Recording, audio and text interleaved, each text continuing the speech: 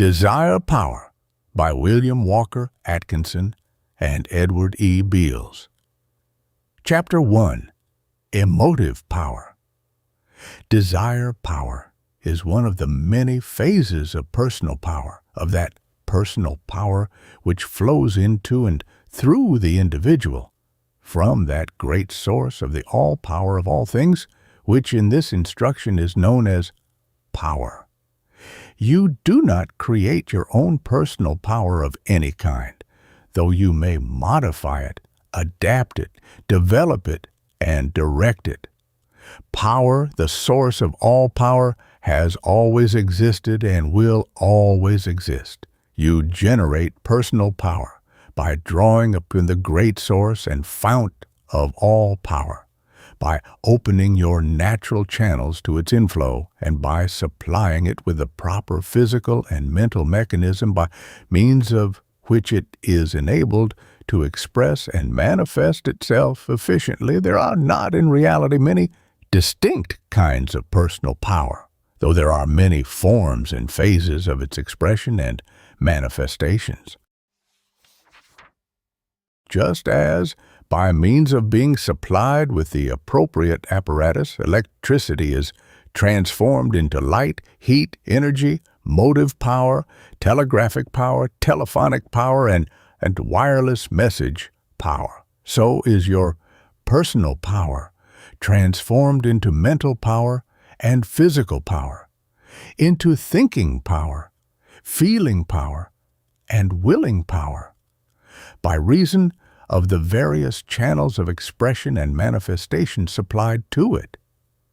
Personal power manifests along the lines of mental activity in three great forms, viz., along the respective channels of feeling, thinking, and willing. These three channels, however, are not absolutely set apart and separated from each other, but, on the contrary, have many intersecting and connecting lines or channels of intercommunication. Their activities are closely coordinated. Accordingly, in practically all instances of mental activity, we find the coordination and blending of the activity of these great phases of mental activity. Desire is the highest wave of the waters of feeling or emotion. Feeling is the agreeable or disagreeable phase of a mental state. Emotion is a complex form of feeling, into which is blended the element of the representative ideas of memory or imagination. Desire is the strong urge or pressure of emotion toward an idea or object which promises emotional satisfaction and content, or away from an idea or object which threatens emotional dissatisfaction or discontent. If the emotional urge becomes sufficiently strong, the desire develops a connational activity, an activity tending toward will action along the lines of the satisfaction and gratification of the desire. On one side, desire arises from emotion. On the other side, desire evolves into connation, and connation is the elementary active phase of will. Before you can expect to understand the nature of desire, its laws, the principles of its development and expression, you must first know something of the general form of mental activity, of which it is the highest and most active phase, i.e., the mental activity known as emotion. Emotion is defined as an excitement of the feelings, whether pleasant or unpleasant. Feeling being the agreeable or disagreeable side of any mental state. Feeling may be described as a simple emotional state, and emotion may be described as a complex state of feeling. The difference is a matter of degree and not of kind. Emotion, however, has idea blended with it, memories of previous experiences supplied by recollection or instinct, the latter reporting race memories. Feeling simple may arise from a purely physical cause, and no definite idea may be involved in it. But emotion complex necessitates the presence and influence of representative idea to direct it and to continue it beyond the stage of simple feeling. A leading teacher of psychology illustrated this distinction to his pupils by directing their attention to the analogy of the junction of the upper Mississippi and the Missouri rivers. He pictured the Missouri as a stream of representative ideas and the upper Mississippi as a stream of simple feeling arising from sense impressions. The two streams meet, their waters join, and blending, compose the complex lower Mississippi of emotion now flowing to the gulf of desire and will. The teacher, however, always cautioned his pupils to remember that this illustration was used merely for convenience, for feeling and idea are never so far apart before the junction in the mind as are the waters of the two rivers.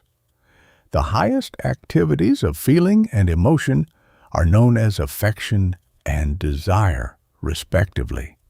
Affection is defined as an emotional drawing of the mind toward any person or thing which does not necessarily depart even when that person or thing is absent. In its latent state, affection may be termed a disposition or tendency toward a person or thing. In its active state, affection may manifest as passion, especially in the presence of its object. The term is usually employed to denote the state of emotional feeling toward persons, but it is also properly employed in connection with anything capable of exciting regard. Affection, likewise, has its negative aspect. In such aspect, the tendency or disposition is that of drawing away from, instead of drawing toward, the object or person arousing the emotional feeling. Positive affection arises from attraction, and negative affection arises from repulsion. Affection, then, is seen to be composed of the following two elements, viz., the emotional feeling and the tendency or disposition to be attracted toward or repelled from the object arousing the emotional feeling. Desire is a more complex and a more active phase of emotional feeling than is affection. Desire combines and includes the element of affection, but it goes beyond the latter. It may be defined as the strong wish or inclination to attain, secure, reach, or to retain, hold, and own the object which has attracted it, or to get away from, escape, or be free from the object which has repelled it. Desire always reaches out to the object of positive affection, or withdraws from the object of negative affection. Affection simply is attracted toward or repelled by its objects. Desire takes up the task where affection drops it, and then wishes to lay hold upon the object, to possess it or attain it, or, in its negative aspect, to avoid or escape from that object. Affection, in its positive phase, loves the object. Desire, in its positive phase, not only loves it, but also wants it, and is not satisfied without its attainment or possession. Note this distinction, for it is important in the application of the fundamental principle involved in desire. The power inherent in emotion is indicated by the term designating it. The term emotion is derived from the Latin term emotia, meaning a moving out. The latter term, in turn, was derived from the Latin prefix e, meaning out, and the verb moveo, meaning to move. The essence and spirit of the term, as indicated by its origin, is that of movement, motion, activity. It is significant that the same Latin verb moveo, which supplies us with our English term emotion, also supplies us with our English term motion. Both terms mean to move, the E in emotion specially indicating outward motion, to move outward, so that motion and emotion are seen to be closely connected in origin and meaning. Motive power and emotive power are but forms and phases of the same thing at the last analysis, some philosophers, indeed, claiming that they are one inessential principle. Too many persons have fallen into the habit of undervaluing emotion, and of rather being inclined to apologize for its presence and manifestation in and by themselves. They seek to give it a subordinate place in the trinity of mind, and to exalt above it the coordinated elements of thinking and willing, respectively. This, principally because the term emotional has been attached to and associated with certain unattractive phases of emotional activity, as, for instance, the sickly sentimentality, maudlin sentiment, the slushy gushing, and the neurotic, hysterical hyper-emotionality manifested by certain persons who are regarded as being quite emotional. The abnormal has been mistaken for the normal, the morbid for the natural and healthy state. Emotion includes not only some of the richest and most noble elements of our mental and spiritual natures, but also much that is of the most practical, pragmatic value in our everyday work and activity. Not only does it manifest its presence in those experiences and activities which we usually include in the category of the things of the soul, but it also is found to play a quite important part in the activities of the intellect and of the will. In fact, emotion illustrates the aptness of the term emotion by imparting motion and activity to both intellect and will. The promise implicit in its name is fulfilled in its actual accomplishment. Emotion includes in its category that which thrills the heart of man, and which causes him to manifest the fine forces of affection, love, and friendship. It contains within its realm the desires which urge him forward on the path of life, and which direct his vision to the banner of victory placed far ahead over the portals of the future. Emotion leads much closer to the heart and nearer to the springs of human action than does the intellect. Great as are the achievements of the latter, and it plays a highly important part in the determination of the character of the individual. While we extol the virtues of intellect, let us not ignore or undervalue those of emotion. Man does not live by intellect alone. Emotion must be present to add spirit and soul to the body of personal power. Man has a heart as well as a head. In fact, the heart plays a greater part than does the head in the actions of mankind as a whole. Rob human action of the inspiration of the heart, and you have left but a cold, mechanical product.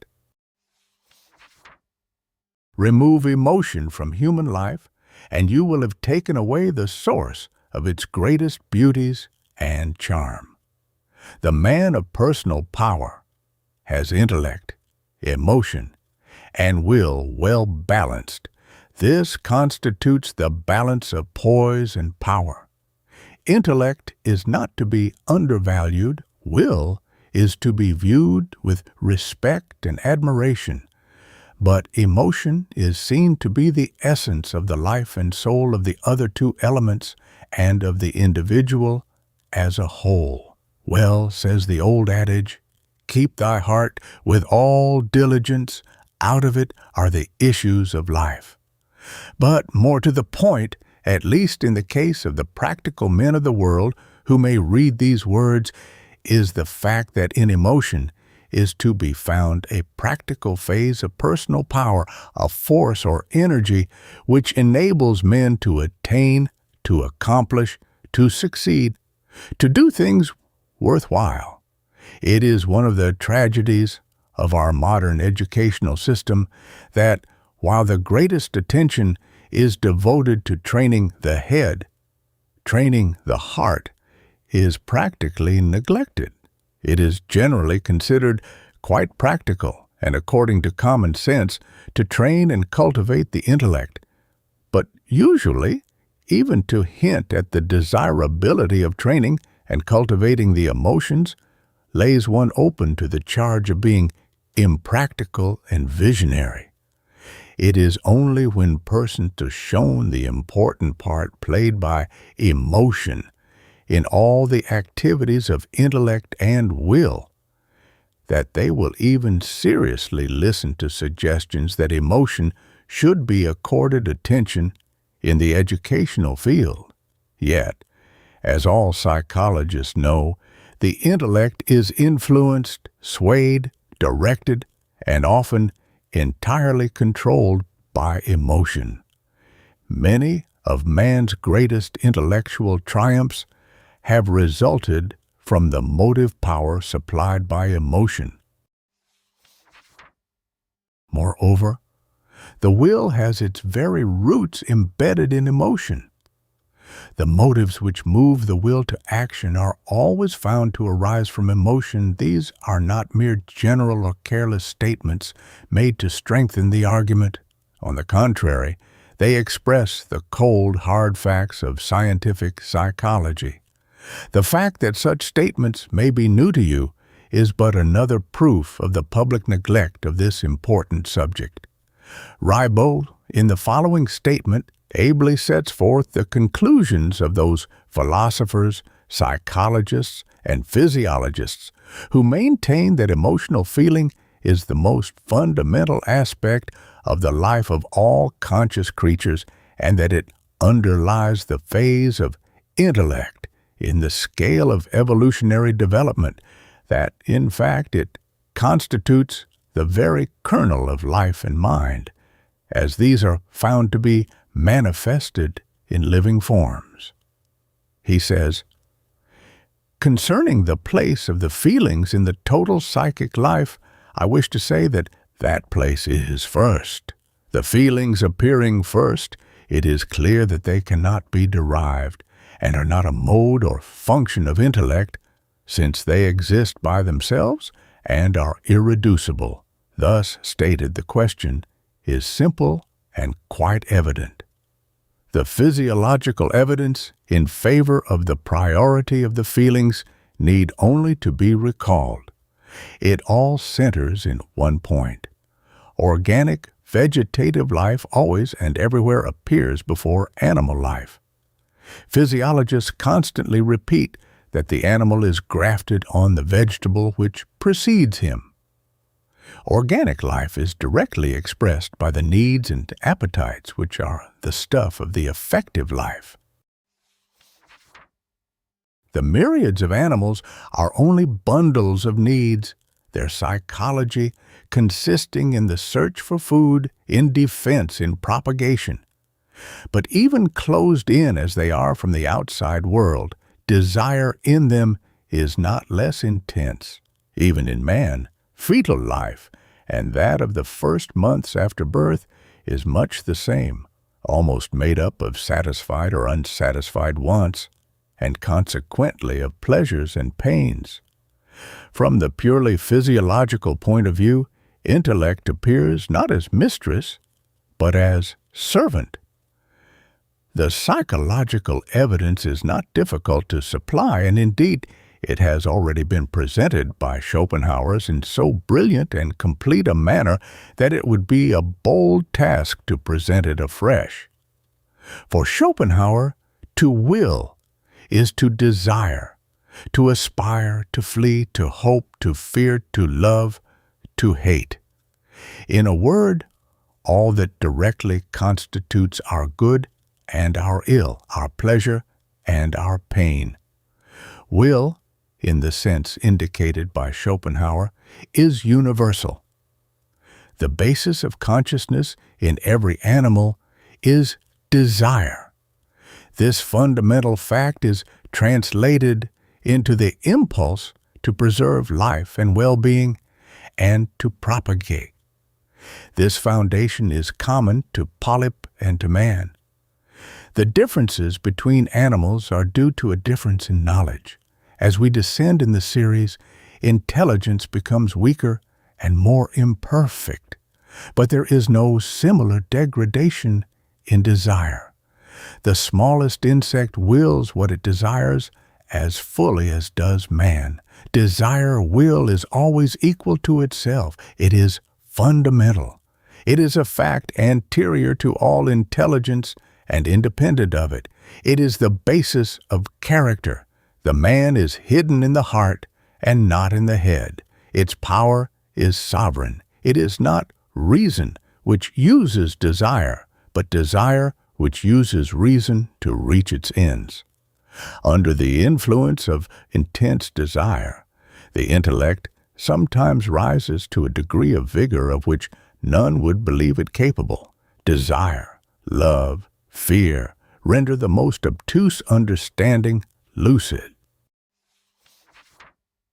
Desire, guided by experience, rests upon proved pleasure and pain, seeking one and avoiding the other. Impulse is the primordial fact in the life of the feelings. Spinoza sums up the whole spirit of the question in his passage, "Desire is the very essence of man, from which necessarily flow all those things which tend to preserve him." Indeed, philosophers have even dared to speculate that just as desire feeling is the essence and kernel of the life of the individual, so a cosmic desire feeling must be postulated as being the very essence and kernel of the cosmos, of all nature. In all of her manifestations and forms of expression, inorganic as well as organic. Along this same line are those metaphysical conceptions of the infinite power, or infinite being, as necessarily having desire feeling as its attribute. For otherwise it is asked, how may we conceive of the infinite ever having begun its manifestation and expression of the created world? Say, certain metaphysicians, the infinite must have felt that creation was desirable, else it would never have created anything at all. Such speculation, however, is outside of our field here. We have mentioned it merely to illustrate how fundamental is the idea, and how it ever asserts its power in man's philosophical thinking. Emotion, then, is perceived to be the great incentive to individual motion and action in human life, at least. It is no longer to be regarded as a merely internal, subjective, mental state. On the contrary, it is seen to be the internal phase of a mental activity striving to express itself in outward and external activity. Emotion is well called emotion. Emotion is an incentive to action, to mental and physical motion. Emotion strives ever to express itself in action. On its lower side, it blends into certain forms of sensation. On its upper side, it blends into will. Emotion is not that manifestation or expression of fanciful, sentimental, neurotic, hysterical feelings or impulses, something to be apologized for by the person manifesting it. Emotion is no more to be gauged by the neurotic, hysterical hyper-emotionality miscalled emotion than is intellect to be gauged by the fantastic so-called reasoning of the inmate of a lunatic asylum, or that of the many outpatients of Bedlam whom we meet in everyday life.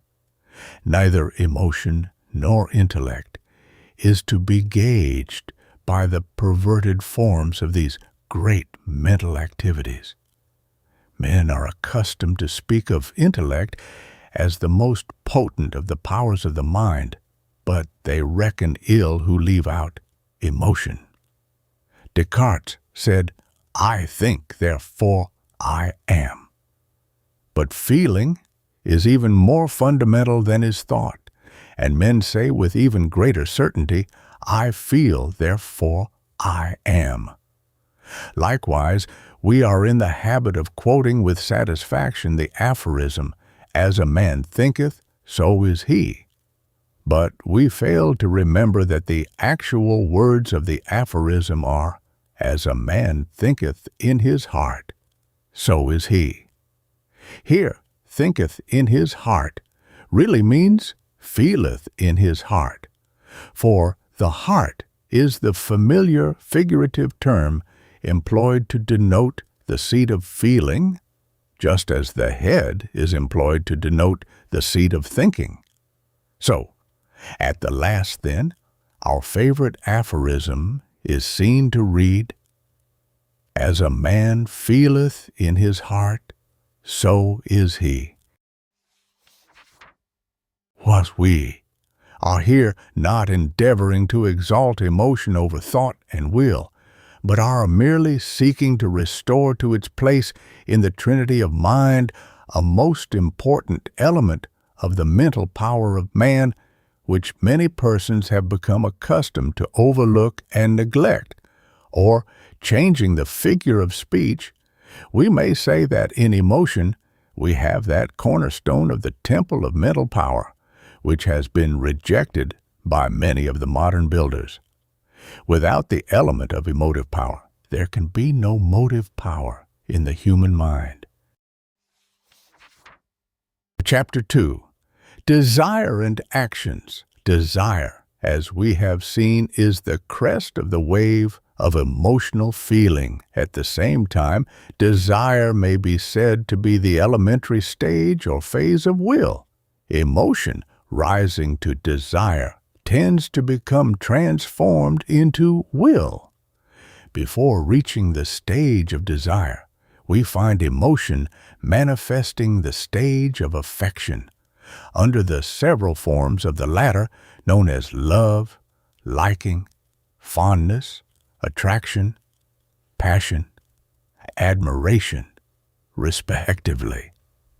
The spirit of affection is represented by the phrase, "I like."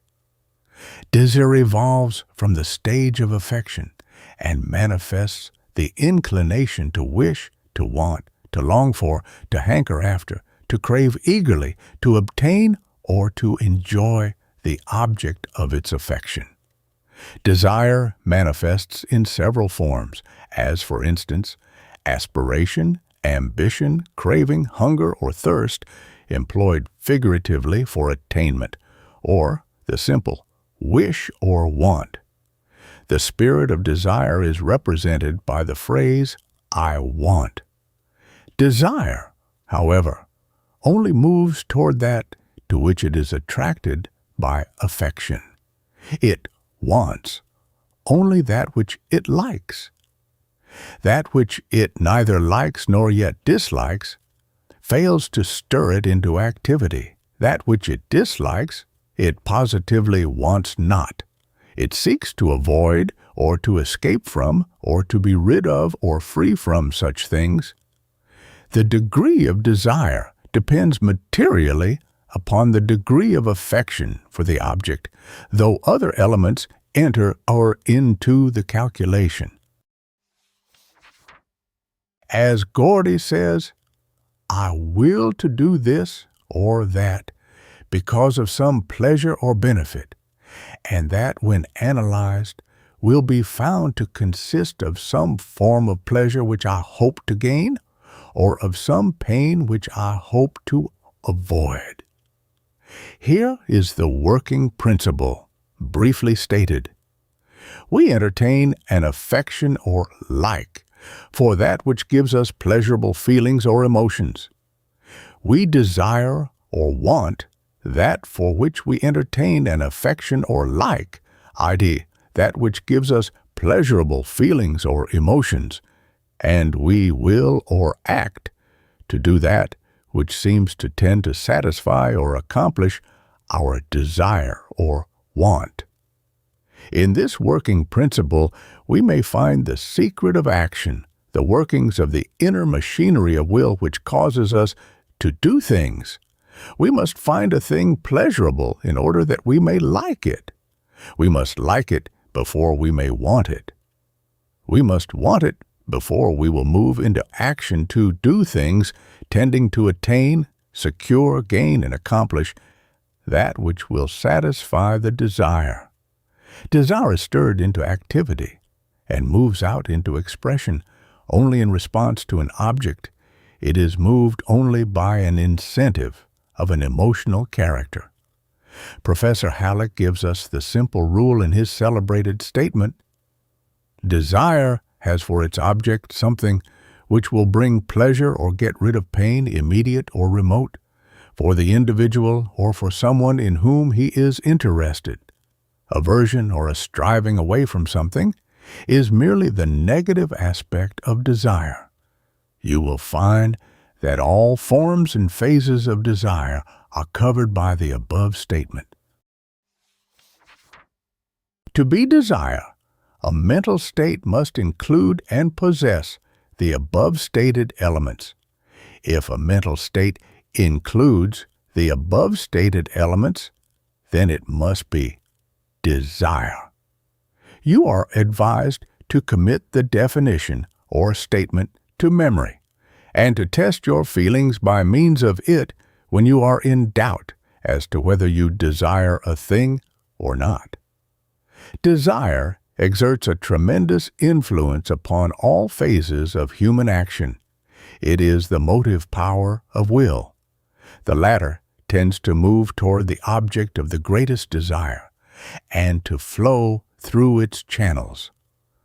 The will is always moved by a motive, a cause or reason instigating to action, and that motive always is found in desire and the ideas attached to it.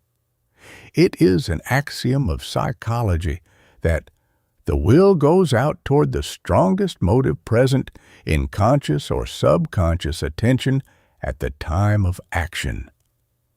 The strongest motive always is that idea representing the object of the strongest desire, or of the aggregate or average of the strongest desires, present in attention at the moment of action. Desire also plays an important part in our thought, reasoning, and judgments. It quickens our perception and energizes our thought processes. It is proverbial that our judgments are affected by our feelings, emotions, affections, and desires. It has been truly said that most persons, when they seek to reason, strive rather to find excuses for their previous decisions rather than to advance logical reasons for new decisions. The decisions themselves have already been made, in most cases because of feelings, emotions, affections, and desires. Our feelings and desires frequently cause us to perceive only the facts which we wish to discover, and to overlook those which we do not wish to be uncovered. Johnson says, affection and desire put the magnifying end of the telescope to our intellectual eye where our own interests are concerned, and the minimizing end when we are looking at the interests of others for whom we entertain no affection. Halleck says, "Thought is deflected when it passes through an emotional medium, just as a sunbeam is deflected when it strikes water." Gulick says, "Our hopes, fears, ambitions, loves, and likes are the controlling factors of our lives. The purely mental, logical, or reasoning function is chiefly the servant of our desires and fears. That men are influenced more easily, more readily, and more frequently through their emotions, desires, and affections than through their reasoning faculties is well known. The orator, lawyer, statesman, and preacher, the salesman, and the advertising man all know that the road to men's heads runs through men's hearts. The great orators have been men of emotional power, men who put their hearts into their words and thus arouse the hearts of their hearers. Rochefoucauld said, "The passions are the only orators that always succeed." Henry Clay said, "Caesar controlled men by exciting their fears, Cicero by swaying their passions." Brooke says, "It is the tender sentiment, the quivering lip, the trembling accent, the moistened eye, that are often the most eloquent pleaders." Davenport says, "The cool, rational speaker has little chance beside the skillful orator. The crowd thinks in images, and speech must take this form to be accessible to it. The crowd is united and governed by emotion rather than by reason. Emotion is the natural bond, for men differ less in this respect than in intellect." Burke said, "There is a moving tone of voice, an impassioned gesture, which affects independently of the things about which they are exerted. So are there words, and certain dispositions of words, which being peculiarly devoted to passionate subjects, and always used by those who are under the influence of any passion, always touch and move us more than those which far more clearly and distinctly express the subject matter. We yield to sympathy what we refuse to description. An old writer once said, 'Few speakers succeed who attempt merely to make people think. They want to be made to feel. People will pay liberally to be made to feel or to laugh, while they will begrudge a sixpence for instruction or talk that will make them think. The reasons are palpable and plain. It is heart against head, soul against logic, and soul is bound to win every time.' Cardinal Newman once said, 'The heart is commonly reached not through reason, but through the imagination, by means of direct impressions, by descriptions. Persons influence us, voices melt us, deeds inflame us.' One has but to recall instances of the great influence exerted over the public mind by the emotional appeals to affection or dislike, to prejudices for or against, to desires, ambitions, aspirations, cravings, longings, and things eagerly wanted, made by orators, politicians, statesmen, actors, and preachers, in order to realize the potent effect of emotion, affection, and desire upon men's thoughts, opinions, beliefs, and convictions. A modern writer says, 'A large part of the business of life consists in moving the emotions and desires of men so as to get them to act.' Another says, 'The successful man is he who is able to persuade the crowd that he has something that they want, or is that they want something that he has. The successful salesman, advertising man, or any other man who has things to sell other men all bring into play the force of desire in those whom they are seeking to interest in their projects. They appeal to the want or want to side of the mind of men. They play upon men's sympathies, their prejudices, their hopes, their fears, their desires, their aversions. Men do things and act because of the motive power of their emotional nature, particularly in the form of affection and desire. This is the only reason impelling or influencing men to do things. Were this motive power absent, there would be no action or doing of things.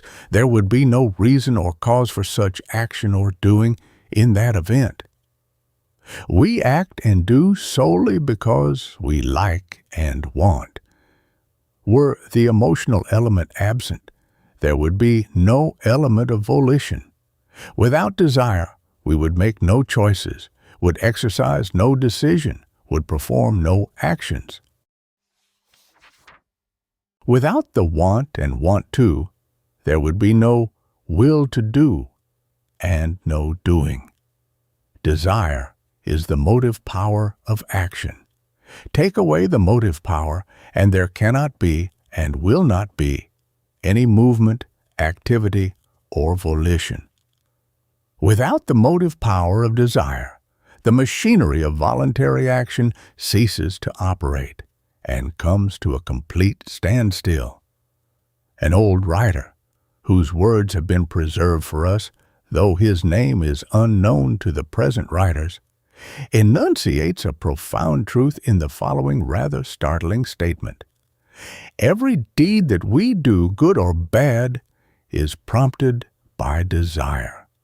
We are charitable because we wish to relieve our inner distress at the sight of suffering, or from the urge of sympathy with its desire to express its nature, or from the desire to be respected in this world or to secure a comfortable place in the next one. One man is kind because he desires to be kind, because it gives him satisfaction and content to be kind. Another man is unkind because he desires to be so, because it gives him satisfaction and content to be so. One man does his duty because he desires to do it. He obtains a higher emotional satisfaction and content from duty well done than he would from neglecting it in accordance with some opposing desires. Another man yields to the desire to shirk his duty. He obtains greater satisfaction and content from refraining from performing his duty in favor of doing other and contrary things which possess a greater emotional value to himself. The religious man is religious in his actions because his religious desires are stronger than are his irreligious ones. He finds a greater satisfaction and content in religious actions than in the pursuits of the worldly minded. The moral man is moral because his moral desires are stronger than his immoral ones. He obtains a greater degree of emotional satisfaction and content in being moral than in being immoral. Everything we do is prompted by desire in some shape or form, high or low. Man cannot be desireless and still act in one way or another or in any way whatsoever. Desire is the motive power behind all action. It is a natural law of life. Everything from the atom to the monad, from the monad to the insect, from the insect to man, from man to nature, and possibly from nature to God. Everything from lowest to highest, and from highest to lowest, everything that is found to act and to do things, to manifest action and to perform work by reason of the power and force of desire. Desire is the animating power, the energizing force and the motive power in, under, and behind all natural processes, activities, and events. In order to appreciate fully the influence and power of the emotional states, culminating in desire upon the decisions and actions of men, it may be necessary for you to indulge in a little introspective speculation, employing your imagination in the task. You may start out with the assumption that no thing has a greater emotional value to you than any other thing, that you feel no greater desire to attain, possess, or enjoy any one thing more than another, that you do not want or want to in any particular direction, any more than in any other. Admitting the existence of such a state of mind and feeling, you may then proceed logically to create an imaginative picture of the state of affairs certain to result from such mental state. In such event, you would find that not only would all things look alike to me, but that you would feel alike concerning all things having an equal emotional value to you. You would really experience no emotional wanting, craving, or desiring for anything. Hunger and thirst having ceased to exist for you, comfort and discomfort would have passed away from you.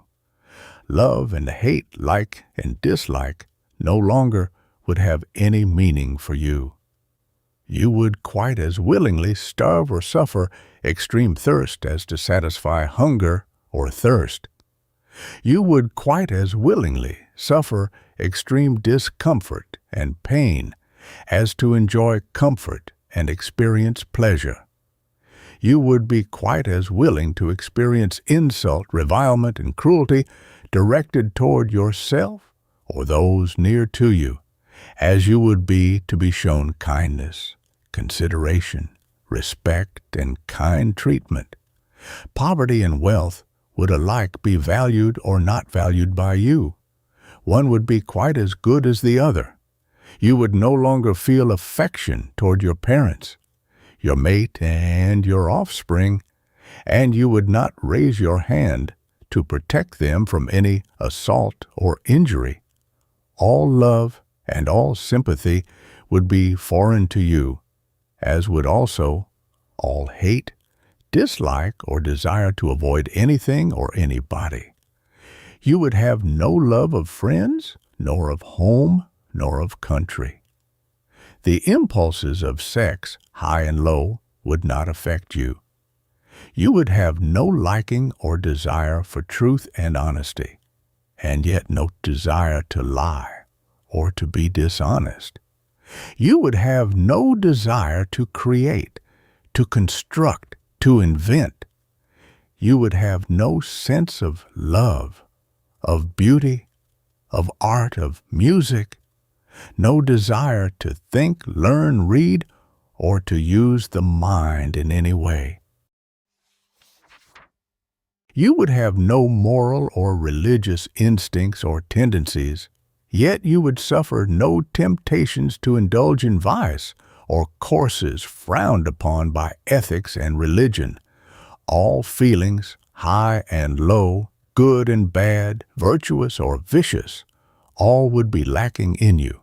In such an event, you would have no tastes concerning anything, no preferences about anything, no love or hatred for anything, no like or dislike of anything, no desire or aversion for anything, and consequently, you would not exert your will to attain or to avoid anything.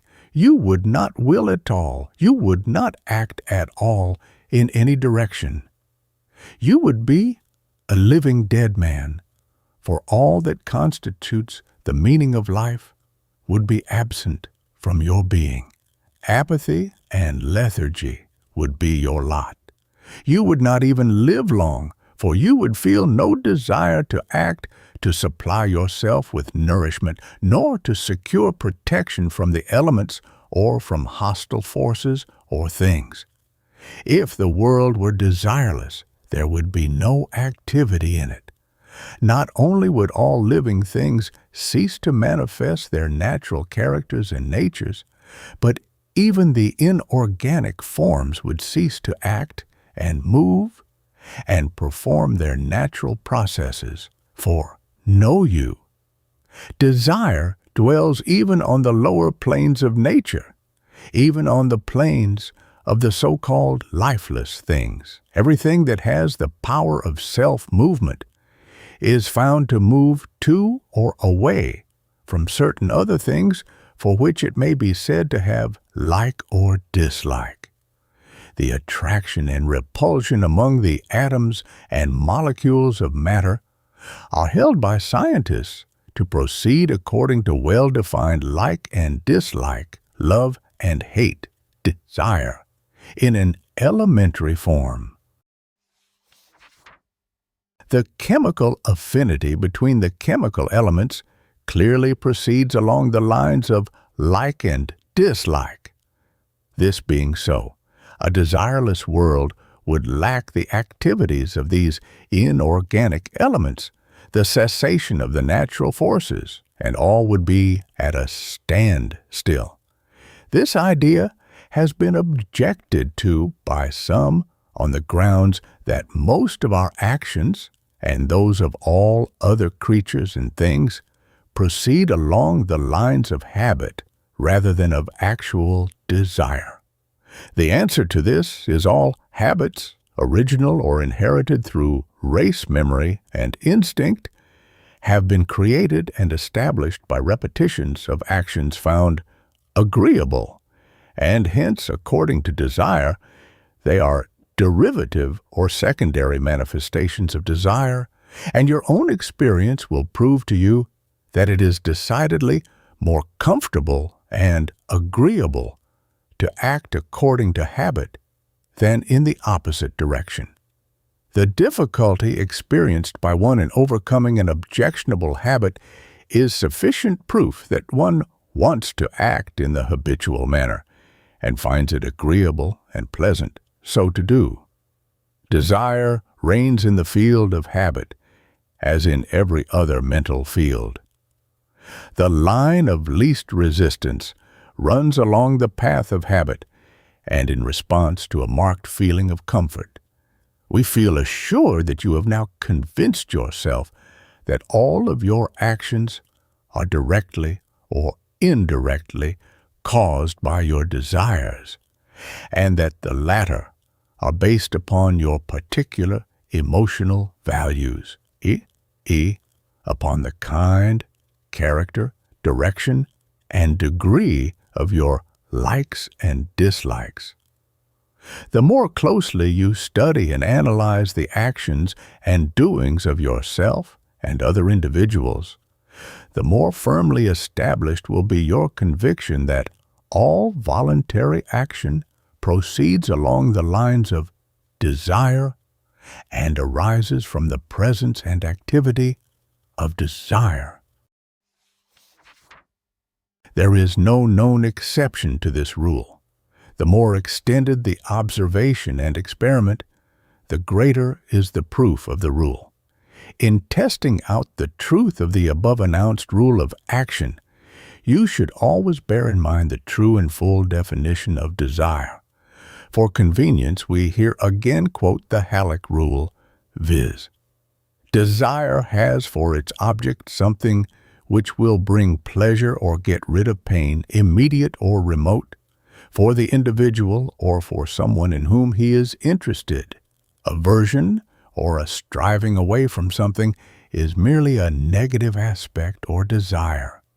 Observation and experiment will prove conclusively to you the truth of the rule that all voluntary actions arise from desire, in the above-stated sense of the term, and always proceed along the lines of desire.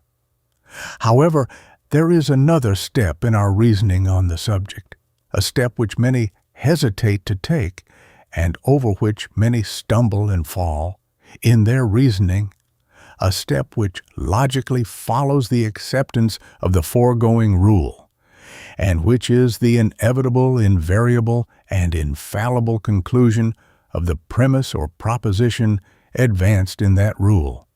This second or derivative rule is as follows. All voluntary action proceeds along the line of the strongest desire motive, or the aggregate or average of such motives, present in conscious or subconscious attention at the moment of decision or action. Stated in simpler terms, this rule is you always act according to the greatest like or dislike of which you are cognizant at the time. So true and invariable is this rule that it may be truthfully asserted that you not only always do so act, but that you cannot act to the contrary. If you act at all, you must act according to this rule. This last is a hard saying for most persons when it is first presented to their notice, but it is a true one, and the repugnance to it arises from a misunderstanding concerning, or at least a failure to comprehend fully, the real meaning of the proposition. We ask you to give the matter careful attention, for it is important. The principal objection urged against this rule by many persons, when it is first presented to them, is that which may be expressed in the statement, "But I actually often do things against my desires and inclinations, and which I really do not want to do at all." At first, this statement may seem to express the truth, but a little analysis will soon uncover the fallacy. The analysis may begin with the following question: "But why did you do the thing which you say you did not want to do?" There is always an answer, and that answer usually begins with the word because. A because is a cause or reason. It is a motive to action, and that because reason or motive is always discovered to be some form or phase of desire, a want to secure or to avoid or escape something. The why implies a motive. The because states the motive, and the want is the essence of the motive. You may desire very much to attend the opera, but you decide to stay home at the last moment. Why? Because of the wishes of your wife, the illness of your child, the notice of the visit of a friend, or some other because based upon a desire, wish, or want to. There may be a conflict of desires, but the strongest desire at the moment wins the battle.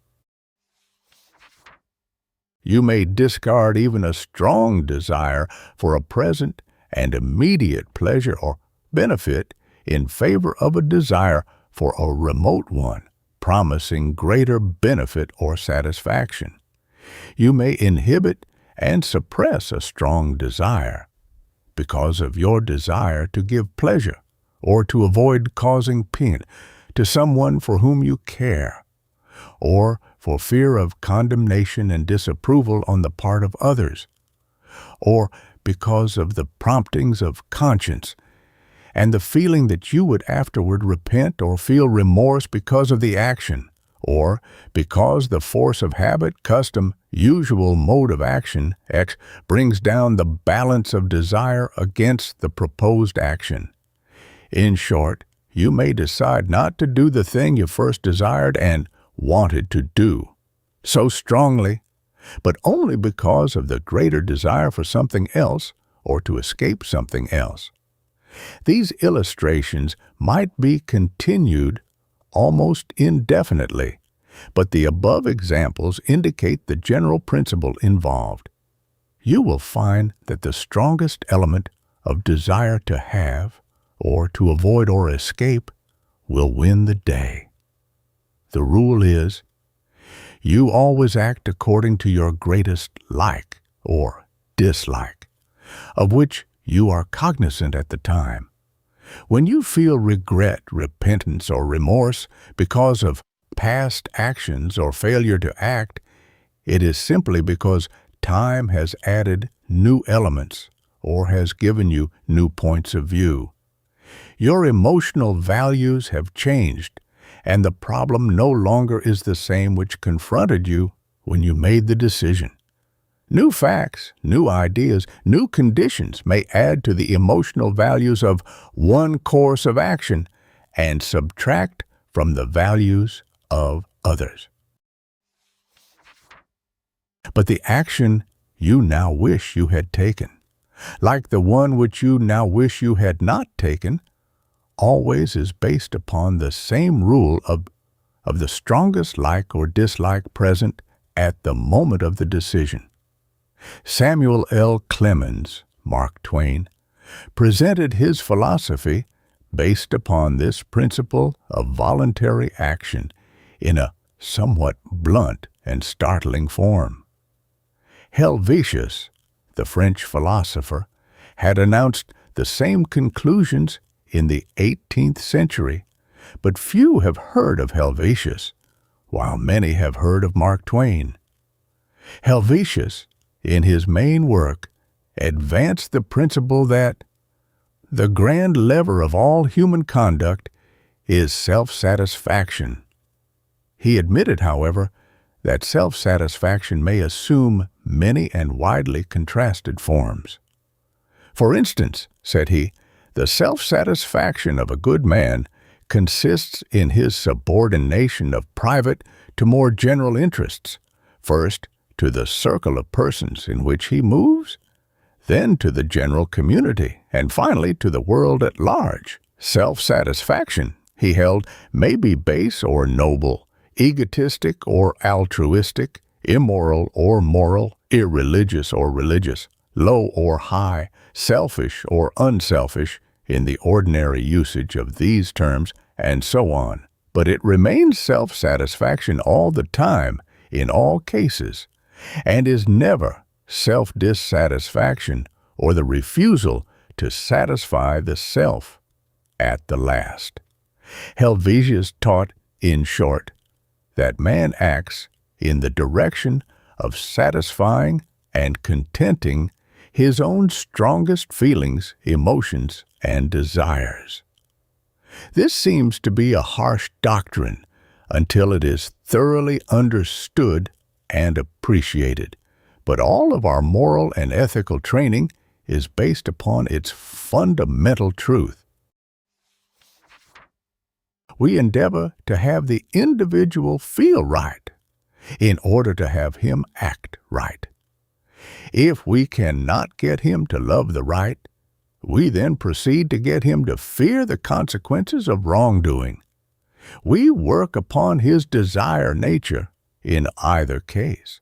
This is all that Helvetius meant, i.e., that men act according to inner motives, the strongest motives of self-satisfaction deciding the nature of the action. Clemens uses the term contenting the spirit in place of Helvetius's term self-satisfaction, but both mean the same at the last. Clemens says, there is only one impulse which moves a person to do things. That sole impulse is the impulse to content his own spirit.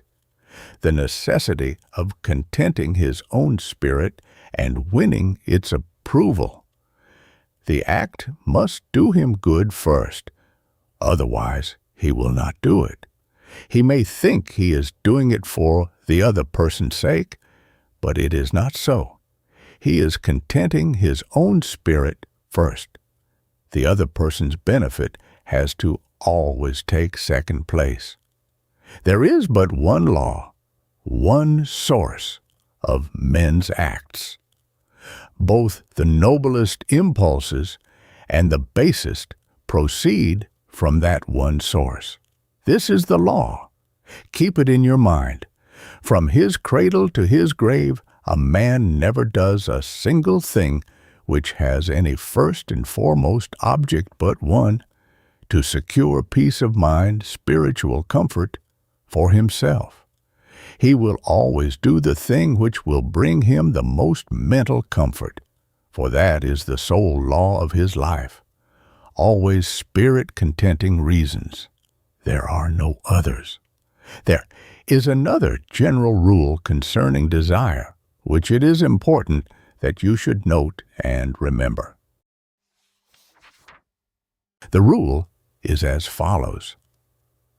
The degree of force, energy, will, determination, persistence, and continuous application manifested by an individual in his aspirations, ambitions, aims, performances, actions, and work is determined primarily by the degree of want and want to concerning that object. So true is this principle that some who have studied its effects have announced the aphorism, "You can have or be anything that you want if you only want it hard enough." To want a thing hard enough is equivalent to paying the price for it, the price of the sacrifice of lesser desires and wants. The casting off of the non-essentials and the concentration of desire upon the one essential idea or thing and the application of the will to its attainment or accomplishment. Much that we have been in the habit of ascribing to the possession and the manifestation of a strong will has really been due to the element of will which is called conation, i.e., desire tending toward expression in will action. The man filled with an ardent, fierce, burning craving and urge for and toward a certain object will call to his aid the latent powers of his will and of his intellect, these under the motive power and stimulus of desire will manifest unusual activity and energy toward the accomplishment of the desired end. Desire has well been called the flame, which produces the heat which generates the steam of will. Very few persons, comparatively, know how to desire with sufficient intensity and insistence. They content themselves with mere wishing and mild wanting. They fail to experience that insistent desire, which is one of the important elements of the master formula of attainment.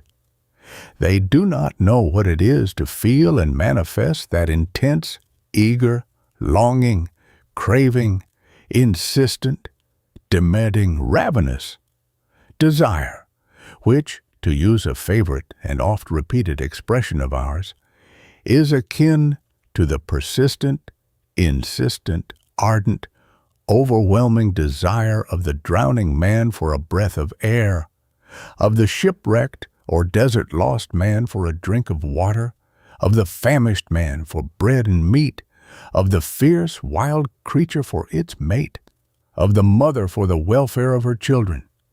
Yet, if the truth were known, the desire for success of the men who have accomplished great things has often been as great as these.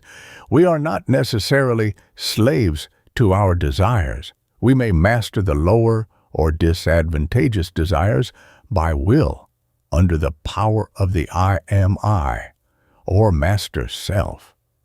We may transmute lower desires into higher, negatives into positives, hurtful into helpful. In this way, we may become masters of desire instead of being mastered by it.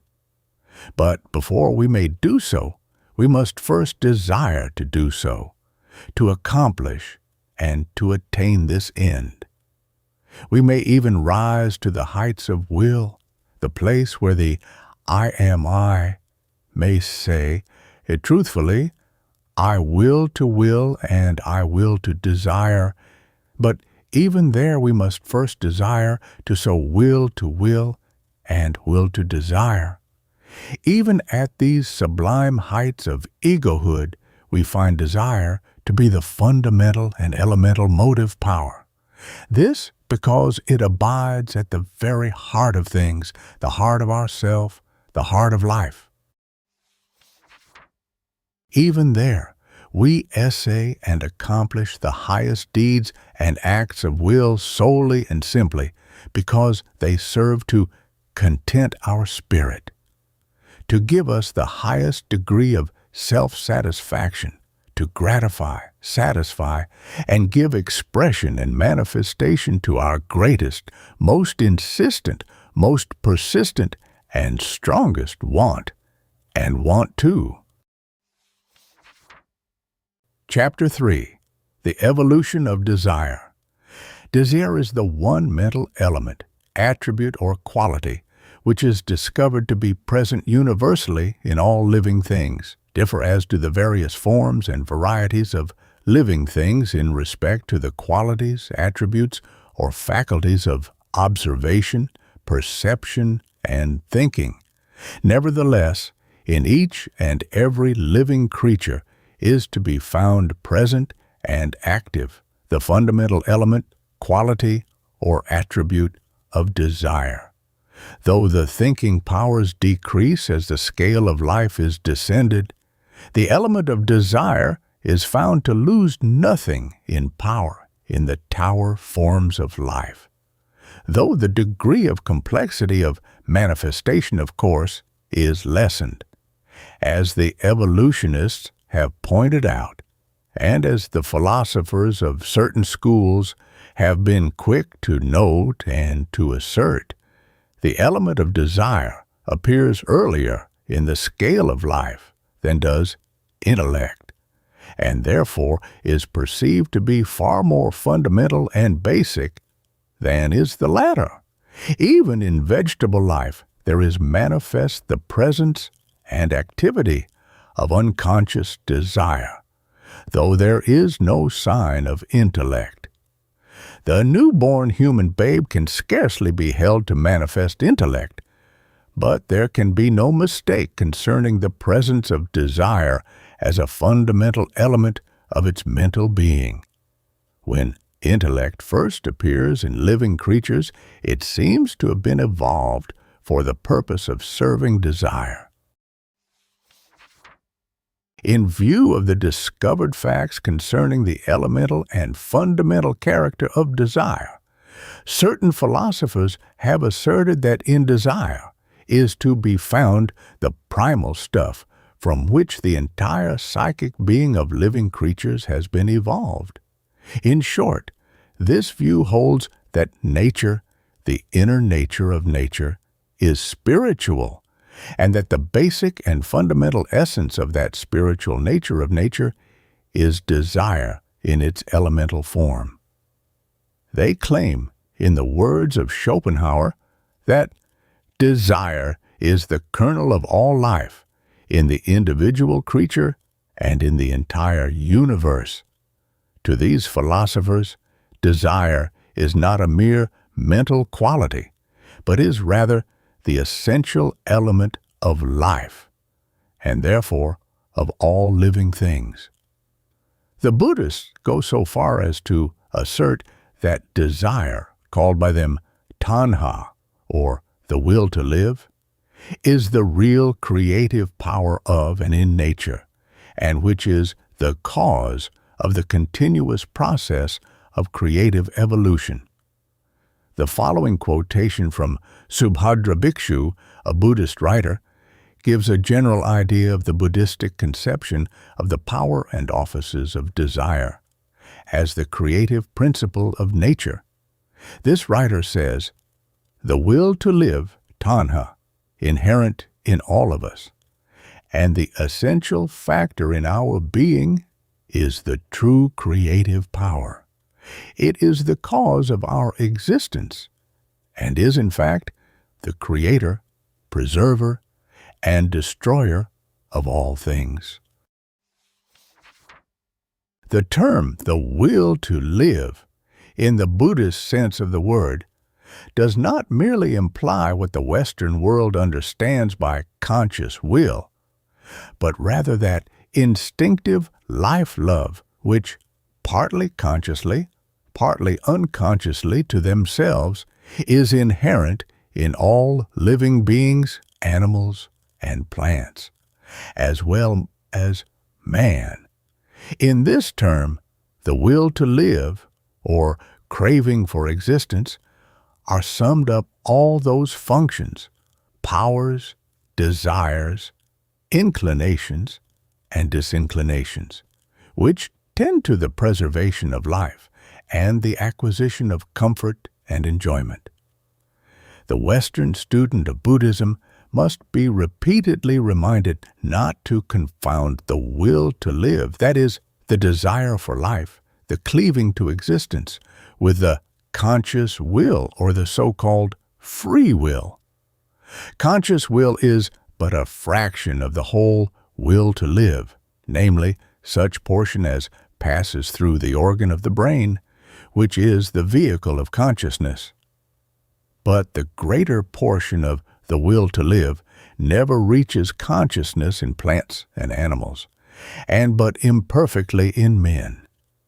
It shows itself as a mere blind instinct, an inveterate cleaving to existence, an effort to grasp at everything that makes life pleasant, and to avoid whatever hurts or endangers it. Schopenhauer, von Hartmann, and to some extent Bergson tend to regard the spirit of nature, or the universal life principle, as having desire as its essential element or factor. Schopenhauer postulated the existence of a world spirit or universal life principle, the essence of which is desire, the spirit of longing, craving, lusting for, wishing, seeking for, tending toward outward expression and action. He held that this principle of desire manifests itself in various degrees and phases in physical, chemical, magnetic, and vital force in nature, its most striking phase, however, being the will to live, which manifests in all living forms, seeking expression and objective manifestation, its characteristic phases being the striving to maintain and to perpetuate life, the struggle for existence, and the instinct to perpetuate the species.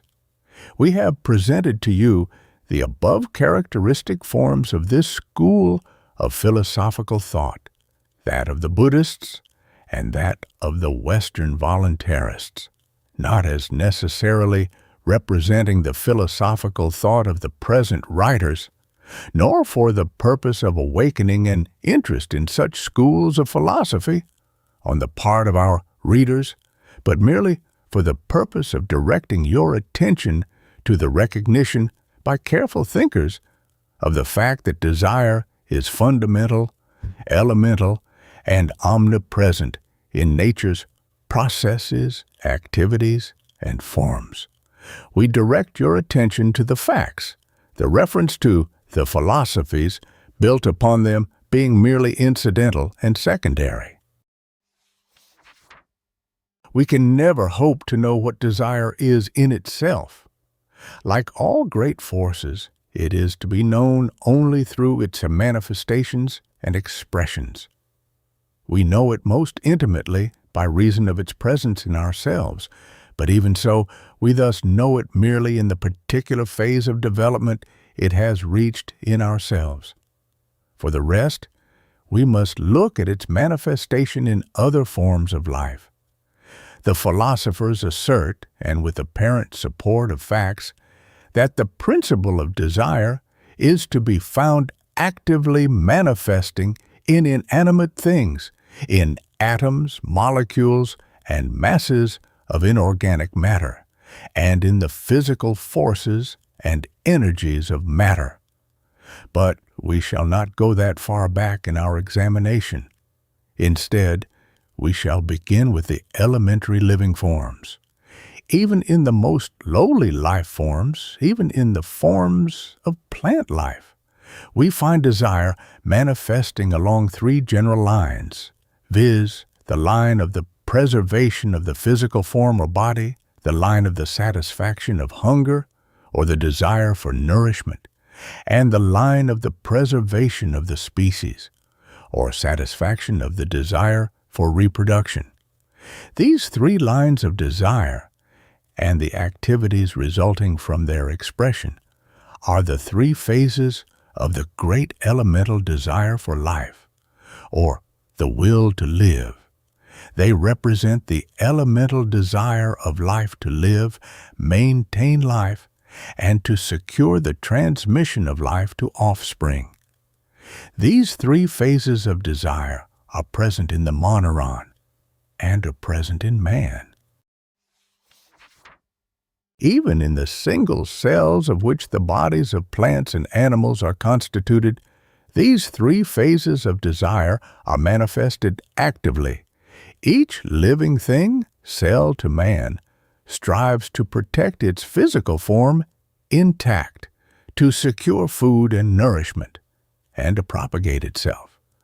This desire is elemental and basic. It proceeds along the lines of appetency or instinct and of conscious feeling. It is manifested with as great vigor in the lowly life forms as in the higher.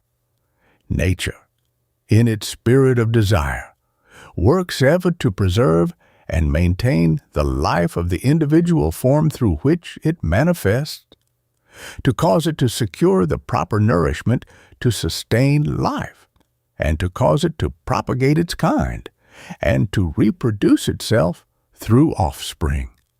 Here, then, we have a basic foundation of desire upon which the entire structure is built. The desire to live. The desire to live, to preserve and protect the physical body from danger and injury, the will to live, the fight for life. All these are forms and phases of that basic, instinctive desire to live, which is found in all living creatures, vegetable or animal, from single cell to man.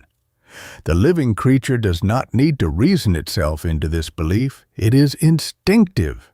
Even the most pessimistic individual, while asserting that his reason shows him the valuelessness of life, will flee from anything threatening his life. He cannot help this, for it is instinctive, from this desire to live. Spring many other likes and dislikes with their appropriate desires.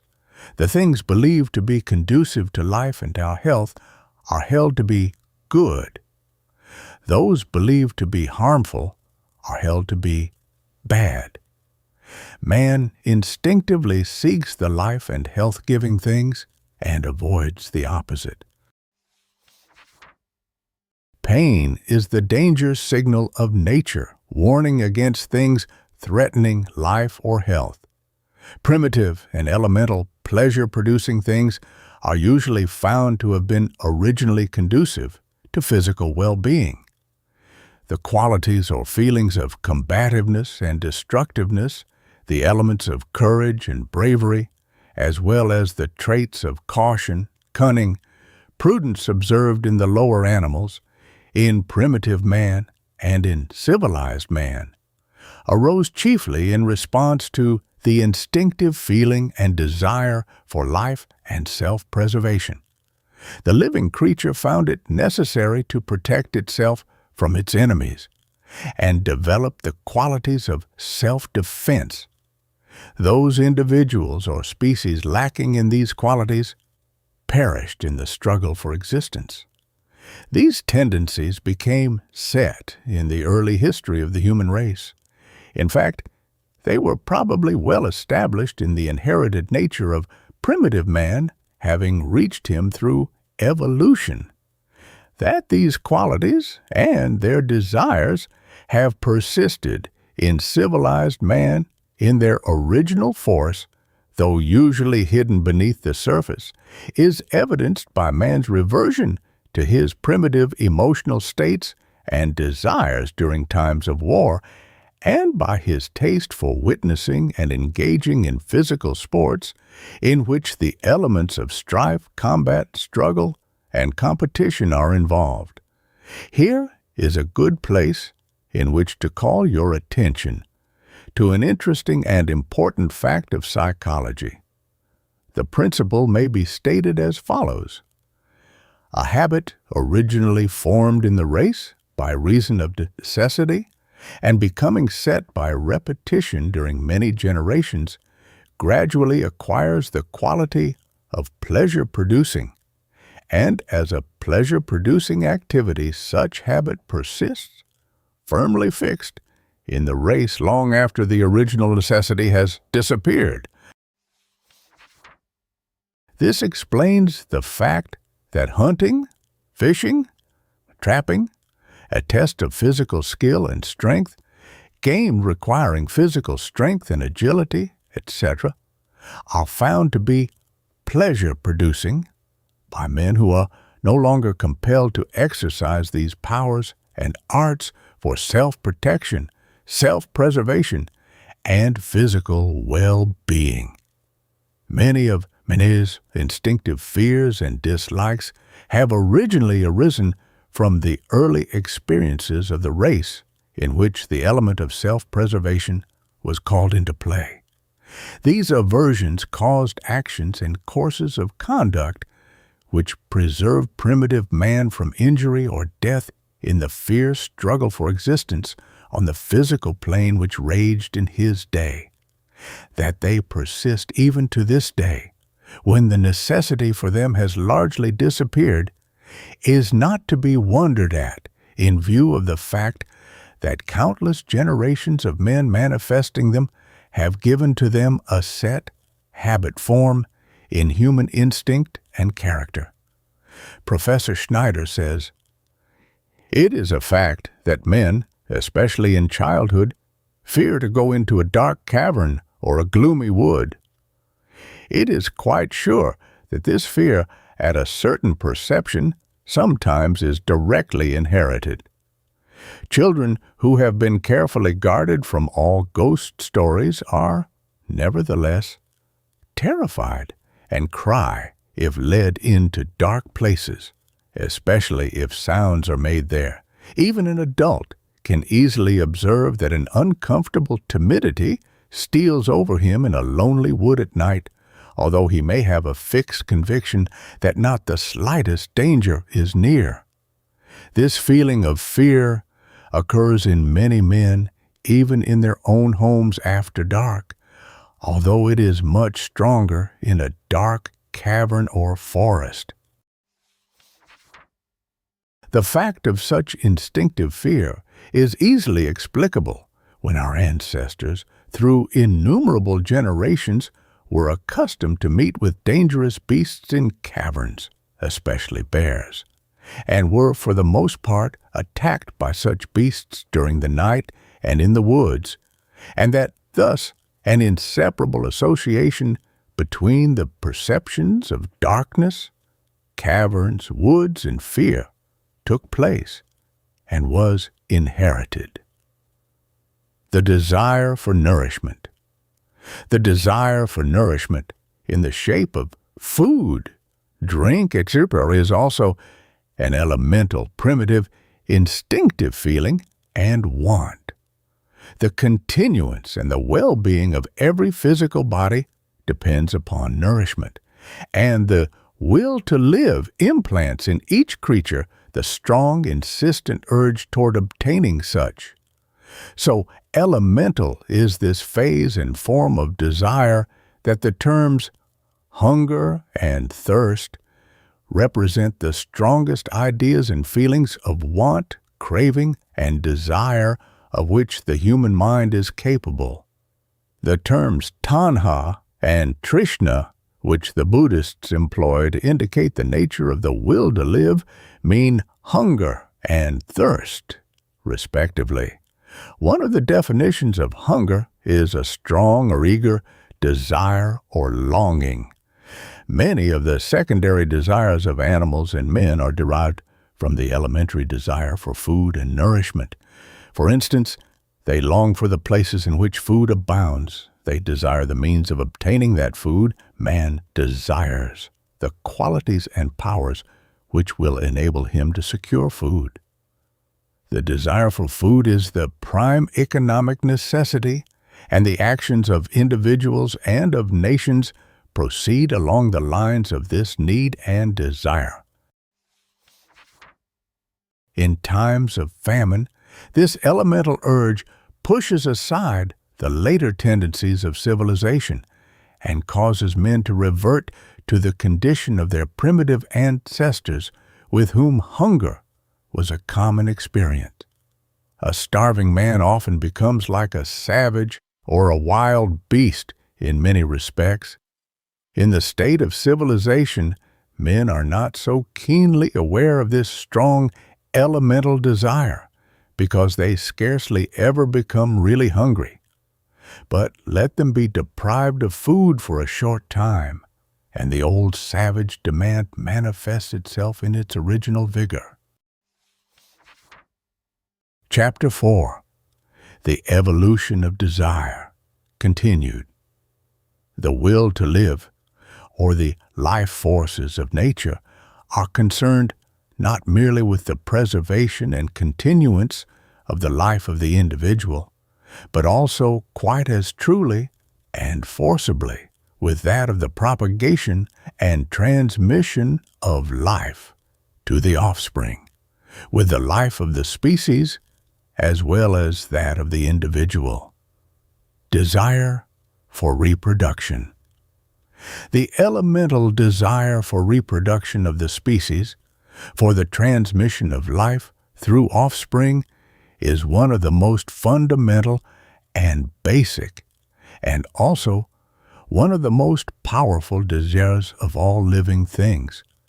Its essential spirit manifests along subconscious lines, and the living creature acts instinctively to manifest and express the urge of the desire, usually without any conscious recognition of the end in view of nature or the will to live. But those ends are definite and certain nevertheless. So strong is this desire in its various forms and phases that the individual creature will often sacrifice its own life in the pursuit of the objects of the desire. This elemental desire manifests in two general forms or phases, each of which proceeds with the same original end in view, though existing only subconsciously. These two general forms or phases are as follows: of love and desire for mates, and love of desire for and desire to protect and provide for the offspring.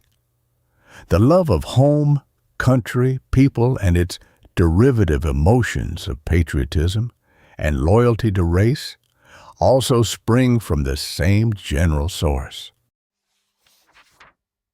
Nature, or the will to live, has here in view the perpetuation of the tribe, family, species, and race. The love of mates is a very strong emotion, and its associated desires are of the very strongest nature. Men have willingly laid down their lives in the pursuit of and the protection of their mates. The lower animals manifesting the same general tendency in quite a strong degree.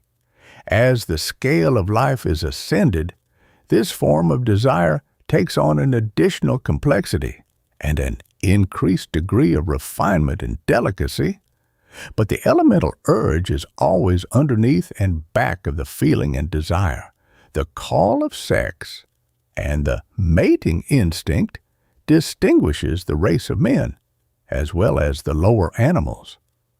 In primitive man, this desire is but little above that of the lower animals, while in cultured man it rises far above its source and is closely involved with other feelings and desires. But even in its higher forms, the elemental and primitive urge is there. The flavor of its salt pervades the entire ocean of love of man for woman and of woman for man, penetrating even into its most sheltered bays, inlets, and ocean-flowing rivers. Even in the so-called platonic love, its tang is perceptible, though seemingly unsought and often ignored for a time. Nature, whatever we may mean by that term, is seemingly inspired by the will to live, to manifest existence through her manifold forms of life. She finds it necessary to cause her creatures to perpetuate their kind in order that she may so manifest that will to live in the futurity of life forms. Unless her creatures are inspired in some way to pass the flame of life from the torches of one generation to those of another, she will not be able to manifest continuous and unbroken existence. This being the case, Dame Nature proceeds to arrange adroitly for the maintenance of the cycle of life. She works in wondrous ways to bring about the fulfillment of her desires and purposes, and but few escape her net. Instead of employing merely a driving force, however, she also employs an attracting energy. This energy is manifested in the feelings, emotions, affections, and desires of the love of mates, the mating instinct, the call of sex. Keeping her massive form in the background and well out of sight, Nature employs the rosy-cheeked, plumply formed cherub named Cupid to awaken the heart of man to love. She employs diplomacy to effect her purposes. Emerson tells us, "The lover seeks in marriage his own private felicity and perfection, and no prospective end."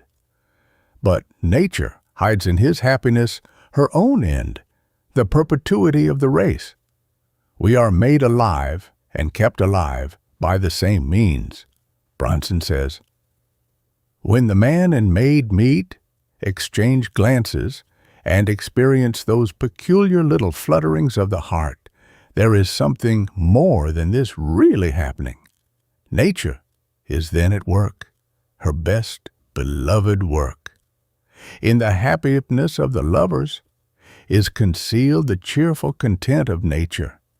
In their ecstatic smiles may be discerned the complacent expression of satisfaction on the face of nature. In their ardent avowals, protestations, and promises may be heard the echoes of nature's contented sigh. The lovers feel so exalted by the song of love that they think that nature must stand still, observe, and listen. Nature indeed does observe and listen, and very keenly too, but she does not stand still, not even for a moment. She is too busily engaged in working out things for the lovers, and incidentally for herself as well. In the case of primitive man, the mating instinct was but little more than the sex instinct of the lower animals. The mating was for but a brief period, and mates were changed with the seasons. But as man ascended the scale, the mating instinct took on a higher, more complex, and more permanent form. There gradually dawned upon the race consciousness the idea of home and family, of a more permanent union.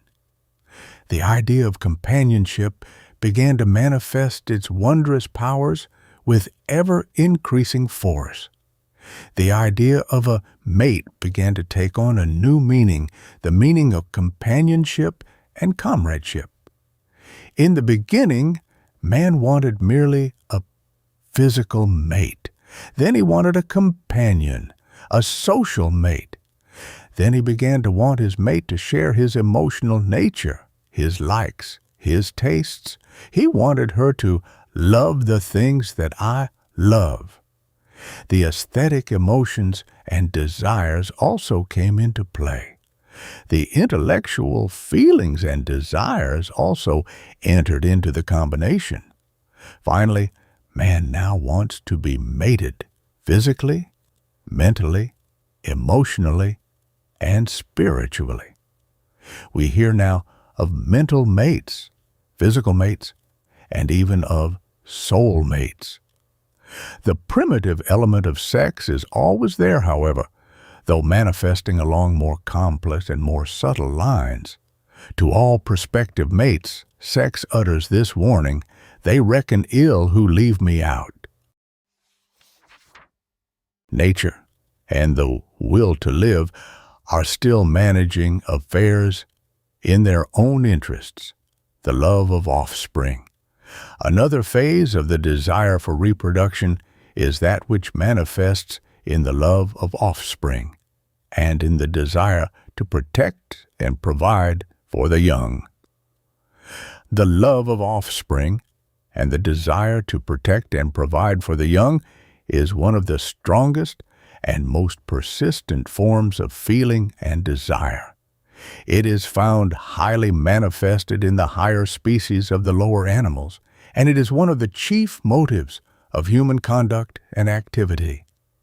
The parent animal or human being frequently does not hesitate to risk or even to sacrifice life in defense of the offspring. It is common for the parent to suffer hunger and privation in order that the wants of the offspring be satisfied. Here, again, nature, or the will to live, is strongly in evidence in its careful and persistent endeavor to secure the welfare of the young creature.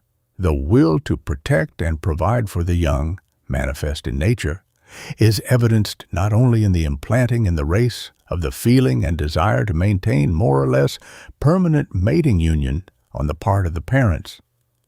Nature has in view not merely the birth of the young creature, but also its protection after birth, until such time as it is able to take care of itself. For the first end, it superimposes the mating instinct upon the emotional nature of the living things. For the second, it superimposes the love of offspring and the family feeling upon the nature of the animal or man. In this last, we have the key to many important desires and activities of man and of the lower animals. Science has established the truth of the general proposition that the degree of the manifestation of the mating instinct in the direction of a more or less permanent association between the male and female animal and in the establishment and maintenance of the family group is directly determined by the degree in which the male parent is needed to provide for and to aid the mother and the offspring. This statement refers to the species, not to the particular individual. In many cases, the association of the mates extends over merely the period of the immediate needs of the offspring and the nursing mother.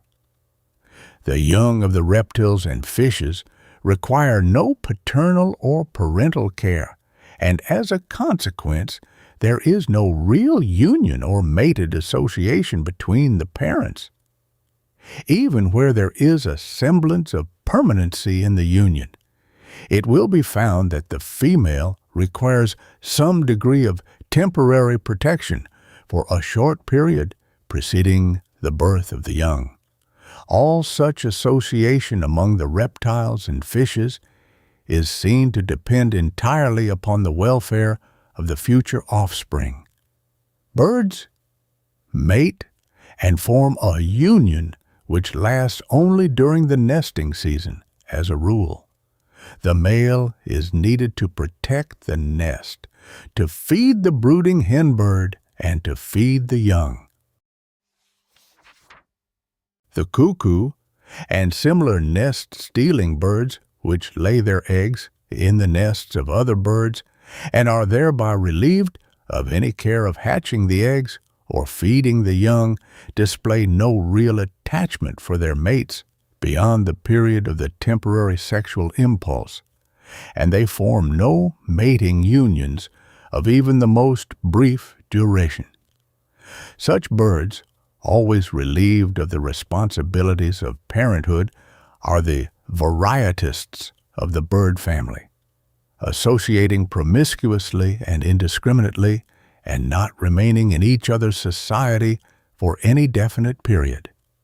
Not only this, but even the real mothers in the animal kingdom manifest material affection only in the degree of the requirements of the young, and only during the period in which such protection is needed. For instance, the reptile mothers and the fish mothers have no responsibility for their offspring, the young creatures being able to take care of themselves from birth. Consequently, the mother fish or mother reptile in such cases shows no sign of maternal affection. This is also true of the insects. Yet, strange to say, such creatures usually are found to possess an instinctive affection for their eggs, and will even risk or sacrifice their lives in order to protect their eggs, or else in order to deposit the eggs in conditions favorable for their protection and development. This done, the emotional feeling, affection, and desire pass away, having served nature's purpose adequately.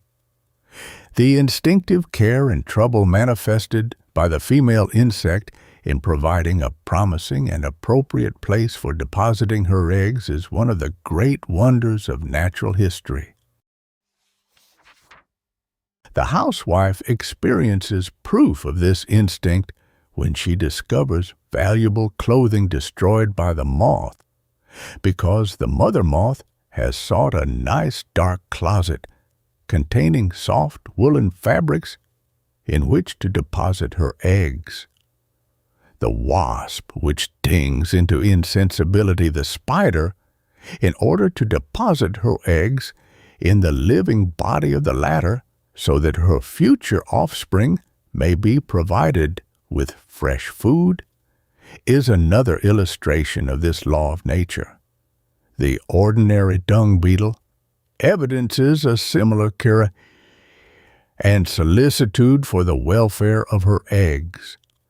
Yet none of these creatures manifests even the slightest degree of affection for their young when they are hatched. Their young do not need such affection and care, and consequently, the mother creatures are not endowed with the feelings and desires leading to these. Professor William James says, "Why does the hen submit herself to the tedium of incubating such a fearfully uninteresting set of objects as a nestful of eggs, unless she have some sort of a prophetic instinct of the result? Why does a particular maiden turn our wits upside down? The common man can only say, 'Of course we love the maiden, that beautiful soul, clad in that perfect form, so palpably and flagrantly made from all eternity to be loved.' And so, probably, does each animal feel about the particular actions it tends to perform in response to certain stimuli. To the broody hen, the notion seems monstrous that there should be a creature in the world to whom a nestful of eggs was not the utterly fascinating, precious, and never to be too much sat upon object which it is to her.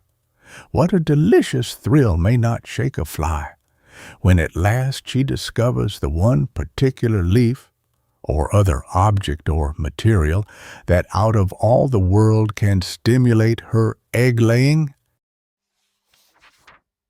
Need she care or know anything about the future maggot and its food? You have noticed how, when the offspring no longer require attention, care, and food, the mother animal thrusts them away from her and compels them thenceforth to conduct their business of life on their own.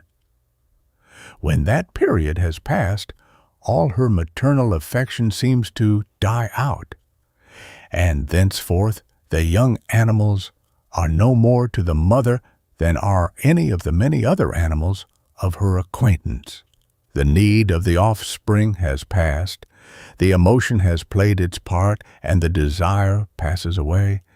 Even in human life, we often see the strongest affection grow up in the heart of a woman for some motherless child not connected with her by ties of blood. This particularly if the care of the young child has temporarily devolved upon her.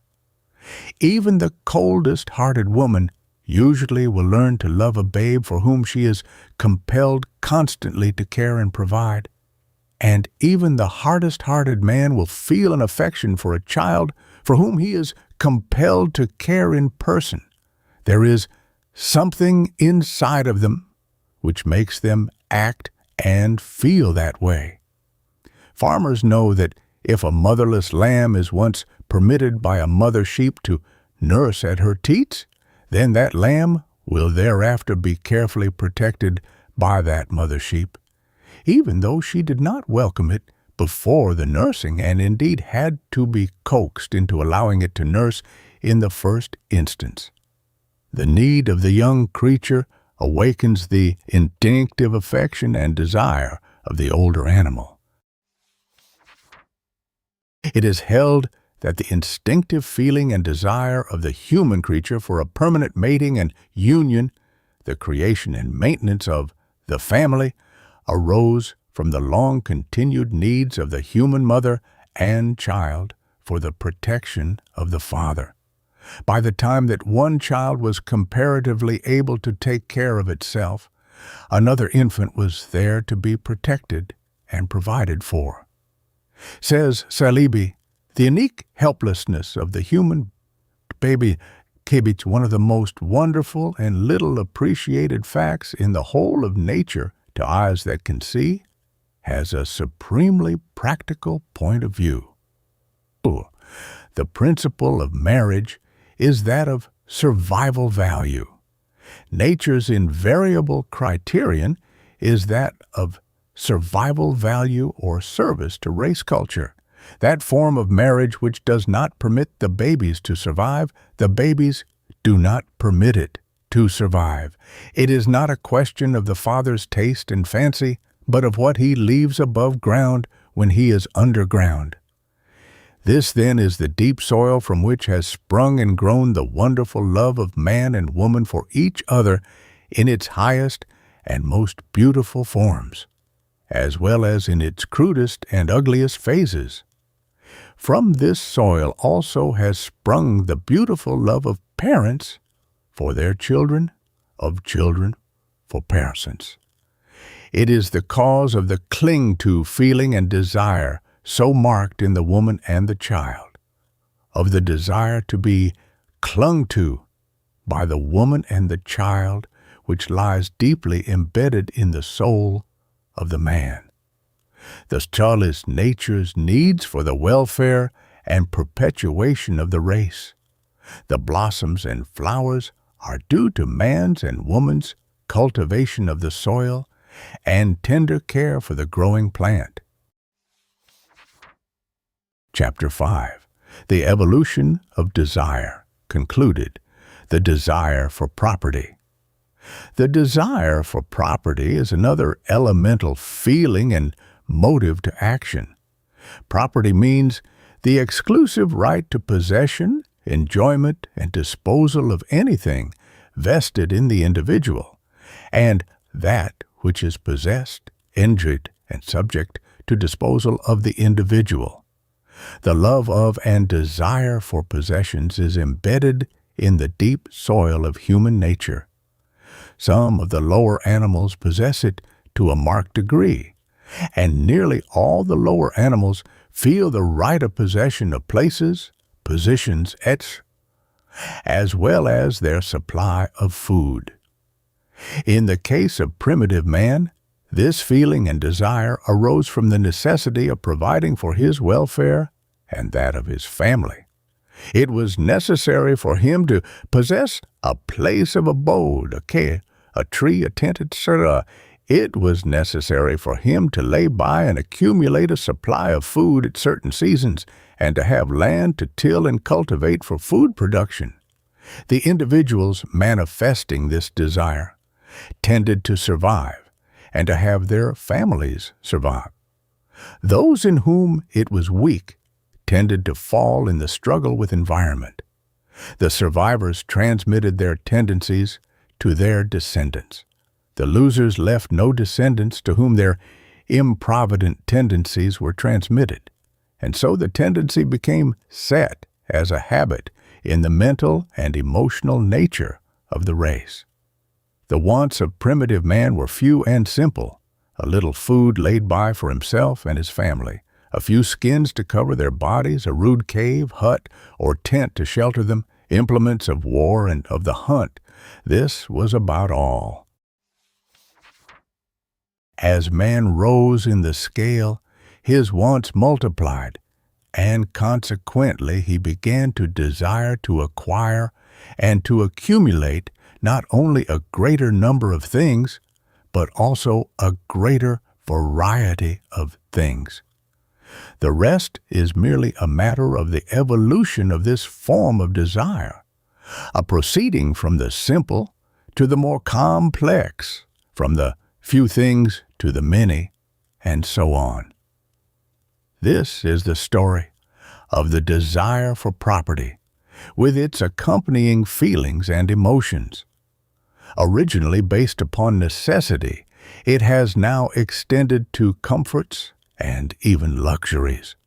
Normally manifested, it is to the interest of the individual and of the race.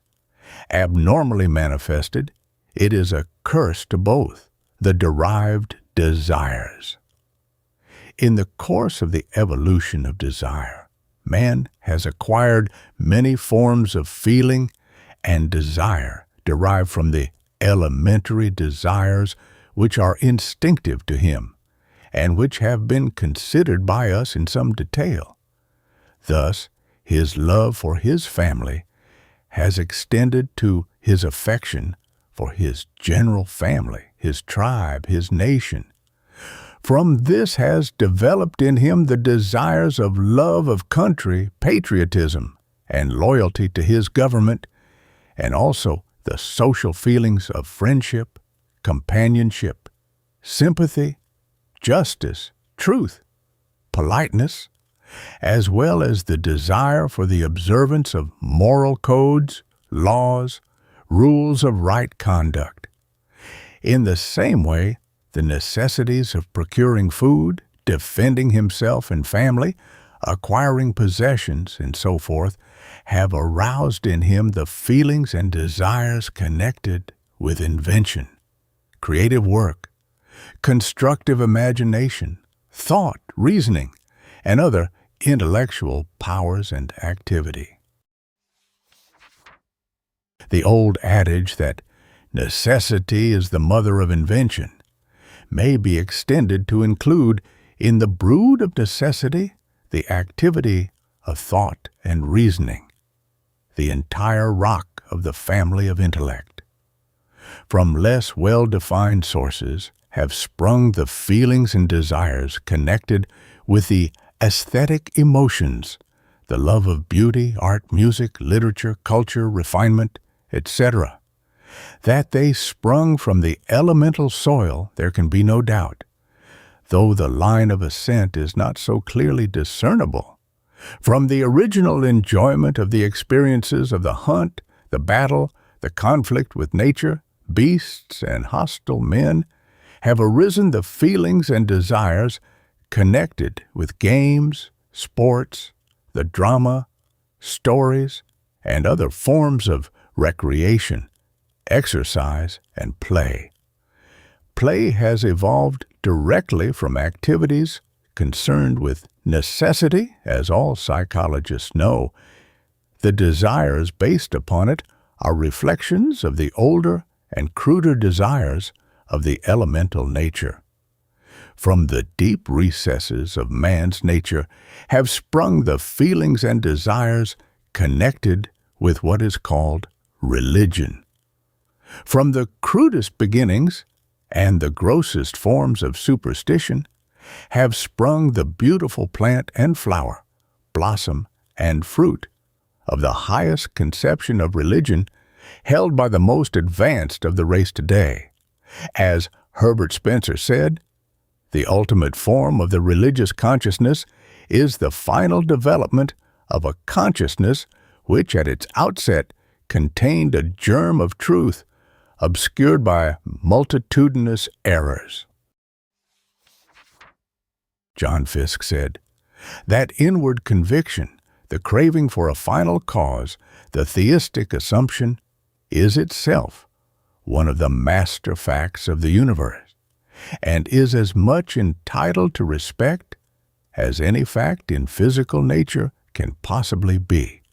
Darwin holds that the religious feelings, emotions, affections, and desires are highly complex, consisting of love, complete submission to an exalted and mysterious superior being, coupled with a strong sense of dependence, fear, reverence, gratitude, hope for the future, and perhaps many other elements. And so, the evolution of man's desires has proceeded from lowly elemental beginnings and sources to wonderful heights and endings. But the sources and soil must never be forgotten when you consider the subject of the essential nature of desire. Moreover, be it noted, in times of great stress, necessity, or unusual conditions, it is found that the forms and phases of desire which have evolved last in the scale. The latest comers into the family of desire are the first to be discarded by the man or woman.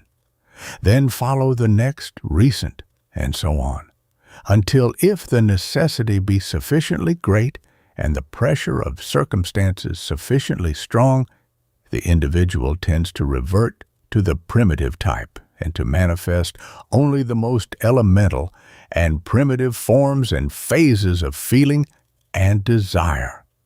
The caveman is far nearer to the surface of civilized humanity than most persons realize. Shipwrecked men, men lost in the wild places of earth, men in times of famine and pestilence, often have shown a surprising tendency to revert in a remarkably short time to the plane of their primitive ancestors. It has well been asserted that civilization in man is only skin deep.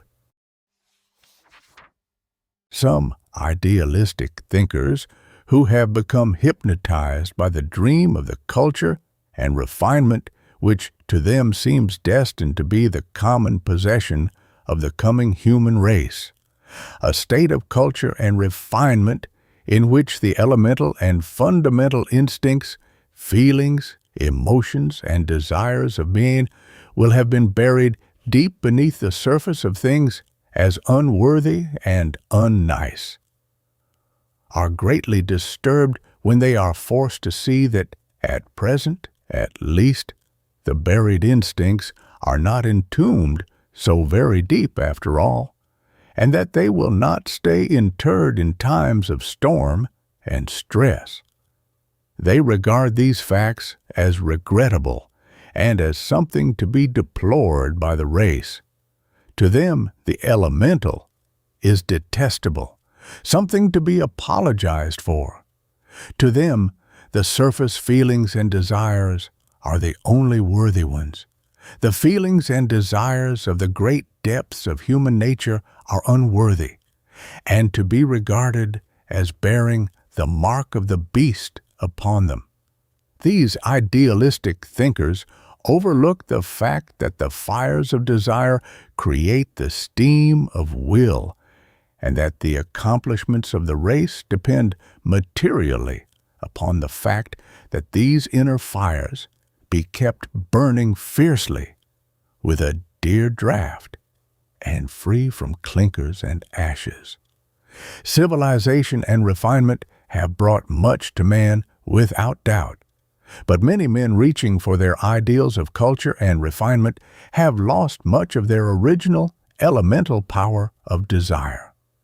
They have allowed their fires of desire to become deadened by the ashes of artificial civilization and clogged with the clinkers of non-essential feelings and desires.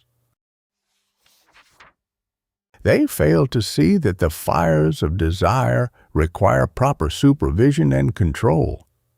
Their drafts must be kept at least partially open, and their grates kept free from dead ashes and clinkers. The men and women who have accomplished great success in any line of human effort have cleared away the ashes and clinkers of their fires of desire. They have kept the furnace clear and clean, and have opened wide the drafts when necessary. If you will carefully consider the strong, successful men and women in any walk of life, you will find that each and every one of them is filled or has been filled during his or her period of intense activity with this strong, insistent, elemental desire force of nature. This active principle of desire, which manifests in a degree of want and want to, which will not be denied. Differ as they may in their secondary qualities, these strong individuals nevertheless possess in common this essential primal quality, and they manifest it when required. It is one of the characteristic qualities of their class. It is this basic quality which has done much for them in their respective successful careers. If you would succeed, you must get acquainted with that fierce, burning, insistent, elemental want and want to within your own nature, which perhaps has been hidden from sight under the accumulated ashes of the centuries of culture and refinement of the race, with its years of artificial methods of living which have followed in the train of civilization. Your primitive and elemental want and want to must be as strong as the vital demand of the drowning man for air, of the demand of the desert-lost or shipwrecked man for water, as the demand of the famishing man for food, or the demand of the wild creatures of the forest and jungles for their mates, as the demand of the mother for the welfare of her children. All of these forms of deep and burning desire are expressions of the elemental forces and energies of nature, of the will to live, the motive power of which nature employs in the performance of her work, and by means of which she accomplishes her purpose. You do not need to employ this elemental energy in the same manner or in the same direction as that followed by the primitive man or the wild creature. However, you may transmute it into a higher order of expression and a higher plane of manifestation.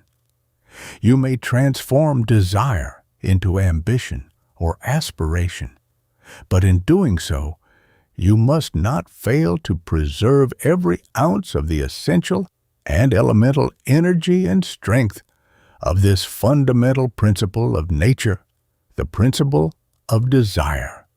The principle of desire in nature, in its constant pressure toward manifestation and urge toward expression, while apparently concerned more with the preservation and welfare of the species and of the race than with the welfare of particular individuals, while often apparently indifferent to the welfare of the individual creature, and concerned apparently only with the preservation of the species, nevertheless acts always upon the principle that the species and the race can be served only by means of service rendered to the individual. Therefore, while it manifests a tremendous amount of energy in the maintenance of the reproductive desires and activities, at the same time it serves highly important offices in the support and development of the individual creature. Biologists hold that the principle of desire, working along subconscious lines, is the moving cause of the physical and mental evolution of the life forms. The presence of an obstacle to progress is seemingly noted by the life principle, or the will to live, and thereupon an increased degree of desire power is generated and manifested in the life form. The desire power always moves toward the securing of that which will promote the efficiency of the creature and which thereby increases its chances of survival in the struggle for existence, the fight against environment. It sets into operation the life processes which make for change in the physical and mental equipment of the creature, and which proceed by evolutionary development to unfold the needed physical or mental equipment. A writer on the subject of the Hindu philosophies, in considering the teachings of those philosophies concerning the presence and power of desire in nature, says, "In the Hindu classic, the Mahabharata, it is related that Brahma created the most beautiful female ever known and called her Tilottama. He presented her to all the gods in turn in order to witness their wonder and admiration.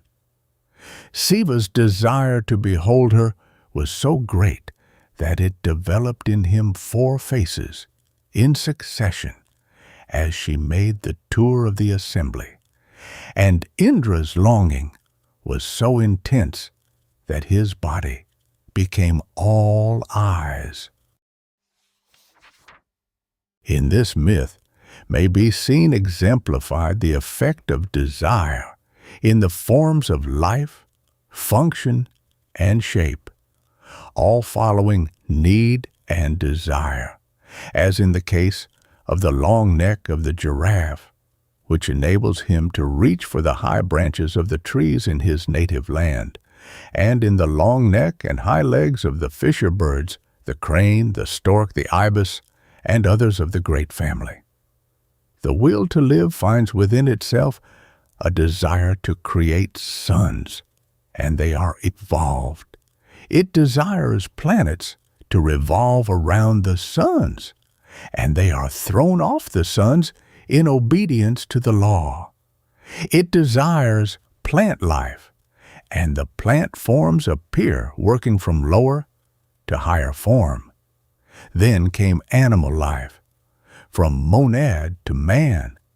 Some of the animal forms yielded to the desire to fly, and lo, wings were gradually evolved, and the world was filled with birds. Some of the animals felt a desire to burrow in the ground, and lo came the moles, the gophers, and other burrowers, each fitted with physical and mental equipment for their particular modes of life. Nature wanted a thinking creature, and lo, man-like forms began to evolve, and finally man with his wonderful brain came and manifested his powers. Lamarck's theory of evolution follows the line of the Hindu thought, above noted far nearer than does that of Darwin. Darwin taught that evolution was due primarily to, or was accomplished chiefly through, natural selection and the survival of the fittest. Lamarck, while admitting the importance of these elements, nevertheless insisted that in that impulse of nature which is akin to desire arising from need, is to be found the primal urge toward evolution and progress in the living forms. Lamarck held that need and desire are back of and precede function and form in living things, the latter being the consequences of the desire. The Oriental teaching concerning the power of desire in evolutionary development, which is being closely followed in some of the most advanced forms of our Western philosophy, does not hold that this creative desire is manifested chiefly along the lines of consciousness as we know it. On the contrary, it manifests far more commonly below the plane of ordinary consciousness, on the planes of subconsciousness, instinct, appetency, the want is there, though the creature does not experience it in its surface consciousness. It exists in plant life, as well as animal, manifesting in each according to its needs. In response to this below consciousness desire, the plants have evolved means of protection for themselves and their seeds. Bark and the hard covering of the nuts, the spines of the cactus, the thistles, etc., have been evolved in accordance to this creative desire. The sweetness of the berries, designed to attract the birds which eat them and thus distribute the seeds, have resulted from the same cause, this rule holding good in the case of the color of the flowers and the honey contained within them, both of which has been evolved in order to attract the insects which serve to carry pollen and thus fertilize the flowers. The burrs containing seed which fasten to the wool of the sheep and other animals and are thus carried to a distance and are distributed, these too have been evolved in response to need and desire. In the same way, the tusks, teeth, fangs, and claws of animals, the stings of insects, and all the wonderful offensive and defensive equipment of living things have been evolved in response to need and desire. The hard shells of the crustaceans, the turtles, the armadillos, the spines of the porcupine and the hedgehog, the keen eye and powerful wings of the eagle, the swiftness of the hawk, the bill of the woodpecker, all have been evolved under the same law. The story of the evolution of the horse from its original form of the Eohippus to its present form gives us a striking illustration of the principle. In response to the law of need and desire, manifesting along the lines of evolution, the Eohippus, a small animal no larger than a domestic cat, with several toes on each foot, with teeth resembling those of the monkey or the pig, with short neck, arched back, and rather short legs, has developed by 11 or more distinct stages to the horse of today, with its long legs, long neck, straight back, complex and long grinding teeth, hoofs, and large size. This almost incredible development has been due to the need of the animal arising from its changing environment, and the desire proceeding from that need. Man, today, has evolved into the conscious and self-conscious plane of life, but his desire power still is latent within him, awaiting his call upon it. Just as it has built up the bodies and brain of the animals through the slow stages of evolution, so it will build for man the mental and physical characteristics indicated by his need, provided that he will only want it hard enough, and will arouse and stir into activity the great store of elemental primitive desire power within himself. He may set it to work for himself along conscious lines, just as nature set it to work for herself along subconscious lines in the past. That which has performed such great creative work in the past can and will perform equally wonderful creative work now, provided that it is called upon properly and is set to work under the direction of intellect and will, definitely and purposively employed. Chapter 6.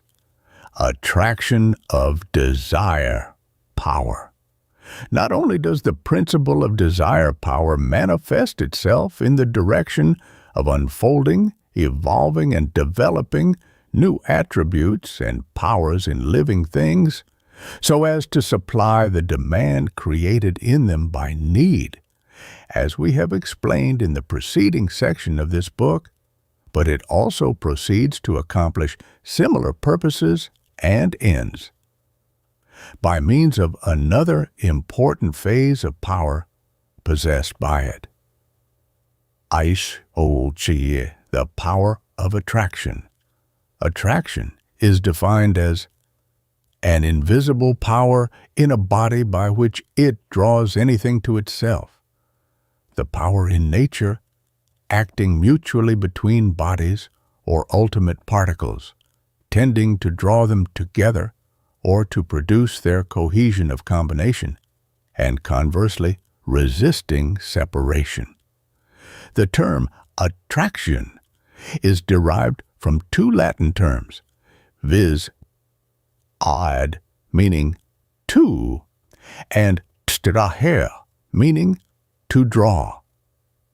The two being combined in the derivative Latin term attractus, meaning a drawing together. In physical science, the principal forms of attraction are gravitational attraction, the chemical affinity of the atoms, the cohesive attraction of the molecules, the attraction of electrified bodies, and the attraction of the magnet exerted upon iron or steel. In psychology, the principal forms of attraction are those arising between living beings by reason of their mutual likes, the force called repulsion, being the negative form of attraction, acting in the same manner but in an opposite direction and resulting from mutual dislike. While freely admitting that the attraction and repulsion existing in and manifested between living things is the result of the action of in forces rather than of outside forces, physical science has usually held that the attraction and repulsion existing in and manifested between non-living objects and things is the result of some outside stress or strain operating on the objects or things, though the nature of such outside forces is admitted to be unknown and mysterious. Of late years, however, there has been a decided tendency toward the acceptance of the hypothesis that even non-living objects and things, as for instance the chemical elements and particles of matter, possess the property of like or dislike for certain other objects and things, and the power to respond to such inner states. This hypothesis attributes attraction and repulsion in inanimate things to in forces, rather than to outer forces, thus bringing inanimate and animate objects under the same general law of attraction. While this new hypothesis throws a most interesting light upon the subject of chemical affinity and other forms of physical attraction and repulsion, showing that even the atoms have their loves and hates, and their response thereto, we shall not consider this aspect of the subject, inasmuch as it lies outside of the field of our present work. Instead, we shall consider that phase of the new knowledge which has an important bearing upon the subject of the nature and power of the attraction of desire in living things. If chemical affinity, magnetism, etc., are really manifestations of the power of like and dislike, in short, of desire, then the attraction of desire in living things is seen possibly to possess a power of drawing, which is but little suspected by the average person. The mental scientists and the other schools of practical metaphysics for the last quarter century or more have been teaching the attractive power of thought, i.e., the doctrine that thoughts have an attractive power, tending to attract or to draw toward a person the things and conditions corresponding to the character of his general thought. The new knowledge concerning desire power in inanimate things serves to explain scientifically the undoubted facts advanced by the metaphysicians to support their own theory.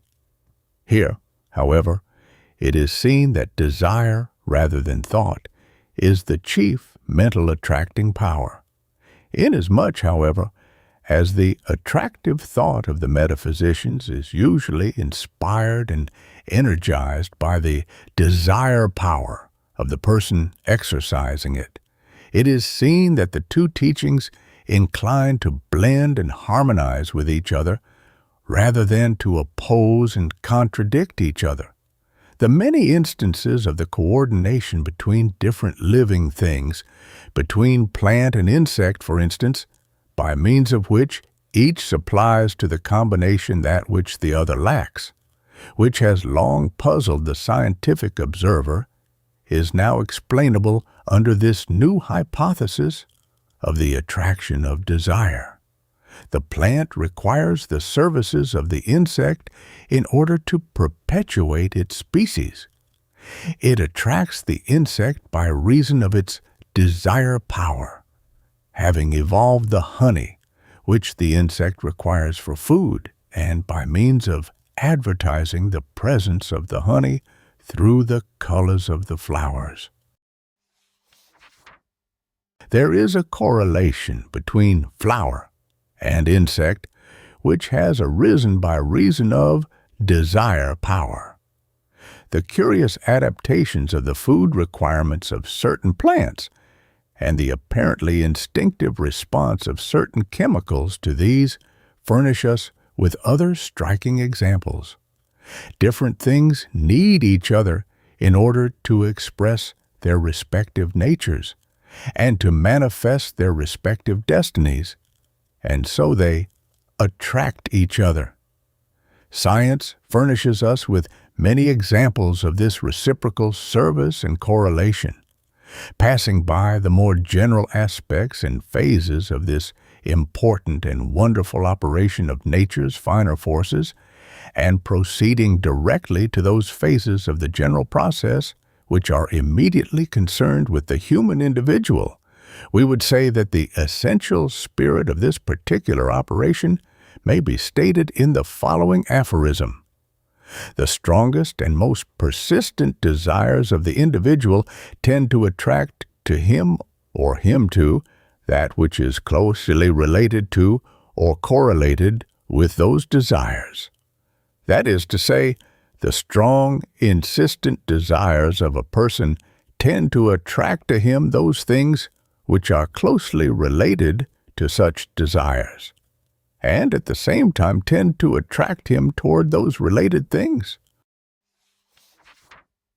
The attractive power of desire operates in two general ways, viz., to attract to the individual the things closely related to his desires, and to attract the individual to such related things. It is as yet not known exactly how nature proceeds in this important process of attractive desire or desire power, but in a general way, it may be said that the action is chiefly performed on the planes of the subconscious mentality rather than on the planes of ordinary consciousness, and that the general class of mental activity known as telepathy undoubtedly is called into play in the process. The entire subject is involved in the general activities of the subconscious, as indeed are all similar subjects. Whatever may be the correct hypothesis, however, the truth of the main facts of the attraction of desire is a matter of the actual experience of the race, and is corroborated by the incidents of actual experience occurring in the life of nearly every person manifesting definite purpose, insistent desire, and determined will. In your own experience, in all probability, you have experienced many cases of the operation of this subtle law of nature. You have become intensely interested in some particular subject, and your desire for further progress and attainment along the lines of that subject has been actively aroused. Then you have noticed the strange and peculiar way in which persons and things related to that subject have come under your observation and attention, sometimes even being apparently forced upon you apart from any act on your part. In the same way, you have found yourself attracted in certain directions in which, unknown to you, were to be found persons or things related to the subject of your desire, information concerning that subject, conditions in which the subject was involved or being manifested. In short, you have found that things happened as if you were either attracting persons, things, and circumstances to you, or else that you were being attracted, drawn, or led to such persons, things, or circumstances. Under such conditions, you will find arising on all sides certain events connected with and related to the subject of your desire. Books containing information concerning it, persons having some connection with it, conditions in which that subject plays an important part. You will find, on the one hand, that you seem to have become a center of attraction for things, persons, and circumstances related to that subject, or, on the other hand, that you are being attracted to certain centers of attraction related to that subject. In short, you will discover that you have set into operation certain subtle forces and principles which have correlated you with all related to that subject. More than this, you will find that if you will maintain for a considerable time a continuous and persistent interest and desire in that particular subject, you will have established a vortex center of attraction for that which is related to the subject. You will have set into operation a mental whirlpool, steadily spreading its circumference of influence, which draws into itself and to your central point the related and correlated things, persons, and circumstances. This is one of the reasons why after you get things going in any particular line of interest and desire, things tend to come easier to and for you as time passes. In such cases, that which required enormous effort in the earlier stages seems to move almost automatically in the later ones. These are matters of common and almost universal experience with those who have been actively engaged in any particular line of work in which strong interest and insistent desire have been aroused and maintained. You must not, however, hastily jump to the conclusion that all forms of mental attraction are desire attraction. The general mental attitude has its corresponding attractive power. The mental states of confident expectation, of hope and fear, respectively, also have their attributes of attractive influence. But the attractive power and influence of desire is far more fundamental than are the other forms and phases of mental attraction, and in a way may be said to be the basic form. These matters are mentioned here solely for the purpose of preventing misunderstanding and confusion. So, you see, desire power tends not only to develop and evolve within you the qualities and powers necessary to enable you to manifest and express yourself along the lines of the desires persistently held by you. It also tends to attract to you, and you to them, the things, persons, circumstances, and conditions related to or correlated with the subject of such desires. In other words, desire power employs every means at its disposal in order to express and manifest itself more fully, and through you to attain its object and end, its greatest possible degree of satisfaction and realization. When you have thoroughly aroused desire power within you and have created for it a strong, positive focal center of influence, you have set into operation powerful forces of nature, operating along subconscious and invisible lines of activity. In this connection, remember the adage, you may have anything you want if you only want it hard enough. The attractive force of desire power operates in many different ways. In addition to the drawing power operating along the lines of something like telepathy of which we have spoken, it also operates in other ways, on the subconscious planes of the mind, in order to influence, guide, and direct the person to the other persons, things, conditions, and circumstances related or correlated to or with the particular desire which is being persistently and insistently held by that person.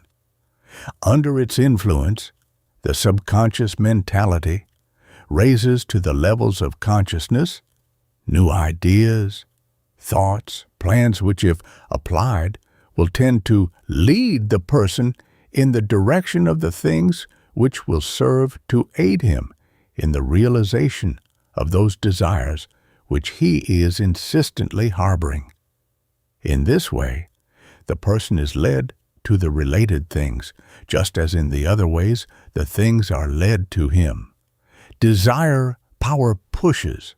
As truly as it pulls, it urges you forward as truly as it attracts things to you. In some cases, the process is entirely subconscious, and the person is amazed when he finds by chance that he has stumbled upon helpful things in places in which he had least expected to find them, and in places to which he had apparently been led by chance. But there is no chance about it. Persons are undoubtedly led to helpful things and conditions, but by desire power operating along the lines of the subconscious mentality and not by chance.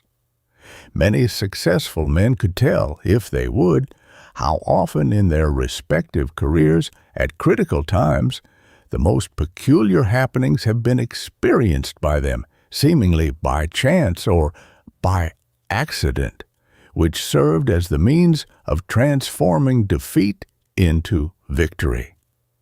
In this way, they acquired, by chance, some important bit of information serving to supply the missing link in their mental chain, or else giving them a clue to that which had previously escaped their thought. Or perhaps they unexpectedly ran into the person who afterward turned out to be the one particular person who alone could have helped them in certain ways. Or, again, they have picked up at random the particular newspaper, magazine, or book which either gave them the required information or else mentioned some other book or a thing which filled the need. These things happen so often and in such a striking way that many men of active experience have learned to expect them, to rely upon them, and to act upon them. Not knowing the true underlying causes of the happenings, they usually refrain from mentioning their experiences to their friends for fear of being regarded as superstitious or credulous. But if the subject happens to be introduced in confidential conversation between men of this kind, it will be found that the instances cited are numerous and are so strikingly similar in general nature that the careful thinker is forced to the conclusion that there is some fundamental principle involved in the events, and that there is a logical sequence of cause and effect indicated. Not knowing the true cause of these happenings, men are prone to ascribe them to luck, fate, destiny, chance, or else to think of them simply as one of those things beyond explanation. Some men who have become familiar with them have learned to recognize them readily when they experience them, by reason of a feeling that here is another of those things. They learn to distinguish between a mere general and vague notion and a sure enough hunch. Sometimes men think that these things are the result of the aid of a kindly providence operating in their behalf. Others feel that they have helpers on the other side. Still others feel that there is something almost uncanny about the whole thing. But so long as it is perceived to operate in their behalf, all are willing to take advantage of the aid of the unknown power. Of course, the subconscious mentality of the individual is the helper or directing genius in such cases, and the happenings are merely phases of the general phenomena of the subconscious. But, nevertheless, desire power is the animating principle involved. The subconscious mentality, like the conscious mentality, is energized and aroused into activity by the urge of desire power. Desire power employs every possible form of energy, activity, and motive power at its command, and also presses into service all kinds of machinery and instruments, mental and physical. The fire of desire kindles every faculty of the mind on conscious and subconscious planes and sets them all into active work on its behalf. Without desire power in some form or phase, none of these faculties would manifest activity. Where activity is manifested by them, there is always implied the presence and urge of desire power. Sometimes desire power will operate in strangely indirect ways in order to accomplish its results. By means of the under-the-surface perception of the subconscious faculties, desire power seemingly perceives that the longest way round is the quickest way home, and it proceeds to cause the individual to pursue that longest way round in order to attain his desire in the shortest possible time. In such cases, it often acts so as to upset and overturn the plans which one has carefully mapped out. The result makes it seem to one that failure and defeat, instead of victory and success, have come to him. It will sometimes tear the person away from his present comparatively satisfactory environment and conditions, and then lead him over rock roads and hard trails. And finally, when he has almost despaired of attaining success, he finds it literally thrust upon him. Such instances are not invariable, of course, but they occur sufficiently often, and with such characteristically marked features that they must be recognized. It often happens that, as one who has experienced it has said, it seems as if one were grabbed by the back of his neck, lifted out of his set environment and occupation, dragged roughly over a painful road, and then thrust forcibly but kindly upon the throne of success, or at least into the throne room with the throne in plain sight before him. But at the last, those who have experienced these strenuous activities of desire power, operating through the subconscious nature, and in many other ways, are found to agree universally in the statement The end justified the means.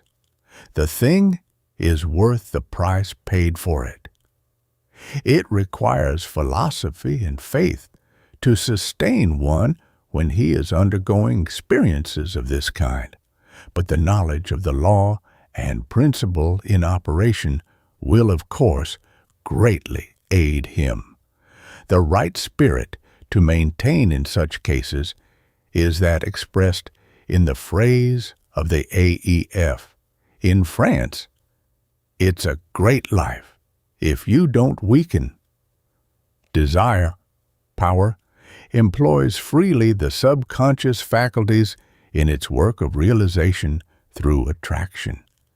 It employs these in man just as it employs them in the case of the homing pigeon, the migrating birds, the bee far from its hive.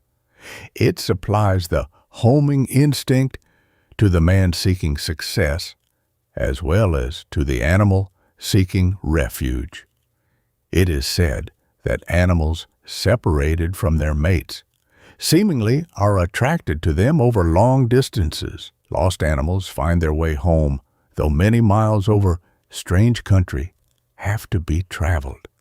Let a person establish a refuge for birds, and the birds will soon begin to travel toward it, even strange species from long distances putting in an appearance. Waterfowls travel unerringly toward water. The roots of trees manifest the same sense of direction toward water and rich soil. In high and low, the law of desire attraction manifests its power. Man is under the law, and may even cause the law to work for him when he understands its nature. Man may harness desire power, just as he has harnessed other great forces of nature, may harness it and set it to work for him. Once set to work for him, this power will work without haste and without rest toward the end impressed upon it. It will work for him while he is awake and working otherwise, and when he is asleep and resting from his conscious work. Desire is the force of forces, because it is the inmost kernel of all the other forms of natural force, physical or mental. All force depends upon inner attraction or repulsion, and these are but the manifestation of desire power, positive or negative. Chapter 7. Knowing what you want. In the preceding sections of this book, we have called your attention to the aphorism, "You may have anything you want if you only want it hard enough."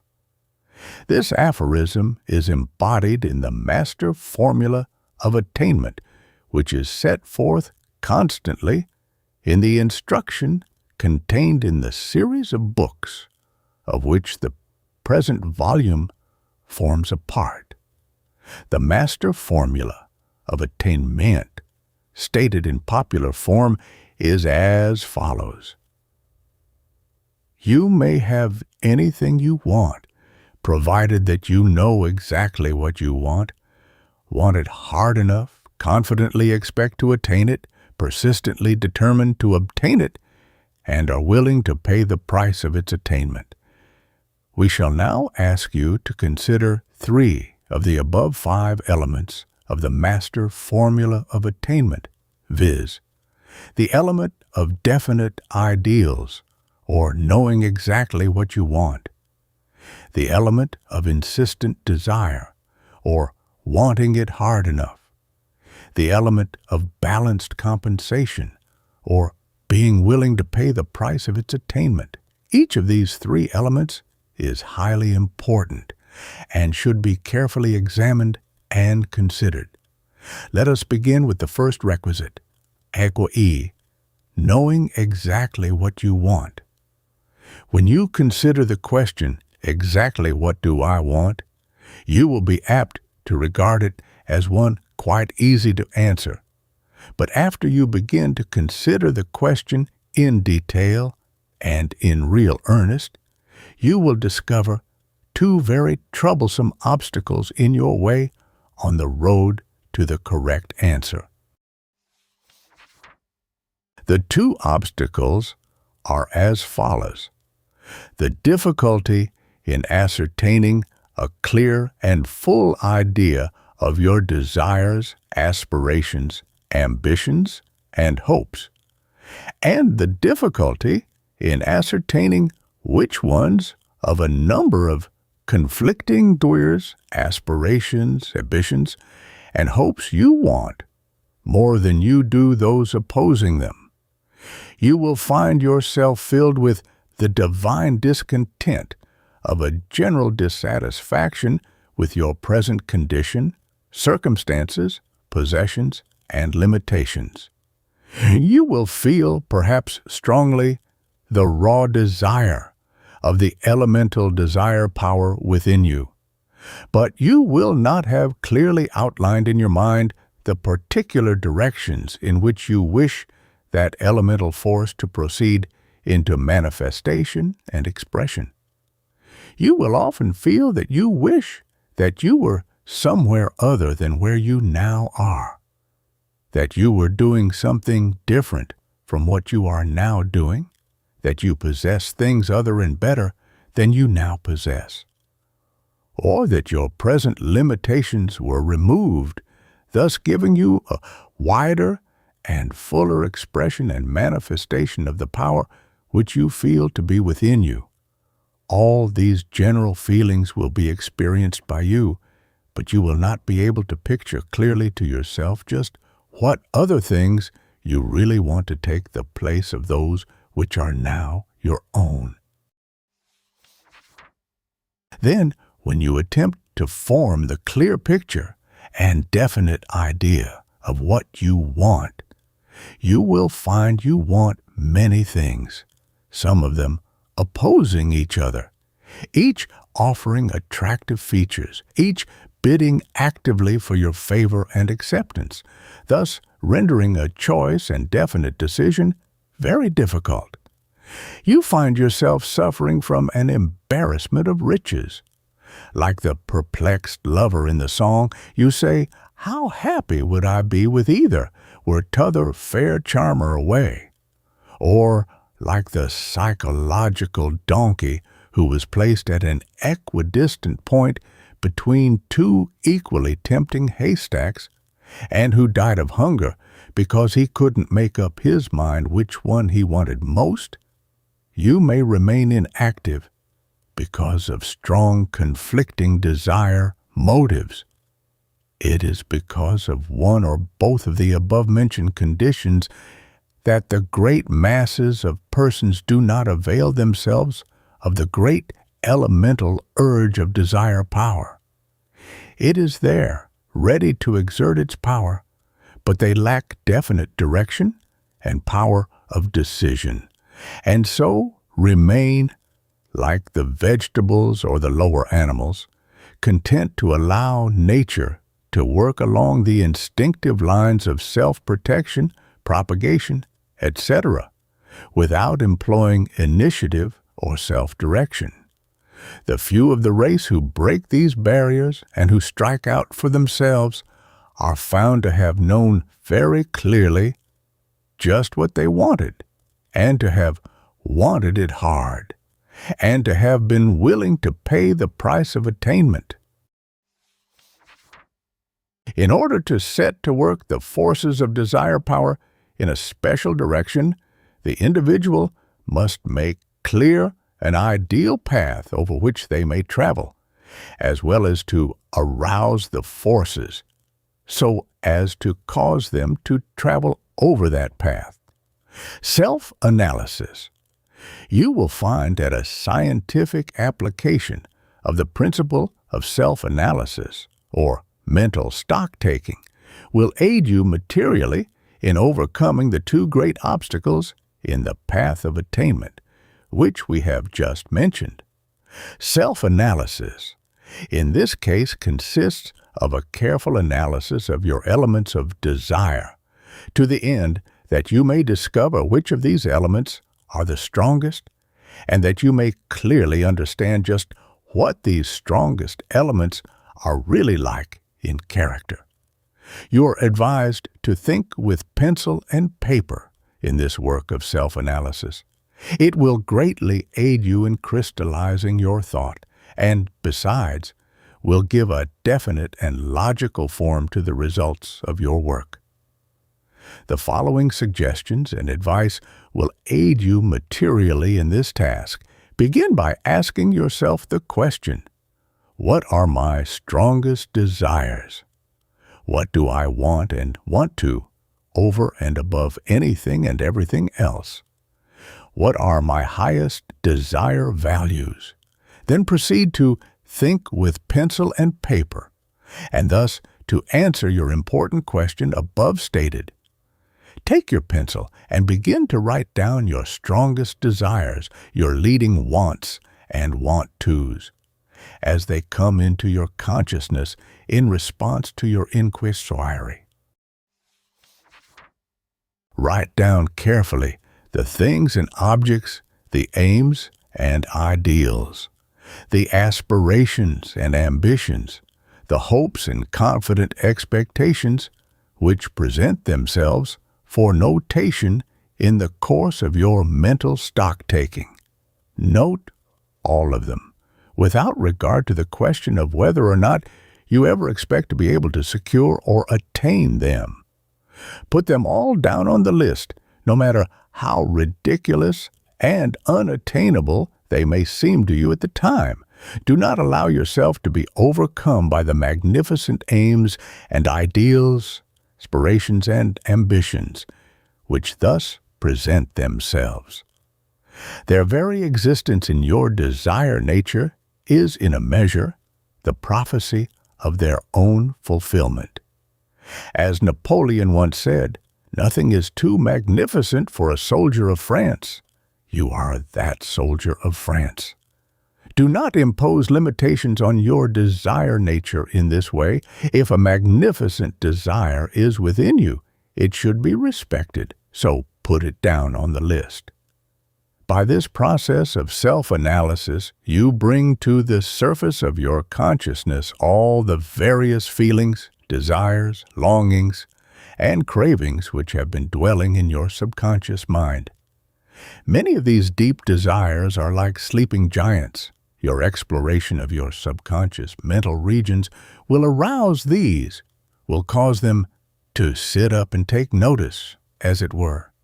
Do not be frightened by these awakening sleepers. Nothing that you find there is alien to you, even though you may find it necessary to transmute them or to inhibit them in favor of more advantageous desires. At a later stage of your work, do not now deny them a place on your list. Put them down on paper. The list must be an honest one. Therefore, be honest with yourself in the analysis.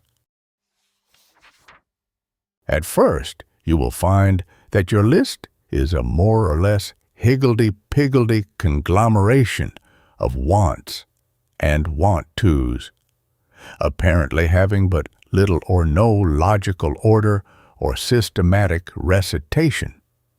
Do not let this disturb you, however. All this will be taken care of as you proceed. Order and arrangement will establish themselves almost automatically when the proper time arrives. The main thing at this stage is to get all of your stronger desires into the list. Be sure to exhaust your subconscious mind of strong desires. Dig out of that mind anything and everything that has strength in it. The next step is that of the cold-blooded, ruthless elimination of the weakest desires, with the idea and purpose that in the end there will be a survival of the fittest on your list. Begin by running over your list, striking off the weaker and less insistent, the mere temporary and passing desires, and those which you clearly recognize as likely to bring you but little, if any, permanent satisfaction, continued the happiness, and lasting content. In this way, you will create a new list of the stronger desires, and those having a greater permanent and satisfying value.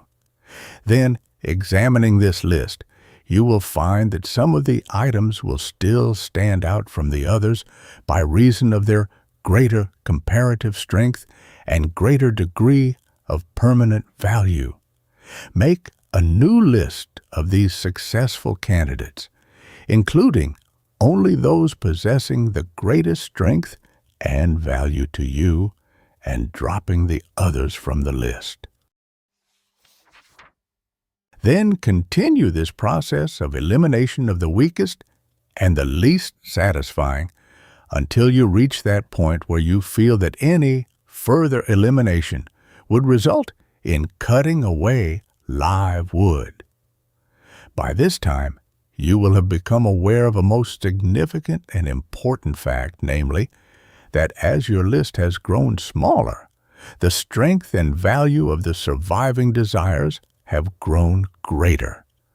As the old gold miners expressed it, you are now getting down to pay dirt, getting down to the region in which the nuggets and rich ore abide. When you have reached this stage, you will do well to stop work for the time being. This will give you a needed mental rest and will also furnish your subconscious mentality with the opportunity to do some work for you along its own particular lines. When you again take up your list for consideration, you will find a new general order and arrangement of its items pictured in your mind. You will find that these remaining desires have grouped themselves into several general classes. Your subconscious mental faculties will have performed an important task for you. Then, you will be ready to compare these general classes one with the other until you're able to select certain classes which seem stronger than the others. Then you will be ready to proceed to the task of eliminating the weaker general classes, making a new list of the stronger ones. After working along these general lines for a time, with intervals of rest and recuperation, and for subconscious digestion and elimination, you will find that you have before you a list composed of but a comparatively few general classes of wants and want-tos, each of which possesses a far greater degree of strength and value than you had previously suspected. Your subconscious mind has been working its power upon these classes of desires, and they have evolved to a higher stage of strength, definiteness, clearness, and power. You are beginning at last to find out just what you want, and are also well started on your way to wanting it hard enough. General rules of selection. In your task of selection, elimination, boiling down, and chopping away the dead wood, etc., you will do well to observe the 3 following general rules of selection, the imperative requisite.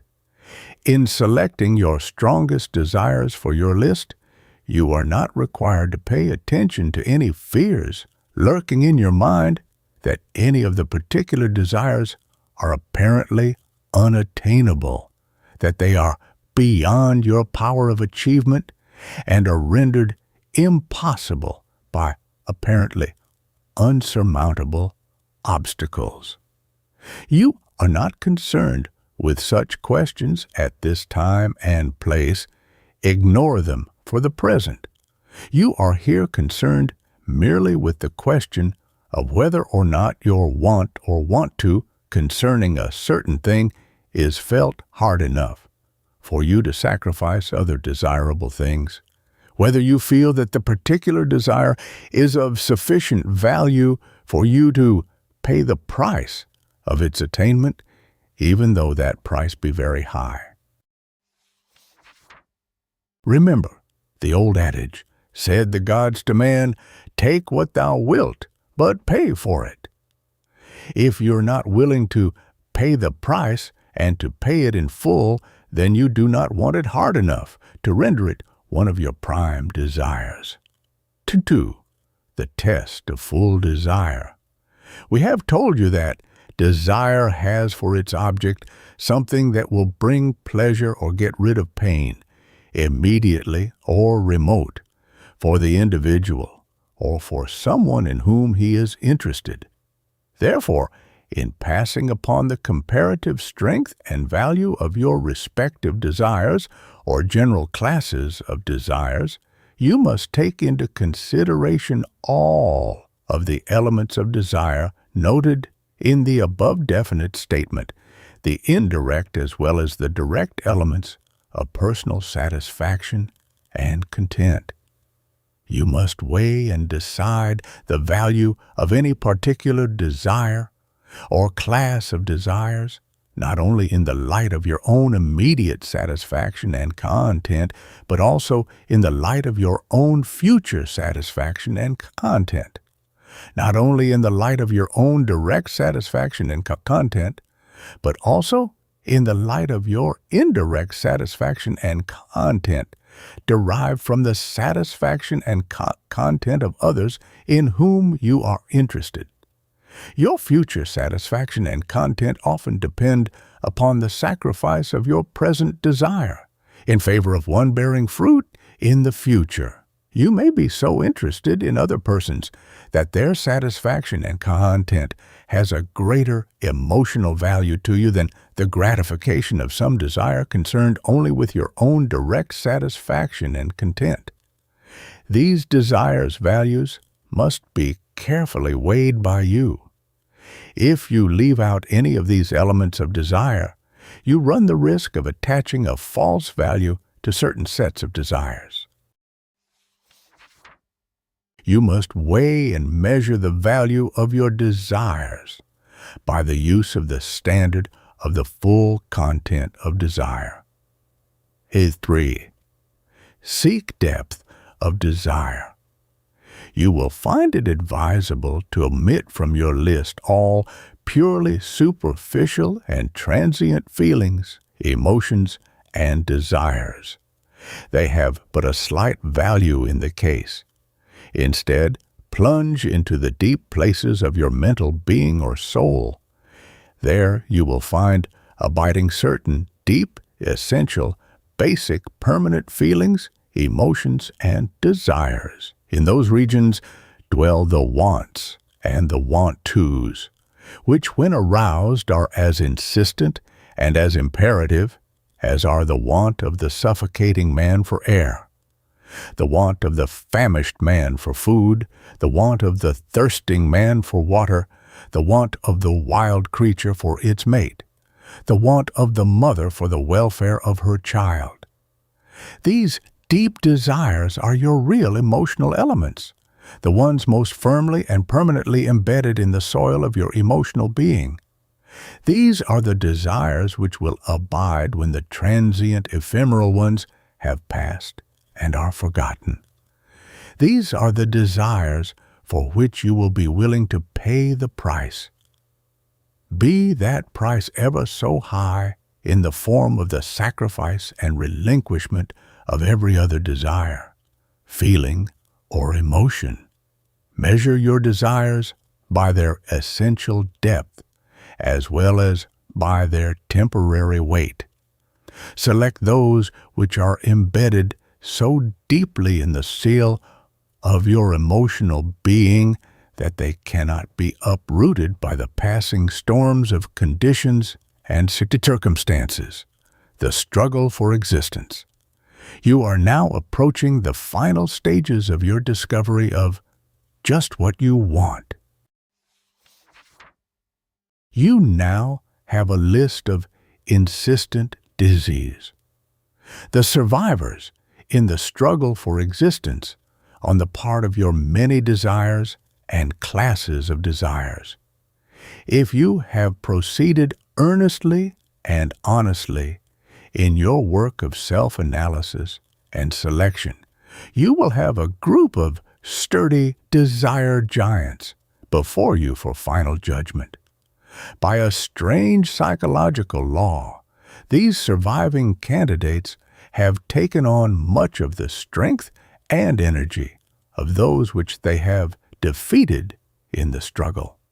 The victors will have absorbed the vitality of those whom they have defeated, just as the savage hopes to draw to himself the strength of the enemies killed by him in battle. Your desire power has now been concentrated upon a comparatively small group of desires, with a consequent focusing of power.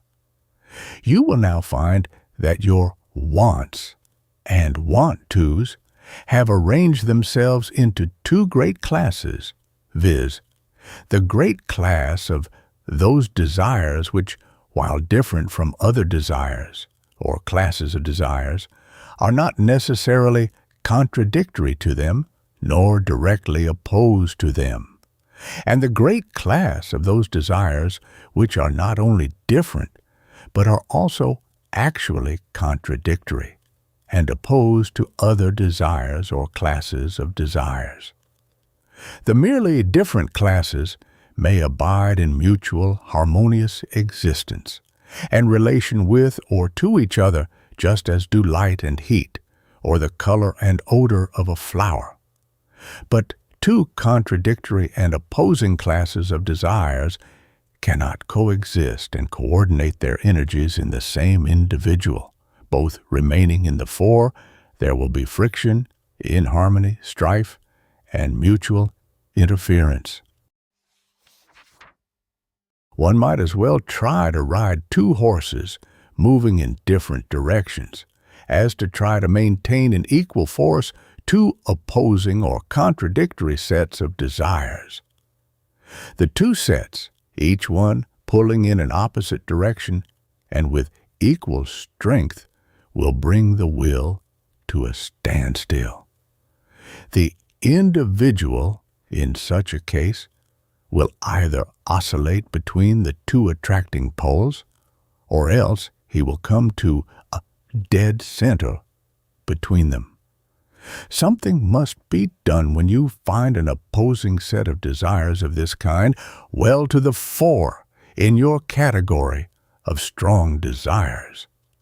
You must set in operation a process of competition from which one thought must emerge a victor and the other set be defeated. In this process of competition, you will need to employ your best and keenest powers of analysis and judgment. In some cases, the matter may be settled quickly and the decision easily arrived at, because when your full attention is turned upon the two competitors, one will be seen to stand out so much more clearly than the other, that the latter will be almost automatically retired. The full power of reason and feeling focused in such a case will usually result in a quick and sure decision. But there are instances in which both of the opposing sets of desires seem to possess an equal power and value in your emotional and intellectual scale. Here you are apparently in the condition of the poor donkey, previously mentioned, who starved to death because he was unable to decide which of the two haystacks was to be eaten. The matter must be decided by the introduction of an additional element which will add weight to one set or the other, and thus bring down the balance on that particular side. This added element is usually found in one or the other of the following two classes of mental processes, viz., imagination and association. Let us consider each of these, the element of imagination. The imagination employed in the case of the desire conflict now before us usually is very effective in bringing about a decision. In employing it, you have but to imagine yourself, first, in the actual possession of the object of the one set of desires, and then, instead, in possession of the object of the second set. In this process, you draw upon your own recollections and experiences, and upon your recollection of the experiences of others. You imagine how it would feel to have attained the object of, first, this want or want to, and then that one. You place yourself in imagination in the position that you would occupy in case you should attain the object of this desire or of that one. Then you pass judgment as to which seems to be the better, i.e., to afford the greater degree of satisfaction and content, present and future, direct and indirect. This process has the advantage of overcoming the handicap placed upon a future satisfaction in favor of a present one. The future experience is brought into the field of the present, and thus may be compared with a present experience relieved of the handicap of time. This is a matter of great importance, for ordinarily the present time value of an emotional feeling or desire is far greater than that of a past time or future time value of a similar experience. The test of imagination usually results in strengthening the present value of a really advantageous emotional feeling and desire, and in weakening the present value of an apparently advantageous but really disadvantageous one. The use of the memory and the imagination is to be highly recommended in the task of deciding the real and actual value of an emotional state or desire. The element of association. The element of association introduced into a desire conflict will often result speedily in a determination and decision in favor of one side as against the other. Association will add strength to one set of desires and will weaken the opposing set in most cases. The association of ideas is that psychological law which binds one set of ideas or mental states to others, so that by bringing one set into consciousness, we tend to bring there also the associated sets. In the present case, we bring into consciousness the associated consequences of each set of desires. You may proceed to apply the test of association as follows. Seek to uncover and discover as many as possible of the associated results of the attainment of the set of desires in question. Strive to think of what else will happen in case you attain that set of desires. This is something like inquiring into the family and social connections of two rival suitors or sweethearts, weighing their respective relations and associations and the probable future consequences of marriage with either of them. It is always well, in cases of doubt concerning the comparative value of conflicting sets of desires, to consider carefully just what other things are associated with each of the two respective sets of desires, just what other results are likely to accompany the attainment of the object or end of each set of desires under consideration. In other words, you should ascertain the kind of relations and friends possessed by each of the rival suitors or sweethearts. In this way, you will often find that one of the two apparently equal sets of desires has some very agreeable and advantageous relations and associates, while the other has some very disagreeable and disadvantageous ones. You thus discover, figuratively speaking, just what kind of family you are marrying into, and you thus take stock of the respective associated and related in-laws, friends, associates, and entanglements of each of the suitors. This is of great value, since, in spite of the oft-asserted statement that I am not marrying the whole family, one usually really does do just that very thing. The idea of the application of the test of association in such cases may be expressed in a few words as follows.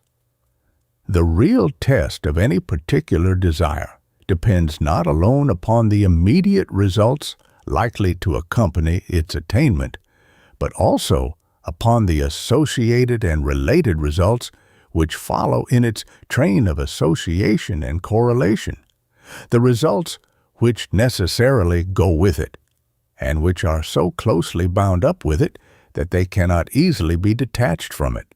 In some cases, the test of association will reveal the fact that the price of the attainment of a certain set of desires is excessive, often actually prohibitive. In other cases, on the contrary, you will find by this test that you are getting a great bargain by reason of the extras which go with the thing itself.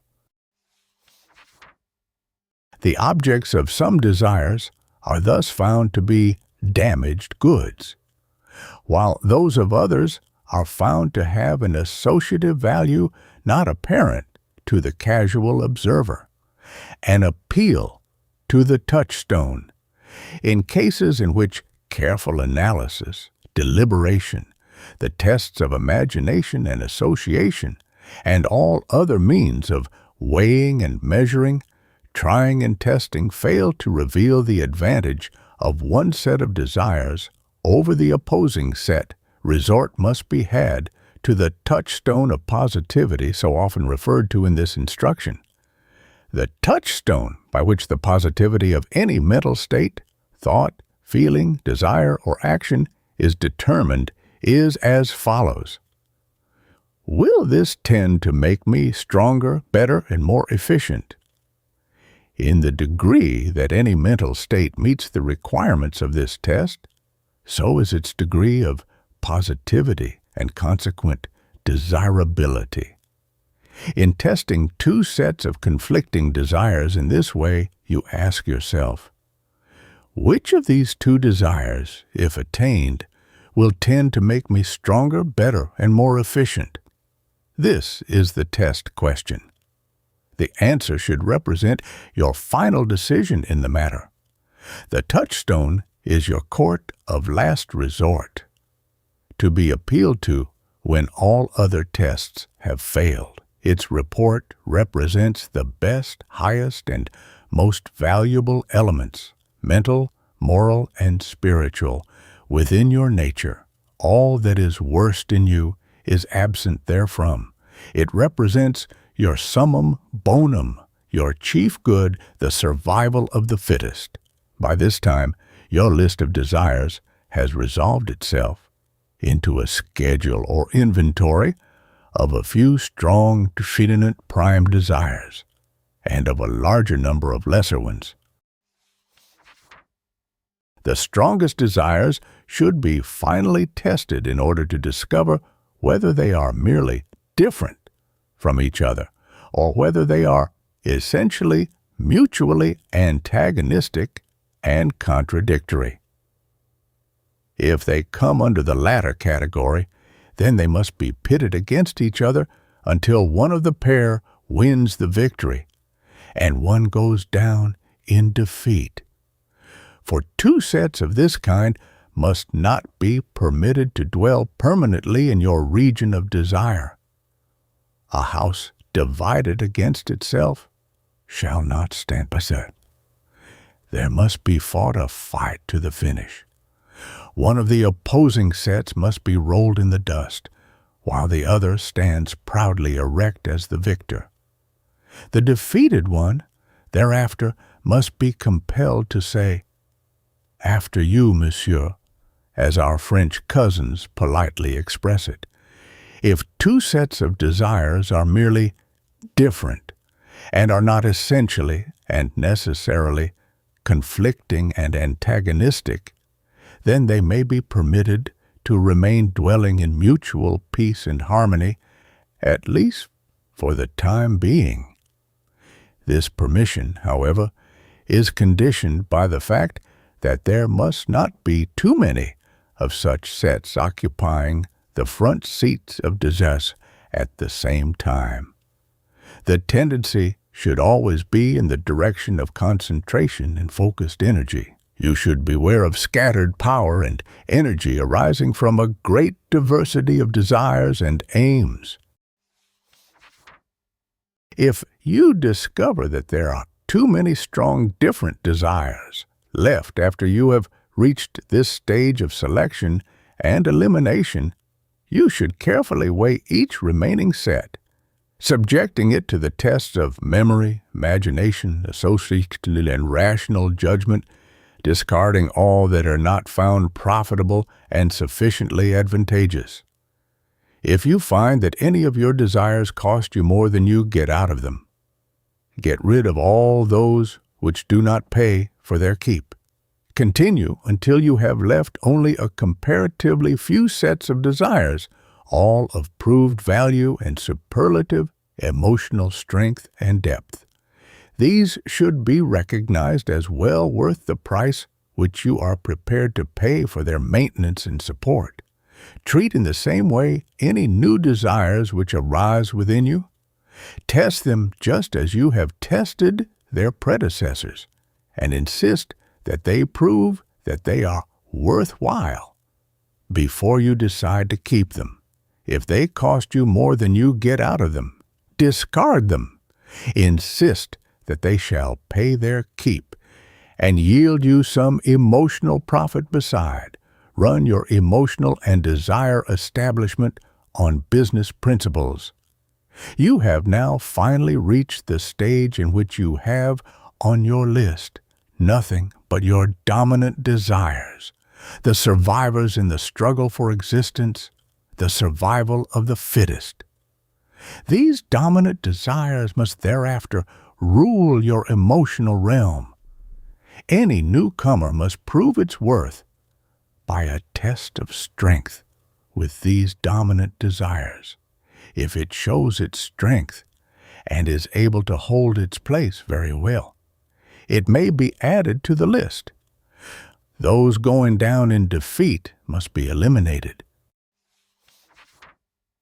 This will require strength and determination on your part, but you are a strong and determined individual, or at least are becoming one.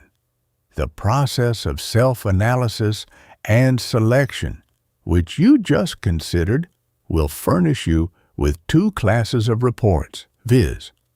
It will demonstrate to you your strongest classes of desires, your dominant desires, and it will cause you clearly and definitely to picture and form a strong idea of each of such dominant desires. In both reports, it will cause you to know exactly what you want, which is the first requisite of the master formula of attainment. Chapter 8. Wanting it hard enough. According to the master formula, you must not only know exactly what you want, but must also want it hard enough, and be willing to pay the price of its attainment. Having considered the first of the above stated three requisites for obtaining that which you want, we ask you now to consider the second requisite, that of wanting it hard enough.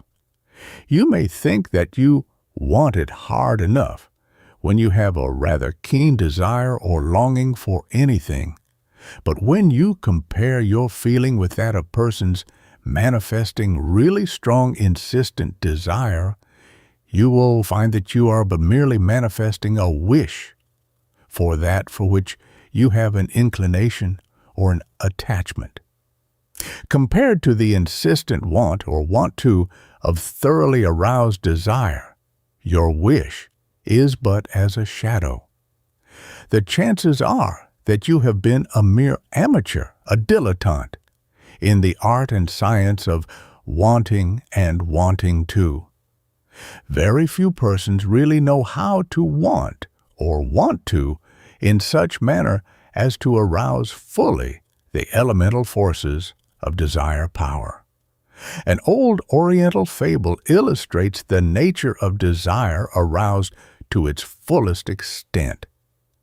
The fable relates that a teacher took his pupil out on a deep lake in a boat and then suddenly pushed him overboard. The youth sank beneath the surface of the water, but rose in a few seconds, gasping for breath. Without giving him time to fill his lungs with air, the teacher forcibly pushed him under once more. The youth rose to the surface the second time and was again pushed under. He rose for the third time, almost entirely exhausted. This time the teacher pulled him up over the side of the boat and employed the usual methods to restore him to normal breathing. When the youth had fully recovered from his severe ordeal, the teacher said to him, "Tell me, what was the one thing that you desired above all other things before I pulled you in? The one desire to which all other desires seem like tiny candles compared with the sun?" The youth replied, "Oh, sir, above all else, I desired air to breathe. For me at that time there existed no other desires." Then said the teacher, "Let this then be the measure of your desire for those things to the attainment of which your life is devoted." You will not fully realize the measure of desire pointed out in this fable unless you employ your imagination in the direction of feeling yourself in the drowning condition of the youth. Until you do this, the fable is a mere matter of words. When you can realize in feeling, as well as recognize in thought, the strength of the desire for air present in that youth, then and then only will you be able to manifest in expression a similar degree of desire for the objects of your prime wants and want-tos. Do not rest satisfied with the intellectual recognition of the condition. Induce the corresponding emotional feeling in yourself to as great a degree as possible. Varying the illustration, you will do well to induce in yourself, in imagination, the realization of the insistent, paramount desire for food experienced by the starving man lost in the dense forest in midwinter.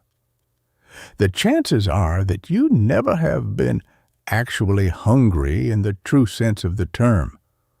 All that you have mistaken for hunger is merely the call of appetite or taste, the result of habit.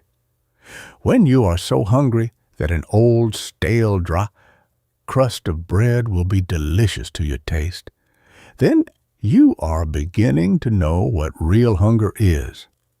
Those men who, lost in the forest or shipwrecked, have tried to satisfy intense hunger by gnawing the bark of trees or chewing bits of leather cut from their boots, these men could give you some interesting information concerning hunger.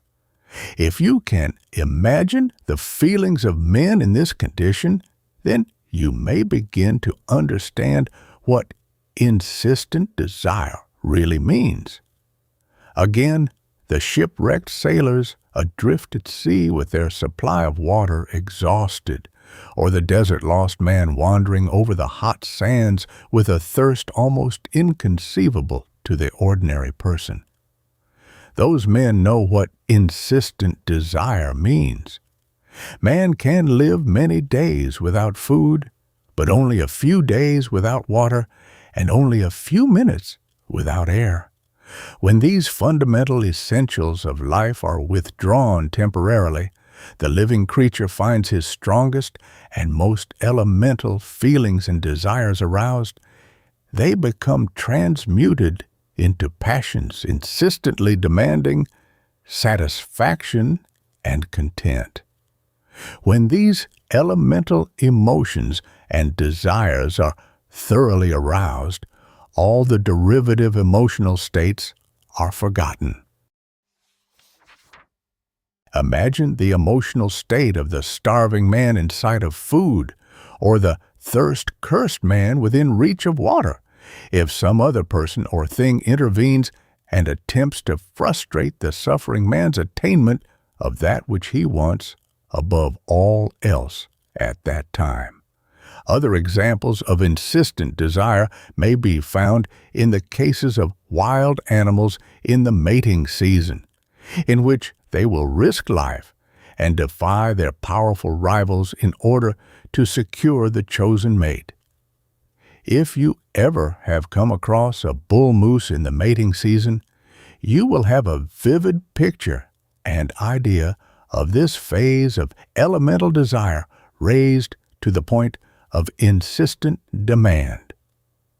Again, consider the intense emotional feeling and the accompanying desires experienced by the mother creature in connection with the welfare and protection of her young when danger threatens them.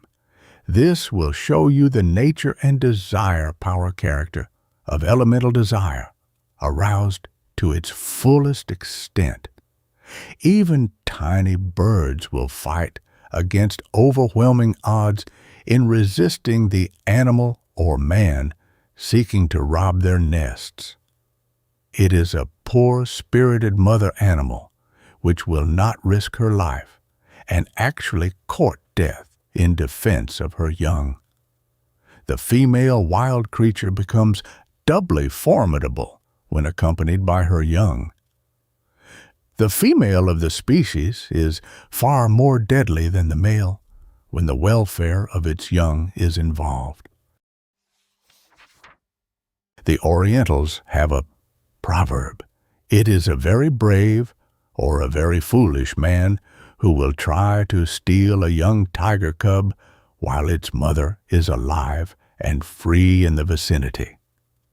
We have called your attention to the above several examples and illustrations of the force of strongly aroused elemental emotions and desires, not alone to point out to you how powerful such desires and feelings become under the appropriate circumstances and conditions, but also to bring you to a realization of the existence within all living things of a latent emotional strength and power which is capable of being aroused into a strenuous activity under the proper stimulus, and of being directed toward certain definite ends and purposes indicated by the stimulus.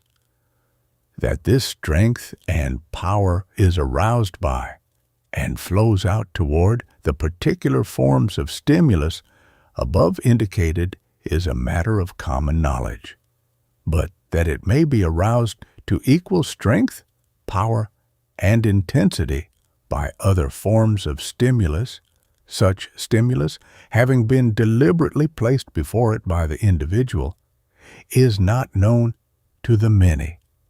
Only the few you have learned this secret. We ask you to use your imagination here once more for a moment.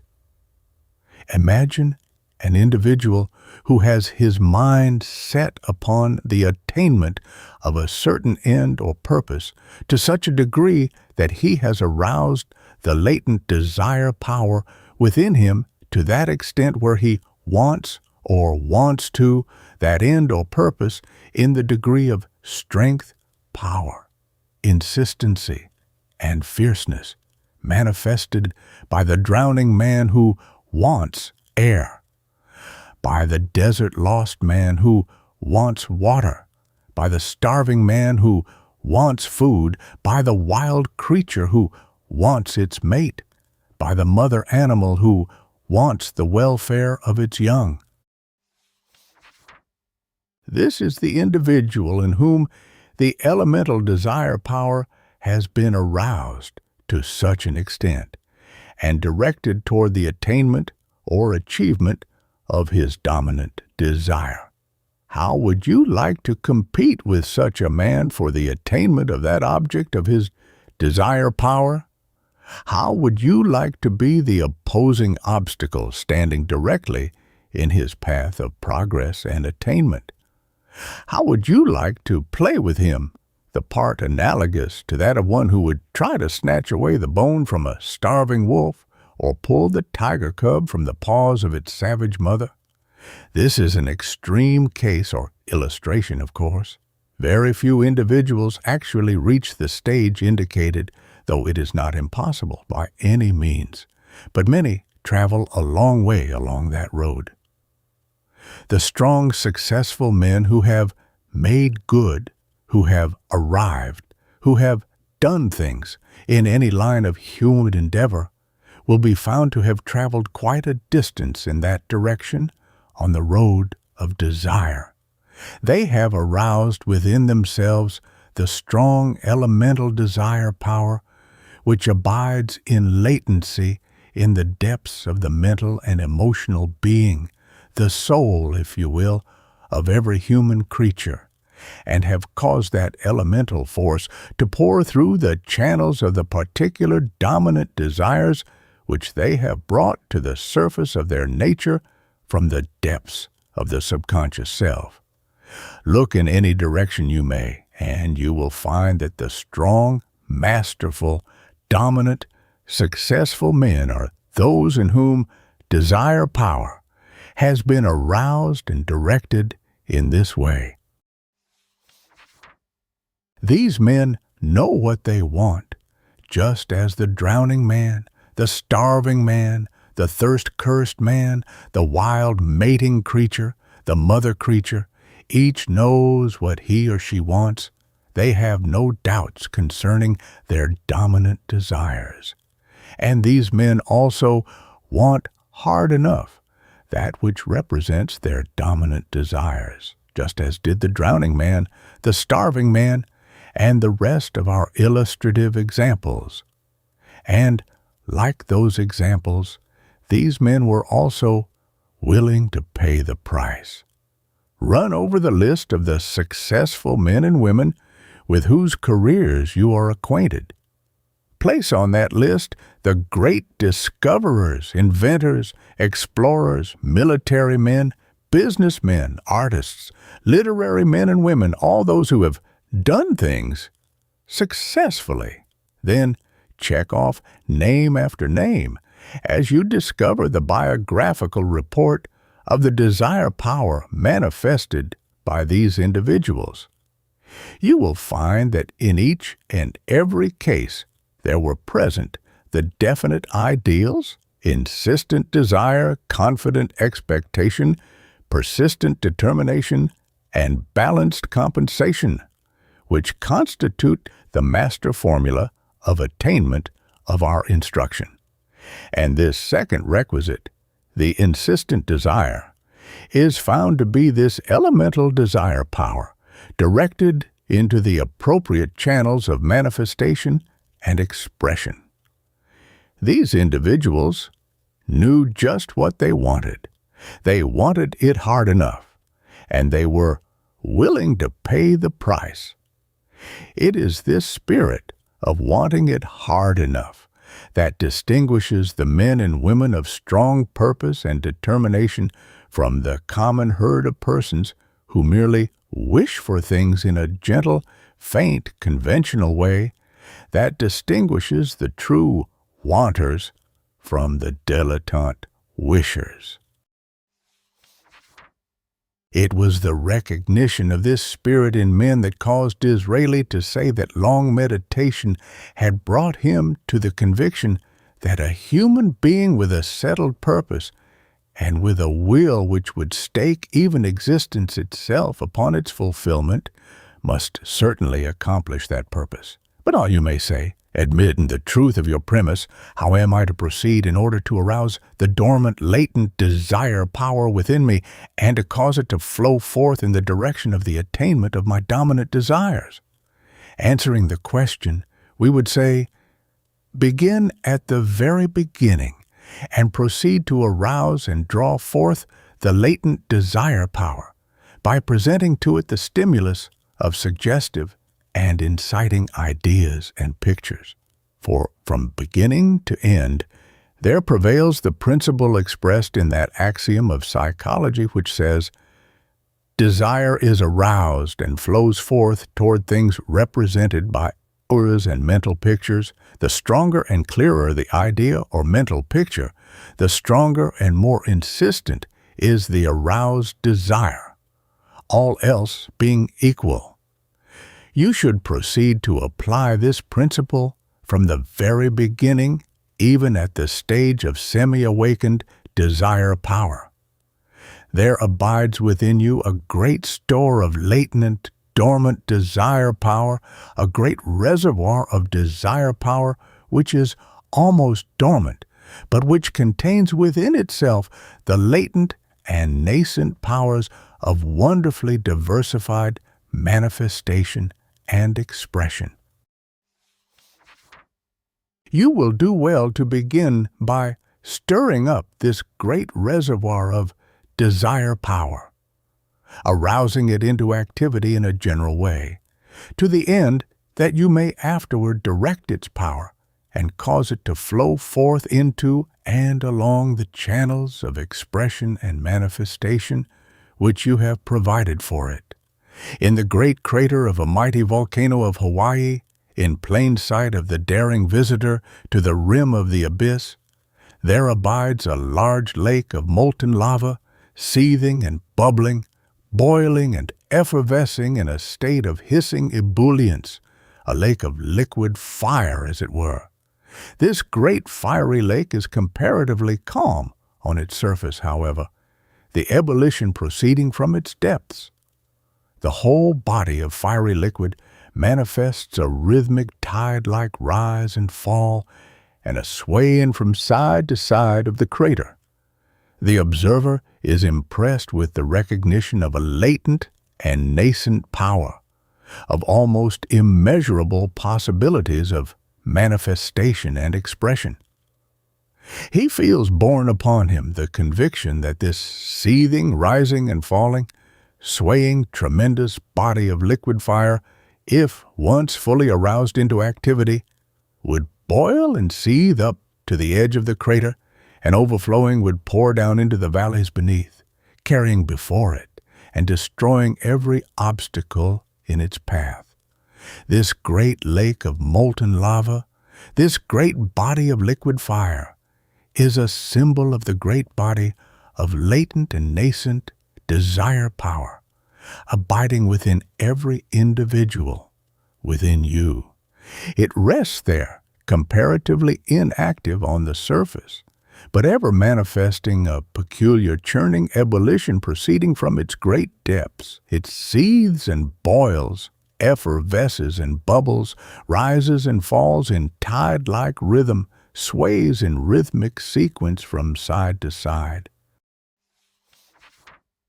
It seems ever to say to you, I am here, restless and disturbed, ever longing, craving, hankering for, hungering and thirsting for, desiring for expression and manifestation in definite form and direction. Stir me up, arouse my inner force, set me into action, and I will rise and assert my power and accomplish for you that which you direct.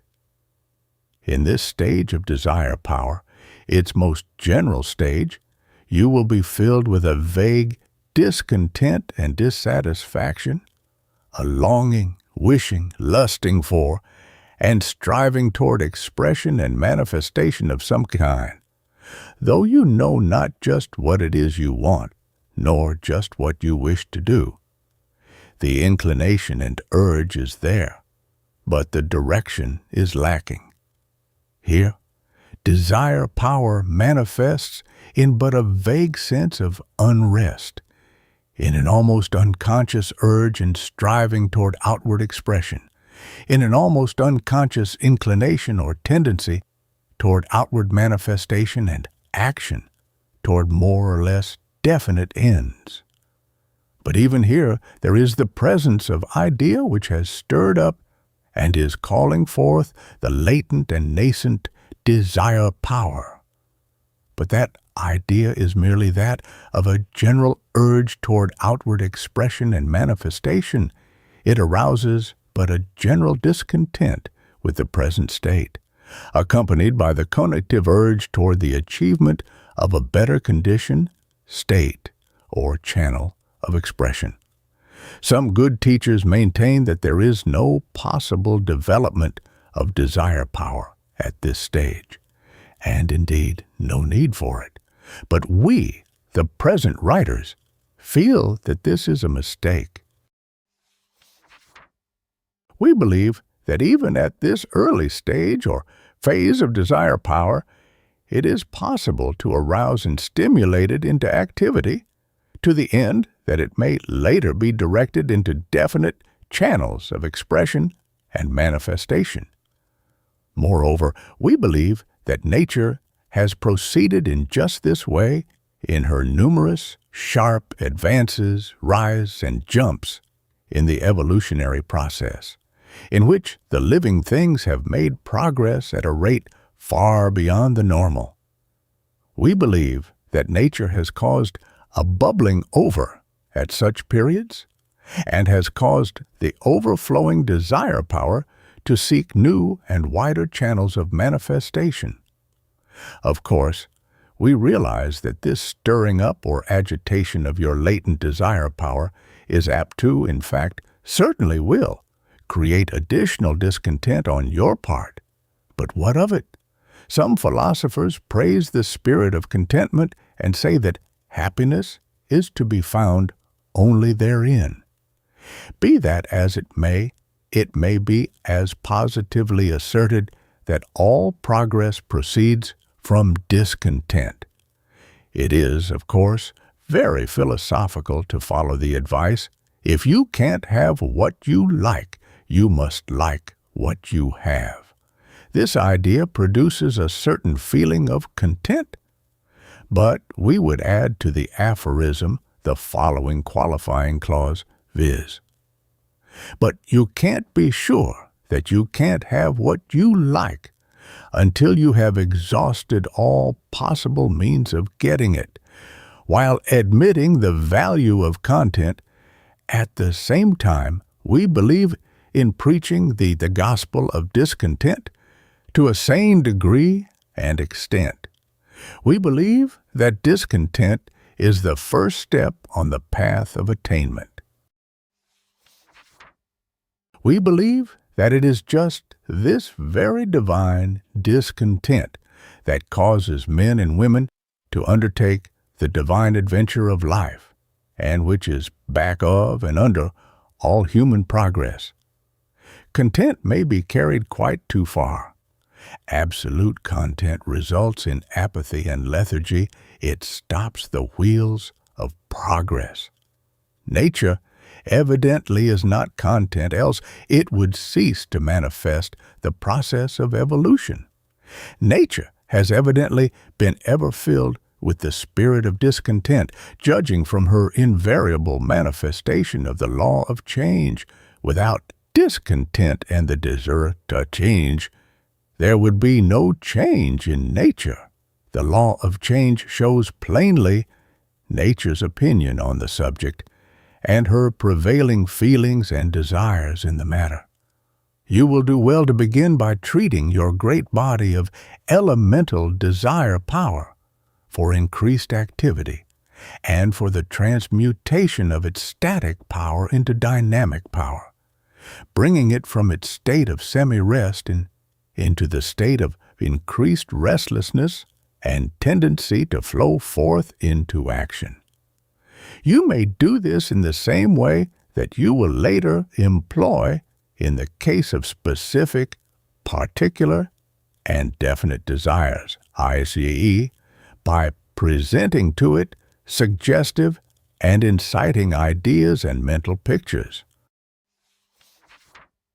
Begin by presenting to your elemental desire power the suggestive idea and mental picture of itself as akin to the great lake of molten lava or liquid fire, filled with latent and nascent energy, power, and force, filled with the elemental urge toward expression and manifestation in outward form and action, able and willing to accomplish anything it desires to do with sufficient strength, providing a definite channel is provided for its flow of power. Show it the picture of itself as ready and willing to transmute its static energy into dynamic force, and to pour forth along the channels which you will provide for it, and above all else, quite able to do this if it will but arouse itself into dynamic action. In short, present to its gaze, your idealistic and ideative mental equipment in the form of the surface of a great mirror, reflecting the picture of the elemental desire power as it presents itself to that mirror. Let desire power see itself as it is. Supply desire with its complementary idea. You will do well to accompany this mental picture with a verbal statement or affirmation of the details of that picture. Treat your elemental desire power as if it were an entity.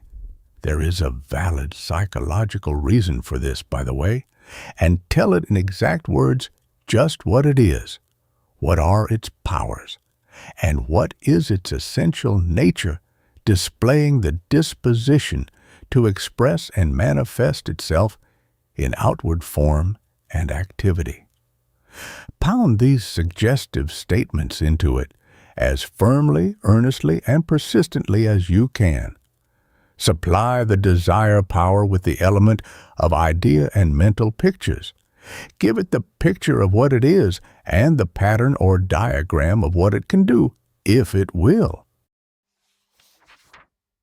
The result of this course of treatment applied to your elemental desire power will soon show itself in an increased feeling of more vigorous, rhythmic, tidal movement and side-to-side movement, as previously described, and in an increased rate and vigor of its seething, boiling, effervescing ebullition.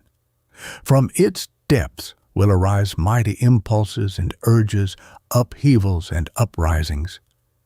The great molten lake of desire power will begin to boil with increased vigor, and will show an inclination to produce the steam of will.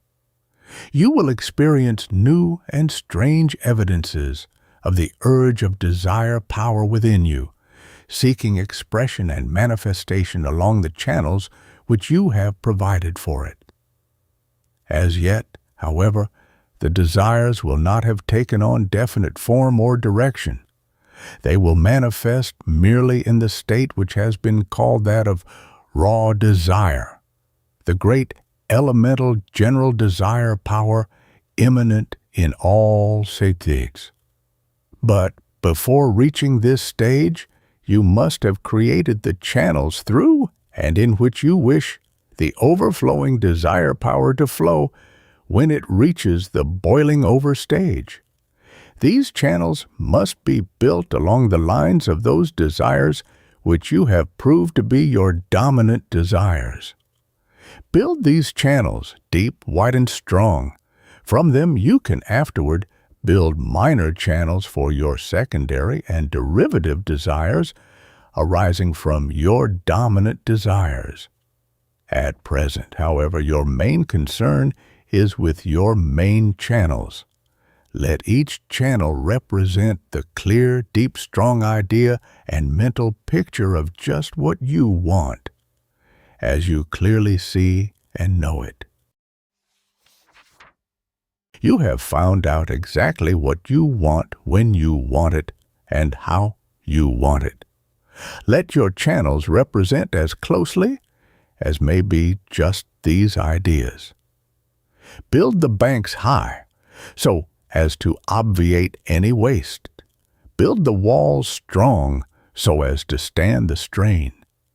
Build the channel deep and wide, so as to carry the full force and quantity of the current. By creating the channels of your dominant desires, we mean establishing the paths to be traversed by the overflowing current of desire power which you have aroused from its latent and nascent condition. These channels or paths are created mentally by the employment of creative imagination and ideation. These mental forces proceed to manifest in the direction of creating and presenting to your consciousness the ideas and mental pictures of your dominant desires, which you have discovered in your process of self-analysis. The work of creating these channels is really but a continuation of the mental work performed by you in the discovery of your dominant desires. In creating these channels, you should observe 3 general rules as follows. Make the channels clear and clean by creating and maintaining a clear, clean, distinct, and definite idea of each of your dominant desires, in which idea the entire thought concerning the dominant desire is condensed, and in which there is no foreign or non-essential material. Make the channels deep and wide by forming mental pictures or suggestive ideas appealing to the emotional feelings associated with the dominant desires, and thus tempting the appetites of those desires by the representation of the objects of their longing, and by the presentation of imaginative pictures of the joys which will attend their final achievement and attainment. Make the banks strong by means of the employment of the persistent determination of the will, so that the powerful swift current may be confined within the limits of the dominant desire, and not be permitted to escape and waste itself by scattering its energy and force over the surrounding land. When your current is flowing freely, you will find it necessary to build minor channels serving to bring about the attainment of objects and ends helpful to the accomplishment of the objects and ends of the major channels. In building these minor channels, follow the same general rules and principles which we have given you. From the great main channels down to the tiniest canal, the same principle is involved. Always build clear and clean by means of definite ideas and aims. Always build deep and wide by means of suggestive ideas and mental pictures. Always build strong banks by means of the determined will. In concluding this consideration of the second requisite, i.e., the element of wanting it hard enough, we wish to impress upon your mind the tremendous vitalizing and inciting power exerted by suggestive ideas and mental pictures upon desire. Power. Suggestive ideas and mental pictures act upon desire power with a tremendous degree of effect in the direction of inciting, arousing, stirring, stimulating, exciting, spurring, goading, provoking, moving, encouraging, animating, and urging to expression and manifestation. There are no other incentives equal to these. All strong desires are aroused by such incentives, consciously or unconsciously applied. For instance, you may have no desire to visit California. Then your interest in that part of the country is aroused by what you read or hear concerning it, and a vague desire to visit it is aroused in you. Later, information in the direction of giving you additional material for suggestive ideas and mental pictures serves to arouse your desire to go to California. You begin to search eagerly for further ideas and pictures, and the more you obtain, the stronger grows the flame of your desire.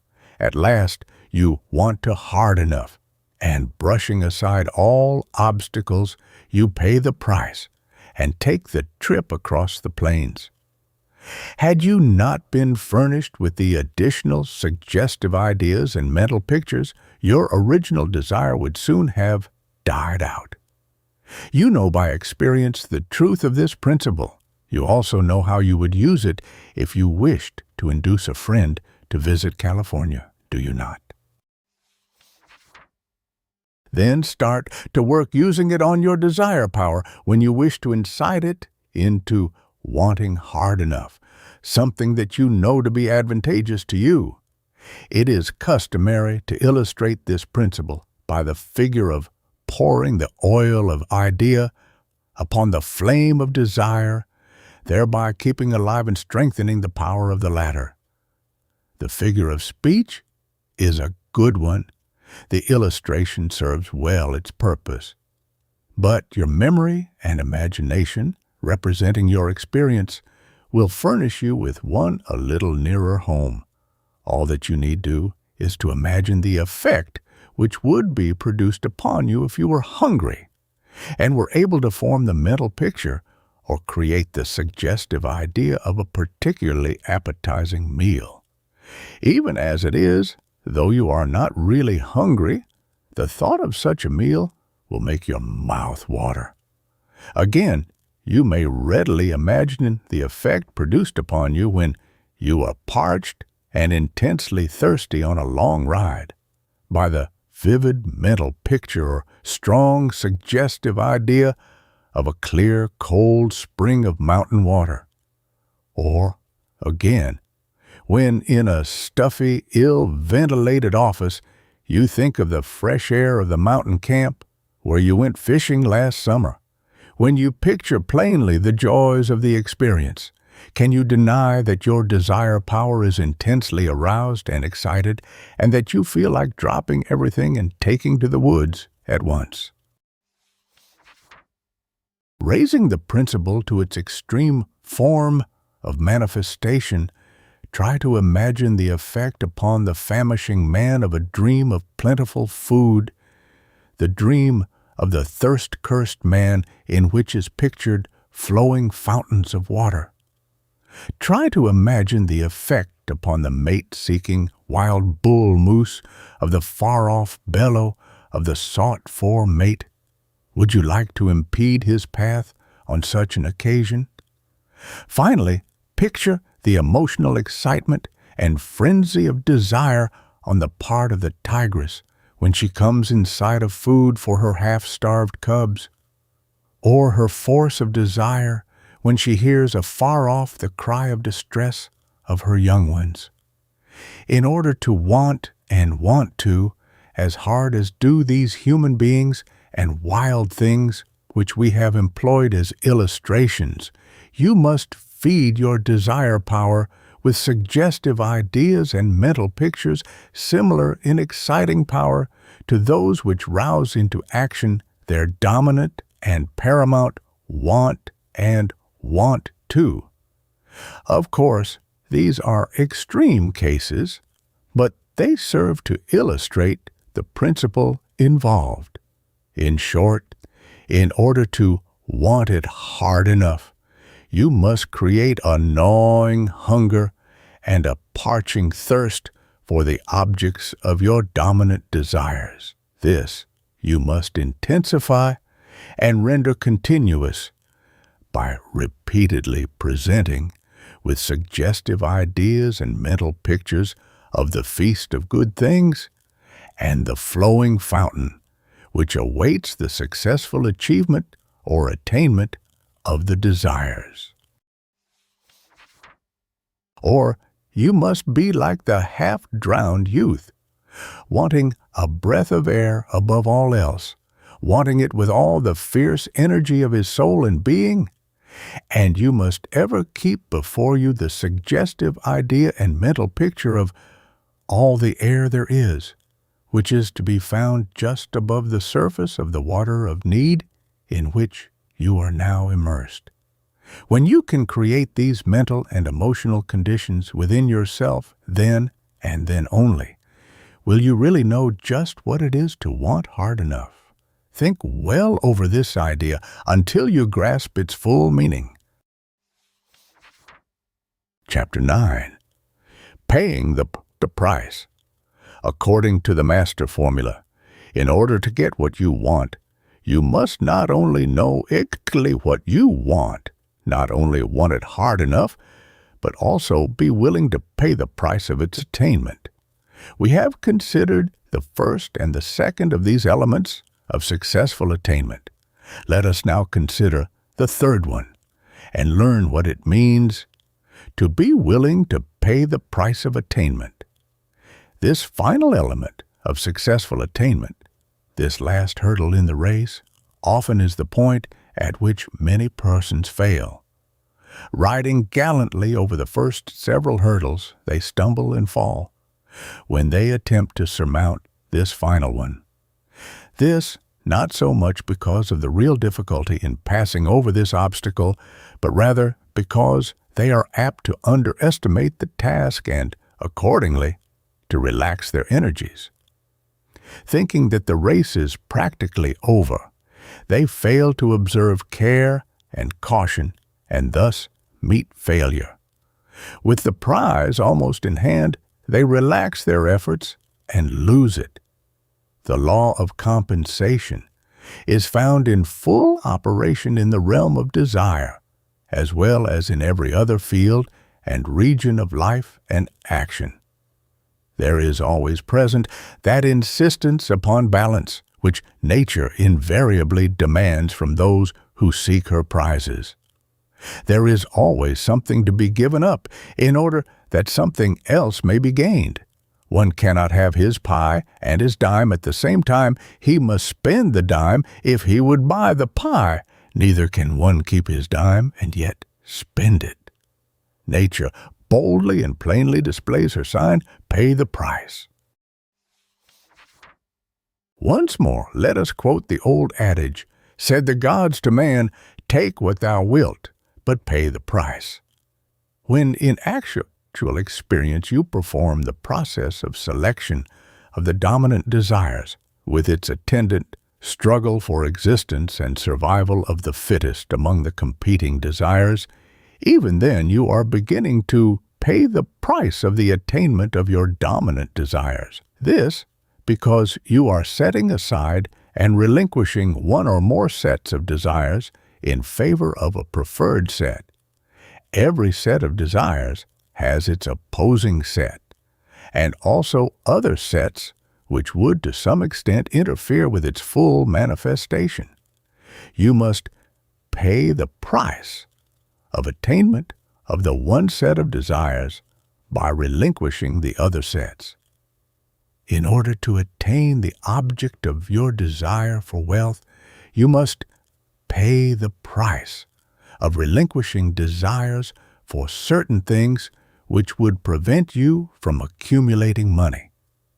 In order to attain the object of your desire for all possible knowledge in some particular field of study and research, you must pay the price of relinquishing your desires for a similar degree of knowledge in some other field of thought and study. In order to attain the object of your desire for business success, you must pay the price of hard work and the passing by of the objects of your desires for play, amusement, and enjoyment, which would necessitate the neglect of your business, and so on.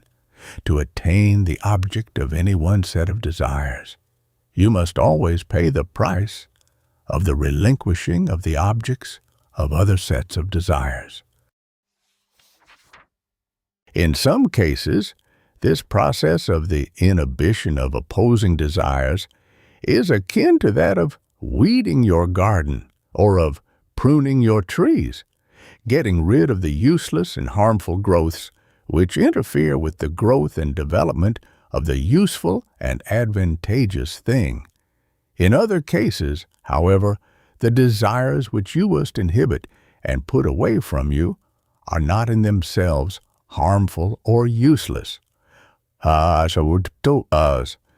the contrary, they may be very advantageous and useful in themselves, and may be actually worthy of being adopted as dominant desires by others. But at the same time. They are of such a nature as to prove an obstacle to your progress along the line of your own chosen dominant desires. Things may oppose and antagonize each other without either of them being harmful or bad in themselves. You cannot travel at the same time both forks of the road, nor can you travel north and south on any road at the same time, though either of these courses of travel may be good in itself. You cannot very well be a successful clergyman and a successful lawyer at the same time. If you have strong desires for both of these careers, you must choose the one you desire more and set aside the other. The girl with the two attractive suitors, the man with the two delightful sweethearts, the child with the dime, gazing longingly at the two different tarts, each must choose one and pass by the other, and thus pay the price. Not only in the preliminary process of discovering and identifying your dominant desires are you called upon to pay the price, but you are equally called upon to do so at almost every subsequent step and stage of your progress in actual experience. There is always something presenting itself to tempt you into sidetracking your desire power. Some alluring desires which beckon you from the straight path of attainment. Here you will find that it is hard to pay the price. And often you will gravely question yourself, asking if the things represented by the dominant desires are, after all, worth the price you are being called on to pay for them. These temptations and struggles come to all. They constitute one of the tests whereby it is determined whether you are strong or whether you are weak in regard to your desire power. Here is the real test of whether or not you want it hard enough to make you willing to pay the price. Particularly difficult to overcome and conquer are those temptations which induce you to relinquish your desire for future attainment in favor of the gratification of present desires, or which tempt you to forego the attainment of permanent future benefits in favor of temporary, ephemeral, present benefits. The tempter whispers in your ear that you are foolish to content yourself with the skim milk of the present, in the hope of obtaining the full cream of tomorrow. The ever-present suggestion to eat, drink, and be merry, for tomorrow we die, must be boldly confronted and conquered if you wish to attain the object of that which your reason and judgment, as well as your self-analysis, has shown that you really want above everything else. The habit of saying, "Get thee behind me, Satan," must be cultivated.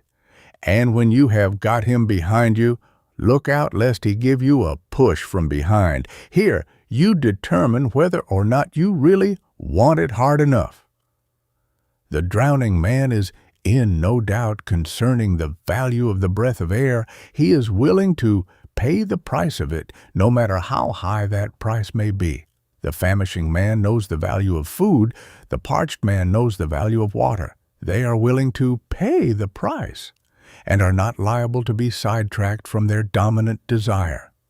The bull moose, seeking his mate, is willing to pay the price of danger and possible death lying in his path, but you cannot sidetrack him. The mother tiger cannot be sidetracked from the pursuit of food for her hungry cubs. She is willing to pay the price of risk of life without hesitation.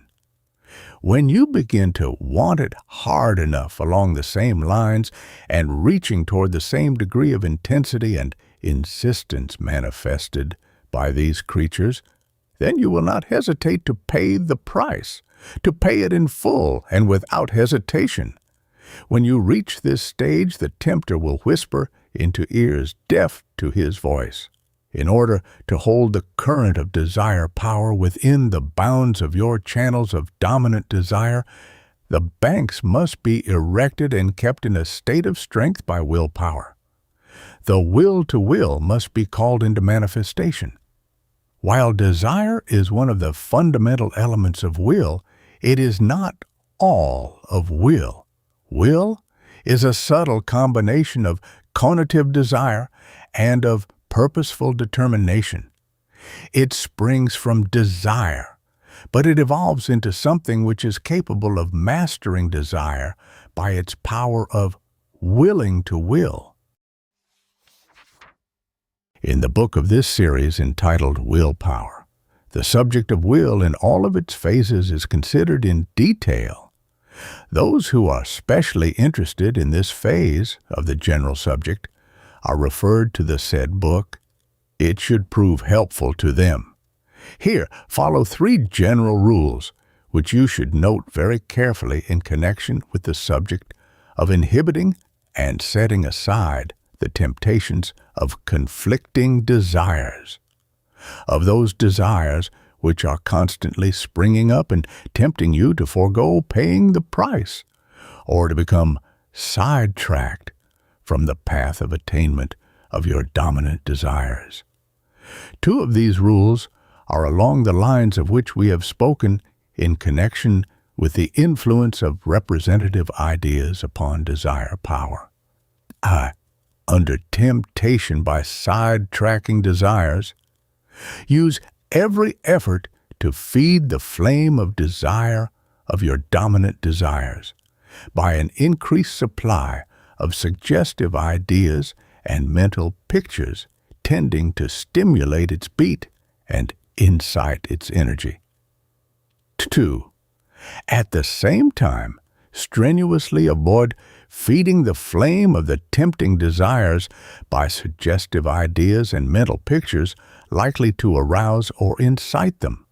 On the contrary, carefully and positively refuse to admit such ideas and pictures to your mind so far as is possible. Seek to starve the fires of such desires by withholding from them the fuel necessary for their continuance and support.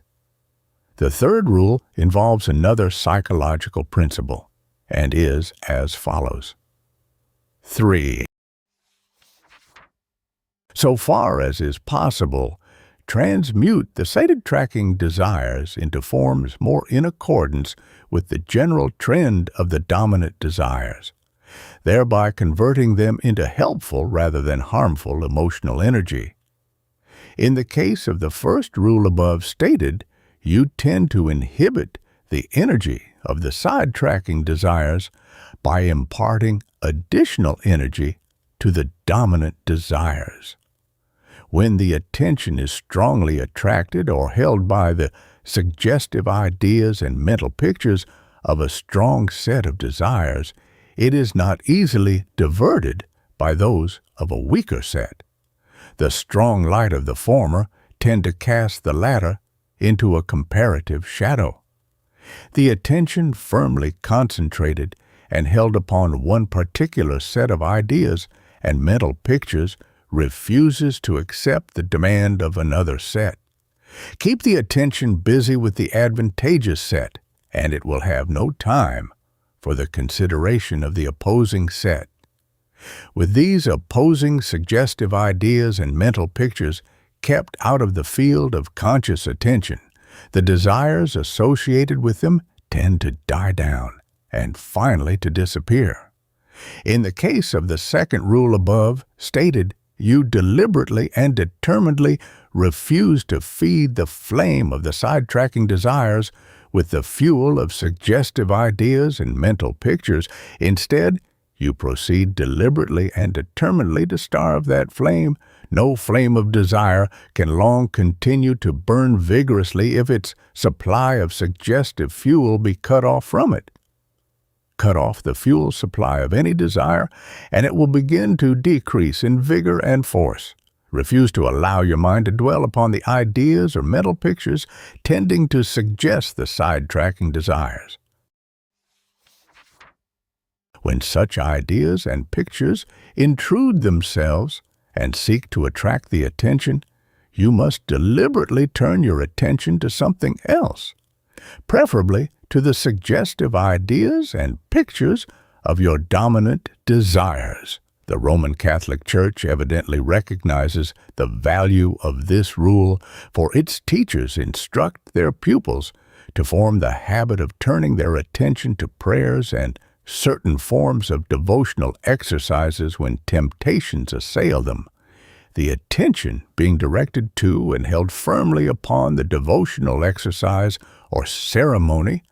It is withheld from the suggestive ideas and mental pictures of the tempting desire, and accordingly the latter loses strength and in time dies away. Without detracting from the value of the religious element involved, we may say that it is certain that the purely psychological effect of such course is highly advantageous. You would do well to apply the principle in your own case. In the case of the third rule above stated, you transmute the energy of the side-tracking desire into that of desires more in accordance with the general trend of your dominant desires. In this way, you not only obviate the danger of the interference and distraction of the side-tracking desires, but also actually employ the basic energy of desire power to feed the flame of the advantageous desires. Here, the principle involved is not so well known as are those involved in the other rules, but that principle is sound, nevertheless, and is capable of being employed with remarkable results by the individual possessing sufficient willpower and determination to apply it.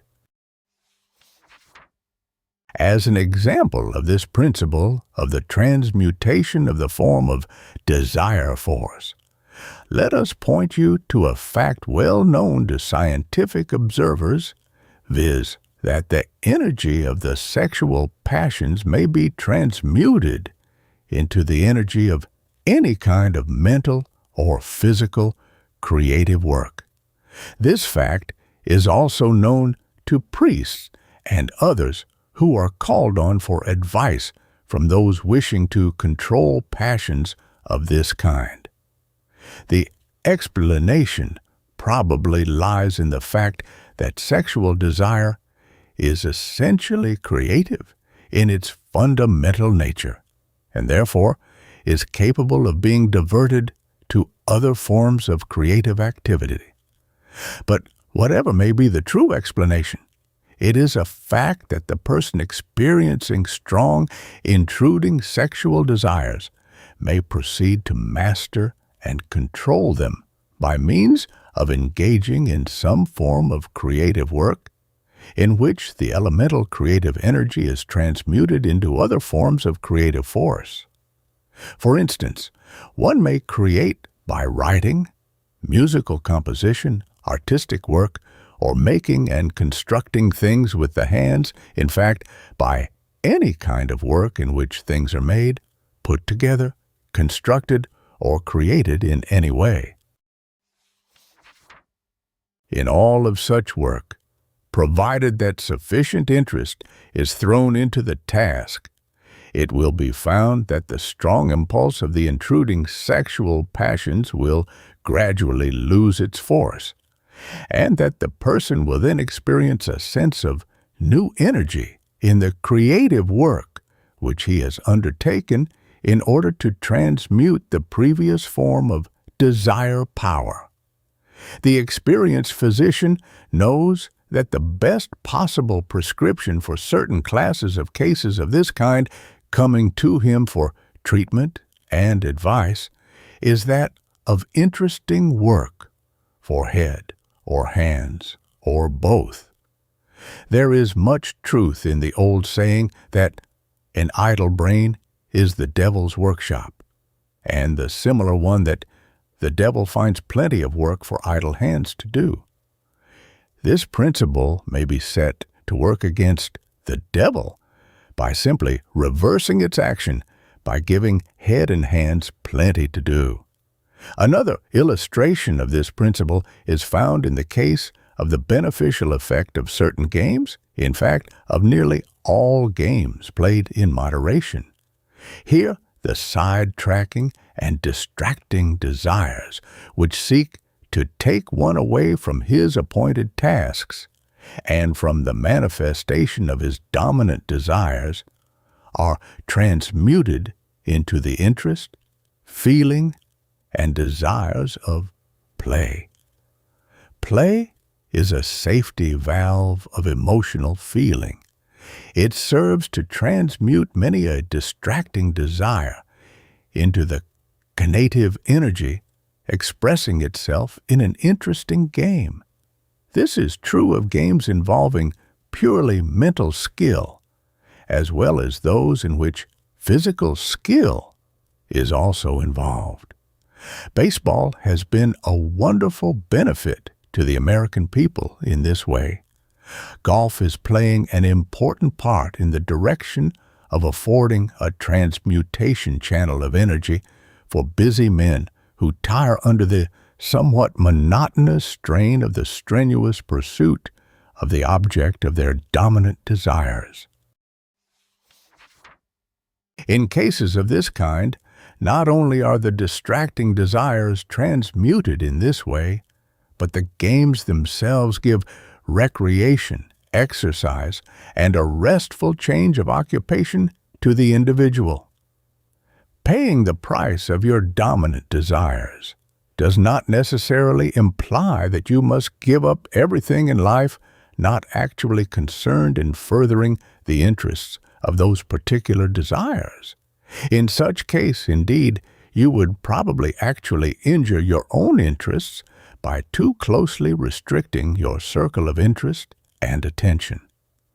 The real meaning of the injunction is that you must pay the price of giving up, inhibiting, or at least transmuting any and all desires which, directly and certainly, oppose and seriously interfere with the attainment of the objects of your dominant desires. That price, indeed, you must be prepared to pay. In many cases, such desires may be transmuted into forms which will, in a sense, run along with the pursuit of the objects of your dominant desires, and thus be rendered helpful rather than harmful. Many emotional elements may be turned to account in this way by the process of transmutation. You should give some thought to this matter of transmutation when you are threatened by distracting and sidetracking desires. Another form of paying the price is that of the labor and work to be performed by the individual in his task of attainment of the object of his dominant desires. This work and labor, however, is not alone performed by the exercise of the persistent determination of the will, though this is the active element involved. There is needed also the inhibition and starving out of the conflicting or sidetracking desires which strive to draw the individual away from his appointed tasks and toward the actions requiring less work, and which for the time being seem to be richer in promise of pleasure and satisfaction. The price paid by the men and women who have achieved marked success almost always is found to include self-denial, and sometimes even actual privation during the earlier days of the undertaking. Work far in excess of that rightfully demanded of the wage earner, both in amount and in time, is demanded of them. Application and unwearied perseverance are required of them. Indomitable resolution and persistent determination must be paid by them. There is here the constant giving up of the present pleasure in favor of that hoped for in the future. There is here the constant performance of tasks which might easily be avoided, and which are really avoided by the average person, but which are required to be performed by the individual who is inspired by the dominant desire and who is working for the accomplishment of the one big thing. Napoleon paid the price in his earlier days when he refused to indulge in the frivolous pursuits of his fellow students at Brienne and instead deliberately devoted his spare time to the mastery of the elements of military science and history. Abraham Lincoln paid the price when he studied the few books he could find by the light of the fireplace, instead of indulging in the pleasures and dissipations of the other young men of his neighborhood. Read the history of any successful man, and you will find this invariable paying the price of study, application, work, self-denial, economy, thrift, industry, and the rest of the needful things. Never delude yourself with the thought that you can escape paying the price of the attainment of the objects of your strong desires. The price must always be paid. The greater the object of attainment, the greater is the price demanded. But you will find that if you have learned how to want it hard enough, then the price will be comparatively easy to pay. The thing will be deemed well worth it.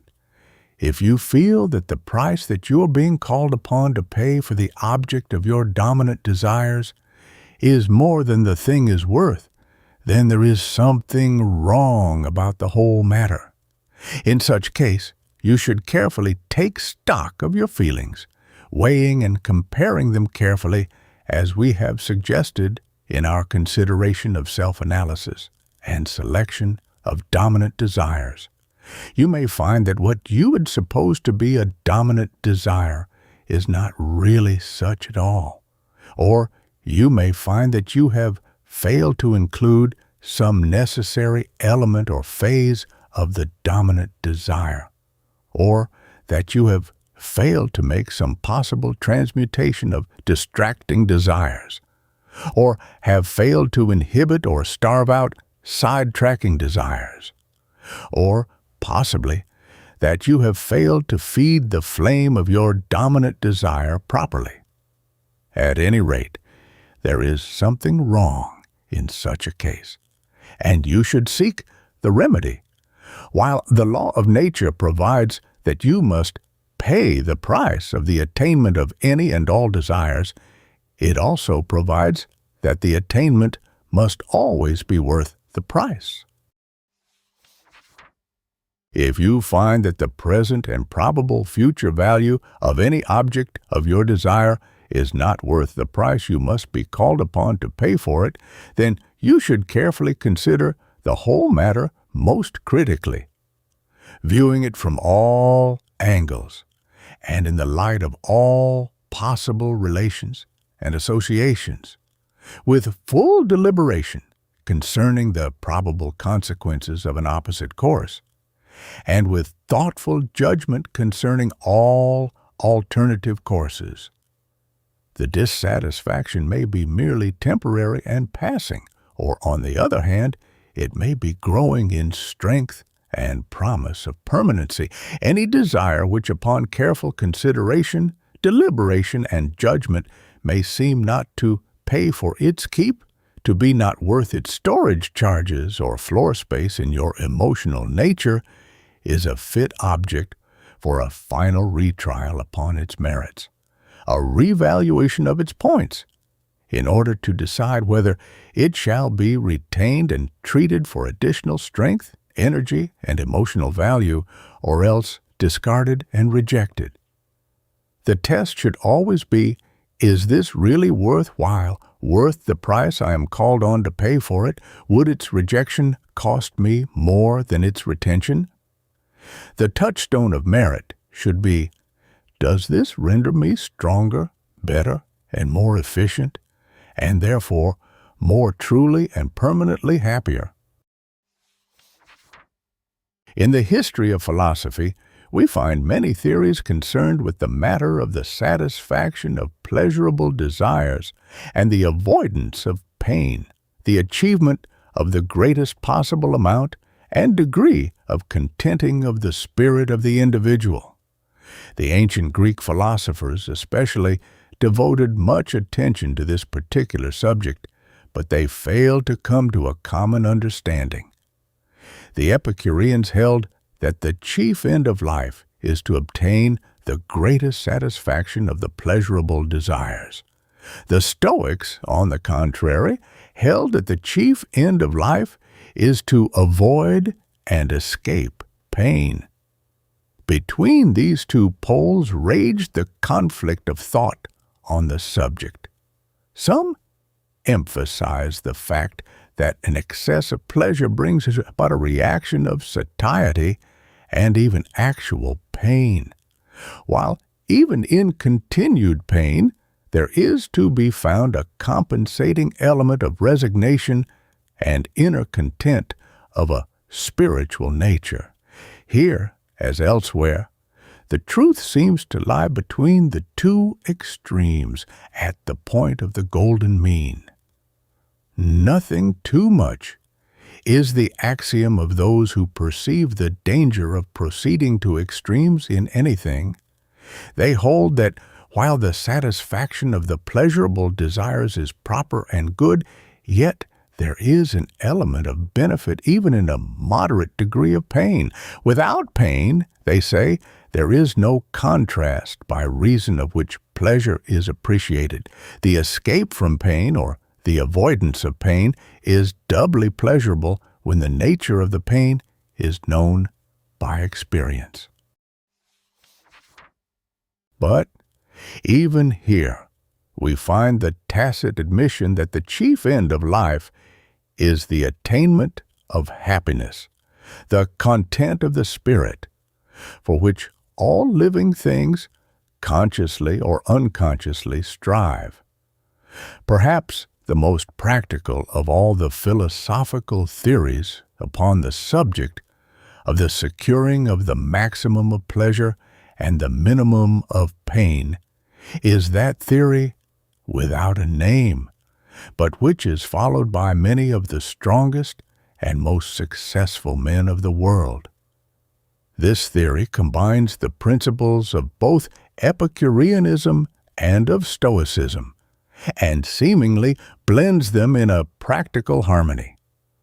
The cardinal principle of this practical philosophy may be expressed in the following adage: sacrifice the lesser pleasure to the greater, taking into consideration the element of permanency and ultimate value. If any desire is found to result in a greater degree of pain than of pleasure, sacrifice it, unless it contributes to the success of a greater desire. If it results in a greater degree of pleasure than of pain, preserve it, unless it tends to weaken or to interfere with the success of a greater desire. In the consideration of the above, you must never lose sight of the fact that the greater desires, or the greater pleasure, may consist of the satisfaction arising from the performance of duty and of the practice of rational altruism. In fact, it often does so, for acts of duty, altruism, patriotism, self-sacrifice for an ideal, etc., are performed only when there is secured a greater content of spirit by the performance or practice than by the opposite course. So, at the last, recognizing that you must always pay the price, you are justified in seeking to get the greatest satisfaction for the price paid, and to refuse to accept emotional goods which are not worth the price demanded for them. There should be observed an economy of desire, by means of which the law of compensation is made to yield a full return for every expenditure. You should always get your money's worth when you pay the price, and it behooves you to examine carefully the wares offered for sale on the counters of desire. If you find that you have any unprofitable desires not worth the price which you are continually being called upon to pay for them, do not hesitate to scrap them at once. At least, strive to retain only such dominant desires as will in the end enable you to say honestly to yourself, "It was well worth the price it cost. I am satisfied." You have seen that desire is that emotional state which is represented by the phrase, "I want." You have seen that desire has for its object something which will bring pleasure or get rid of pain, immediate or remote, for the individual or for someone in whom he is interested. You have seen that you always act according to your greatest like or dislike, of which you are cognizant at the time. You have seen that the degree of force, energy, will, determination, persistence, and continuous application manifested by an individual in his aspirations, ambitions, own performances, actions, and work is determined primarily by the degree of his desire for the attainment of the objects thereof, his degree of want and want to concerning that object.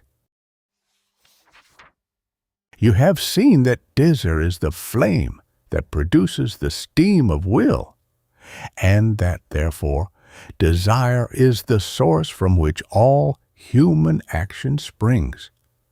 You have seen that not only does desire power directly or indirectly cause all human action, but that it also sets into operation the life forces which develop the mental and physical faculties and powers of the individual along lines designed to further and more efficiently manifest and express the dominant desires of the individual. You have seen how desire power presses into service the powers of the subconscious mentality in the work of manifesting and expressing the strong desires.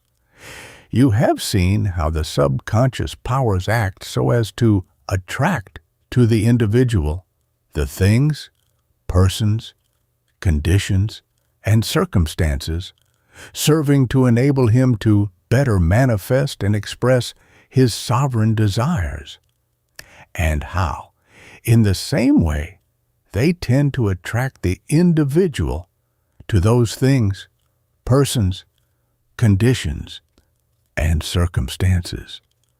You have seen how desire attraction works silently, even when one is asleep, toward the end impressed upon it by the character of the strong desires.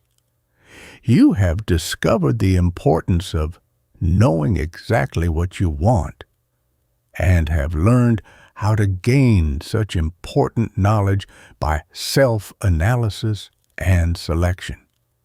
You have discovered the importance of wanting it hard enough, and have learned how to feed the flame of desire so as to cause it to burn fiercely.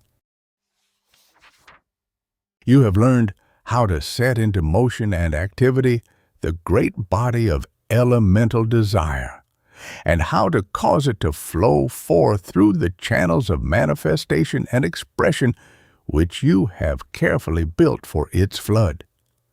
You have discovered the necessity of paying the price of attainment of the objects of your desire, and have learned the general rules concerning such payment. You have been informed concerning the tremendous power of the desire power within your being, and have become acquainted with the laws governing its manifestation and expression, and the rules regulating its control and direction. If you have entered into the spirit of this instruction, and have allowed its influence to descend into the subconscious depths of your mentality, you have already become aware of the aroused energy of the desire power in those depths. You will have found yourself filled with a new and unfolding consciousness of personal power within you.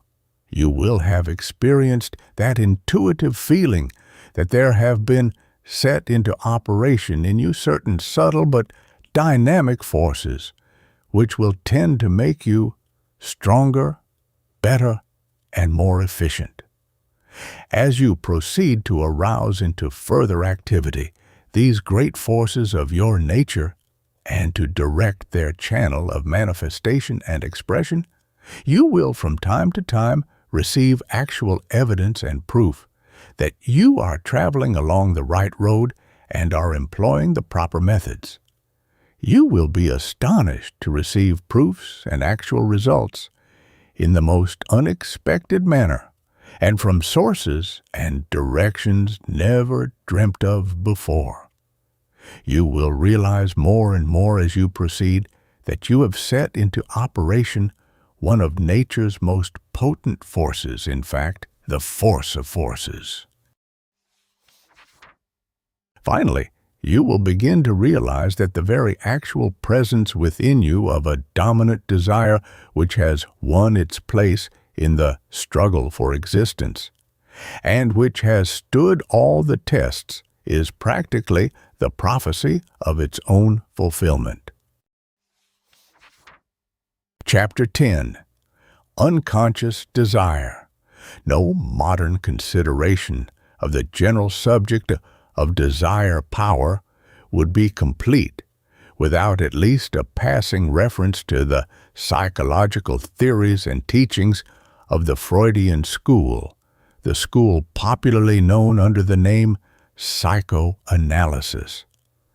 In the teachings of the founder of this school, Sigmund Freud of Vienna, and in those of his followers, there is found the basic postulate of the unconscious, a subconscious psychical element of our mental being, the essence of which is desire manifesting along the lines of subconscious mentation.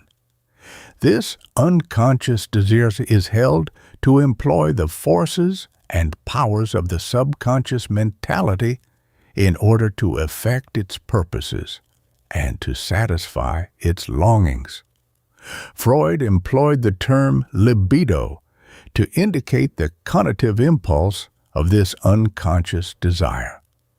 That term, however, having acquired a somewhat unpleasant connotation for English and American minds, the later writers in these two countries have frequently substituted the term craving.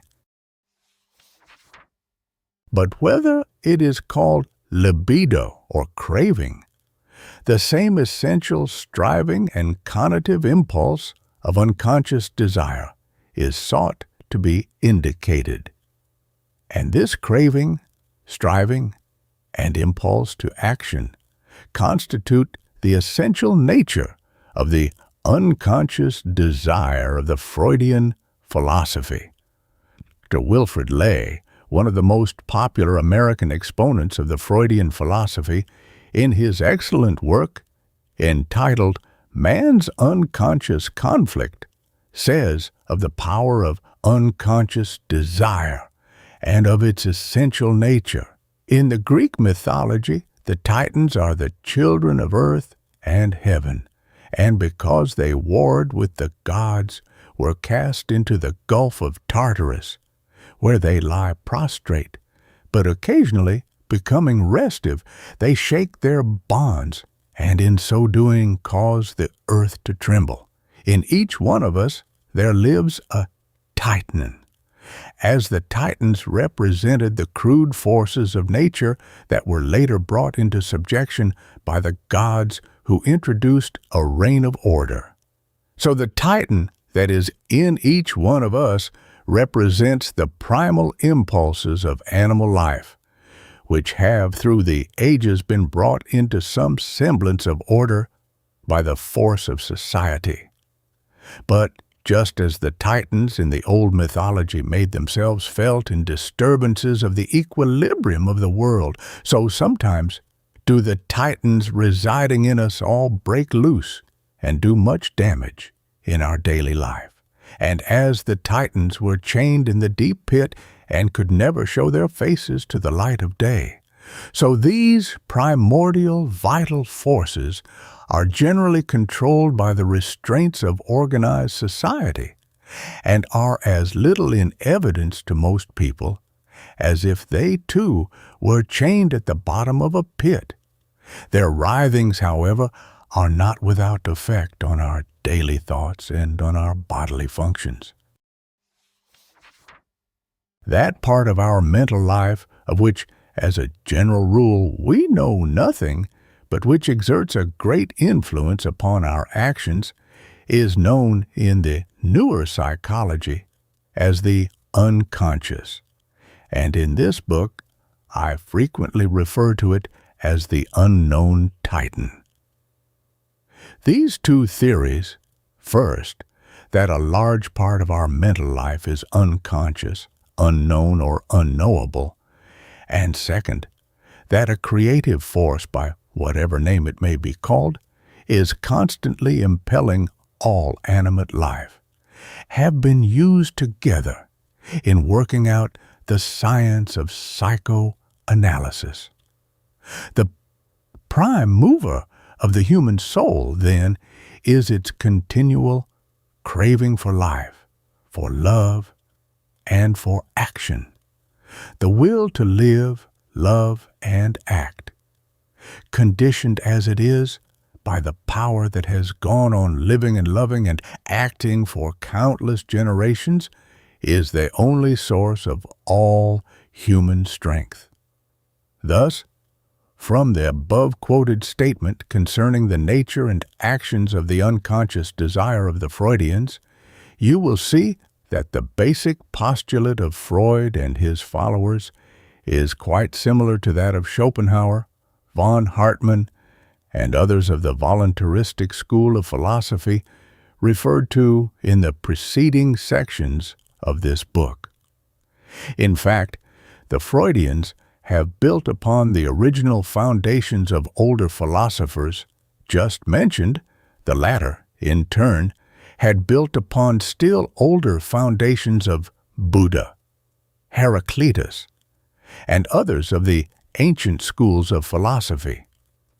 In all of such teachings will be found the fundamental postulate of a universal something or somewhat, the very essence or kernel of nature, the inmost characteristic of which is an insistent desire, a craving, longing, striving, hungering, thirsting, moving toward action, promising to content its spirit.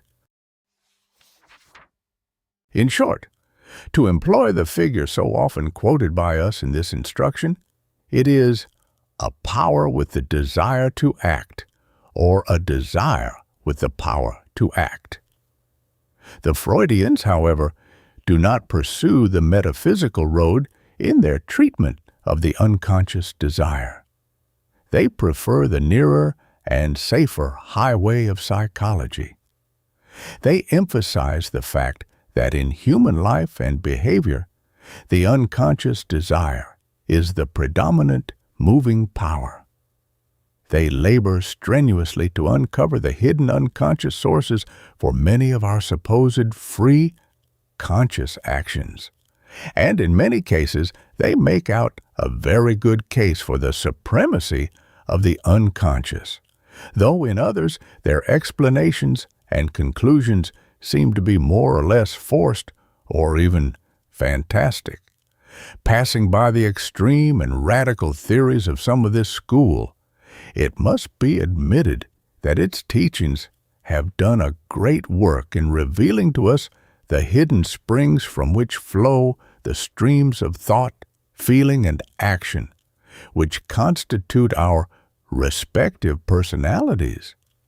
Likewise, they have bestowed upon the race certain valuable, efficient methods of correcting abnormalities and faults arising from the uncontrolled operations of the unconscious. The Freudians throw an interesting light upon the real causes of many of our common everyday actions, which we fondly imagine that we are performing of our own free will and by reason of certain conscious motives. The teachers show us that these certain conscious motives are not at all the real motives of our actions. The real motives are to be found in certain far below the surface, buried and hidden desires, cravings, longings, desires. These real motives are often completely concealed from us and are revealed only through methods of psychoanalysis conducted along scientific lines. Our so-called reasons are often mere excuses or pretexts evolved in order to quiet our minds and consciences while the unconscious desire proceeds to manifest and express itself through us. Ernest Jones, in his works treating upon the subject of psychoanalysis, employs the term rationalization to indicate that tendency on our part to ascribe a conscious reason or motive to those of our actions which are really caused and motivated by the wishes, desire, and craving of the unconscious. Lay also gives numerous examples of actions which seem unaccountable, and indeed are unaccountable, except on the grounds of their having been motivated by the unconscious wish. Freud gives the keynote of his general theory concerning the influence of our past experiences and of the feelings resulting from them upon our present thoughts, feelings, and actions in his statement, "We are what we are because we have been what we have been." A writer on the subject adds, "Down in the dark, hidden mental pit of the unconscious that even we ourselves do not know, and yet from which impulses are always springing and affecting our reactions to life, are many instinctive cravings, many antisocial, egotistic, jealous, hostile thoughts. We often have to repress them consciously, but much oftener they are unconsciously repressed. Sometimes a slip comes and they are revealed against our own will, at least discovered to those who understand something of the operation of the subconscious mind, an increasing number. Now, Dr. Drysdale says, experiences long buried and long forgotten continue to exercise a dynamic force in the life of individuals, influencing their reactions and apparent motives. They are subconscious undercurrents, repressed, usually in the normal person, but active in breaks such as lapses in speech, gaps in memory.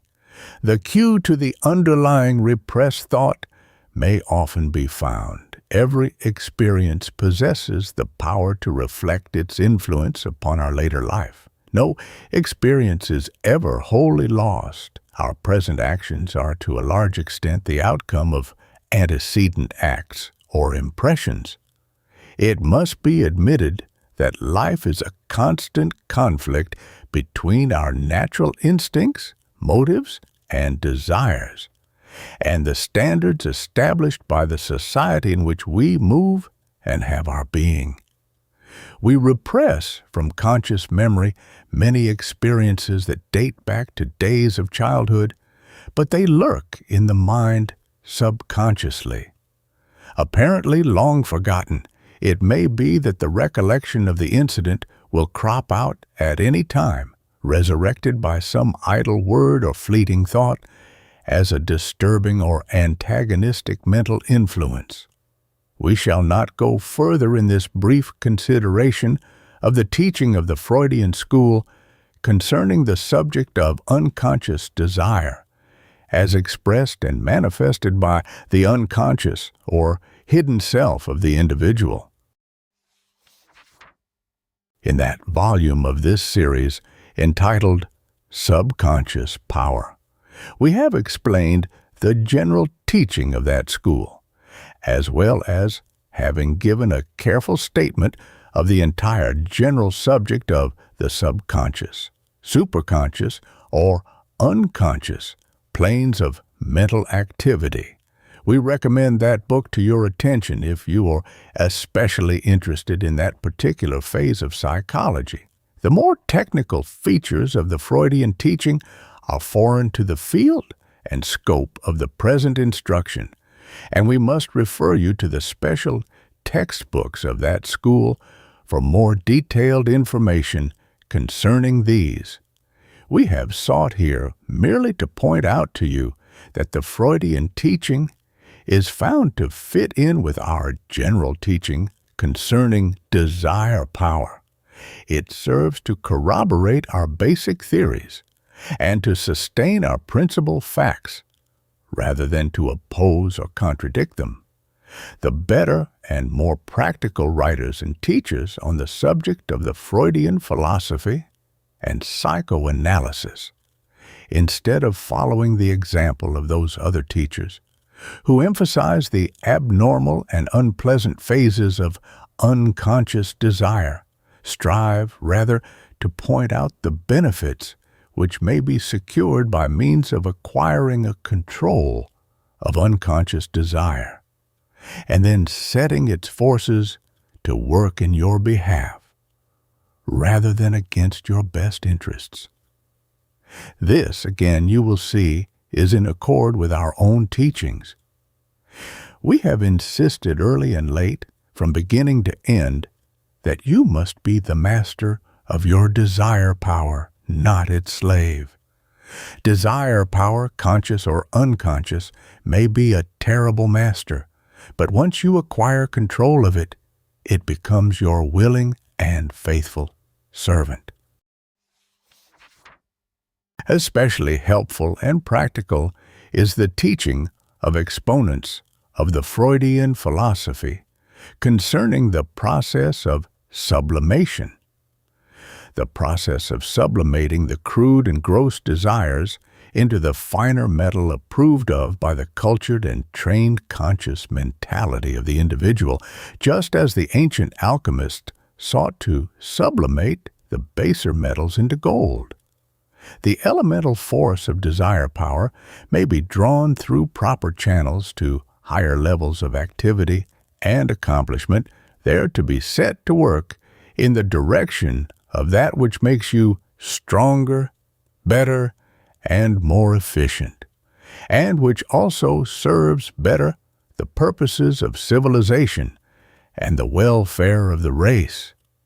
This teaching concerning sublimation also is found to accord with our own teaching as contained in the present book and others of this series. In fact, many of the methods set forth in these books and presented to you in this instruction are based upon this precise principle. That of transmutation or sublimation of the elemental desire power into the higher forms of its expression.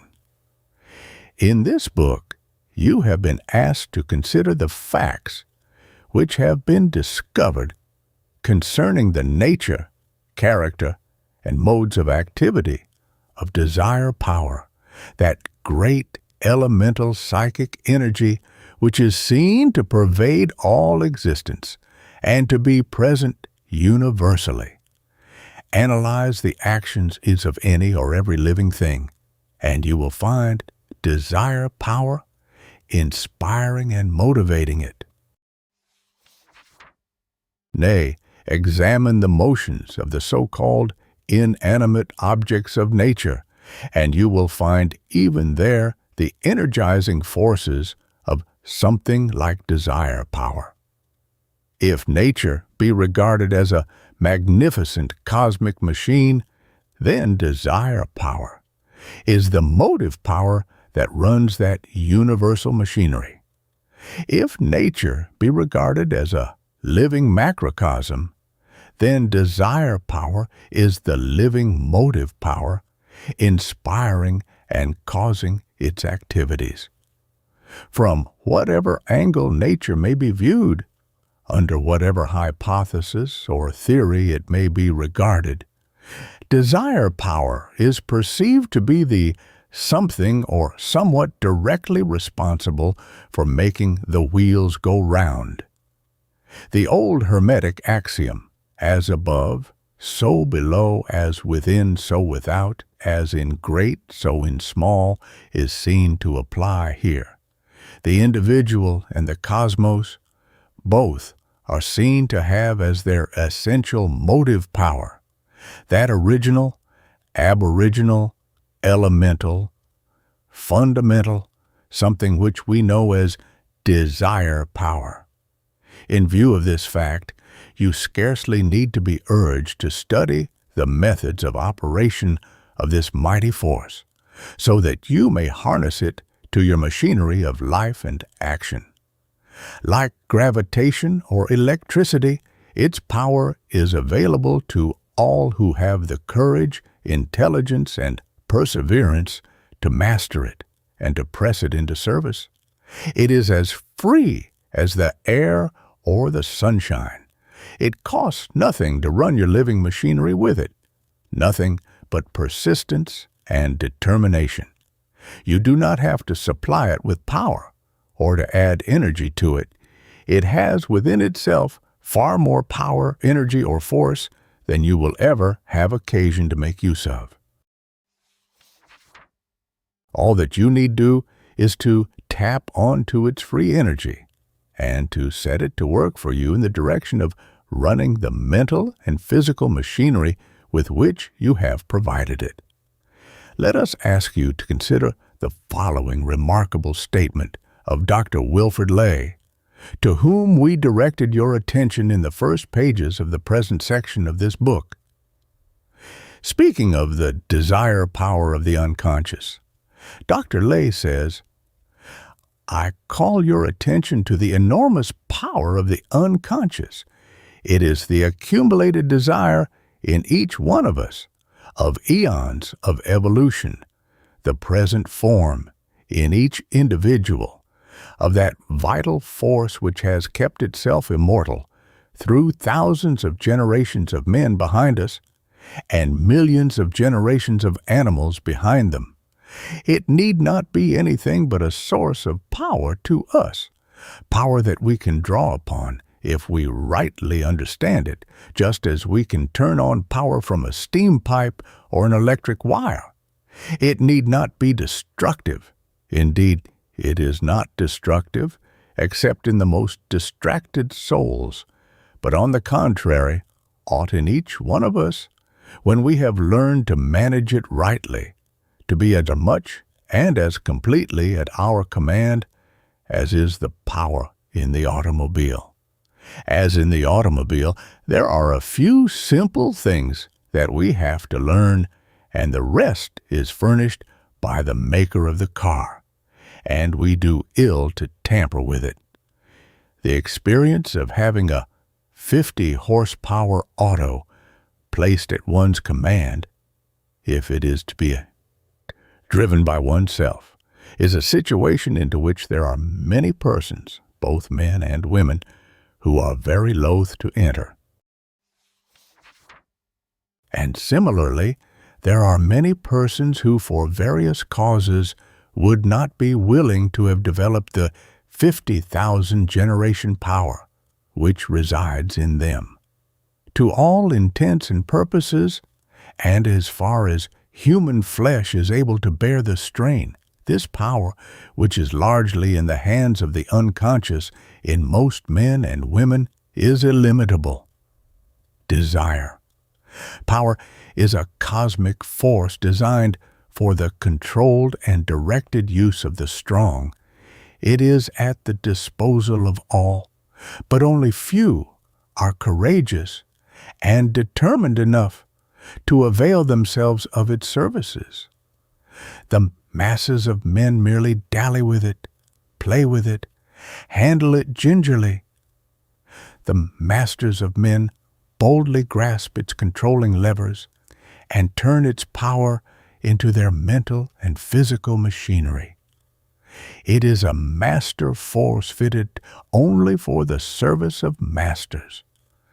It is the rightful servant only of those whose slogan is, I can, I will, dare, I do. You can be a master of desire power, and thus a master of men, a master of circumstances, a master of life, if you but will to be so. You are the master of your fate, the captain of your soul, if you will but recognize, realize, and manifest the power of the I am I, which is your real self, and of which desire power is the willing servant.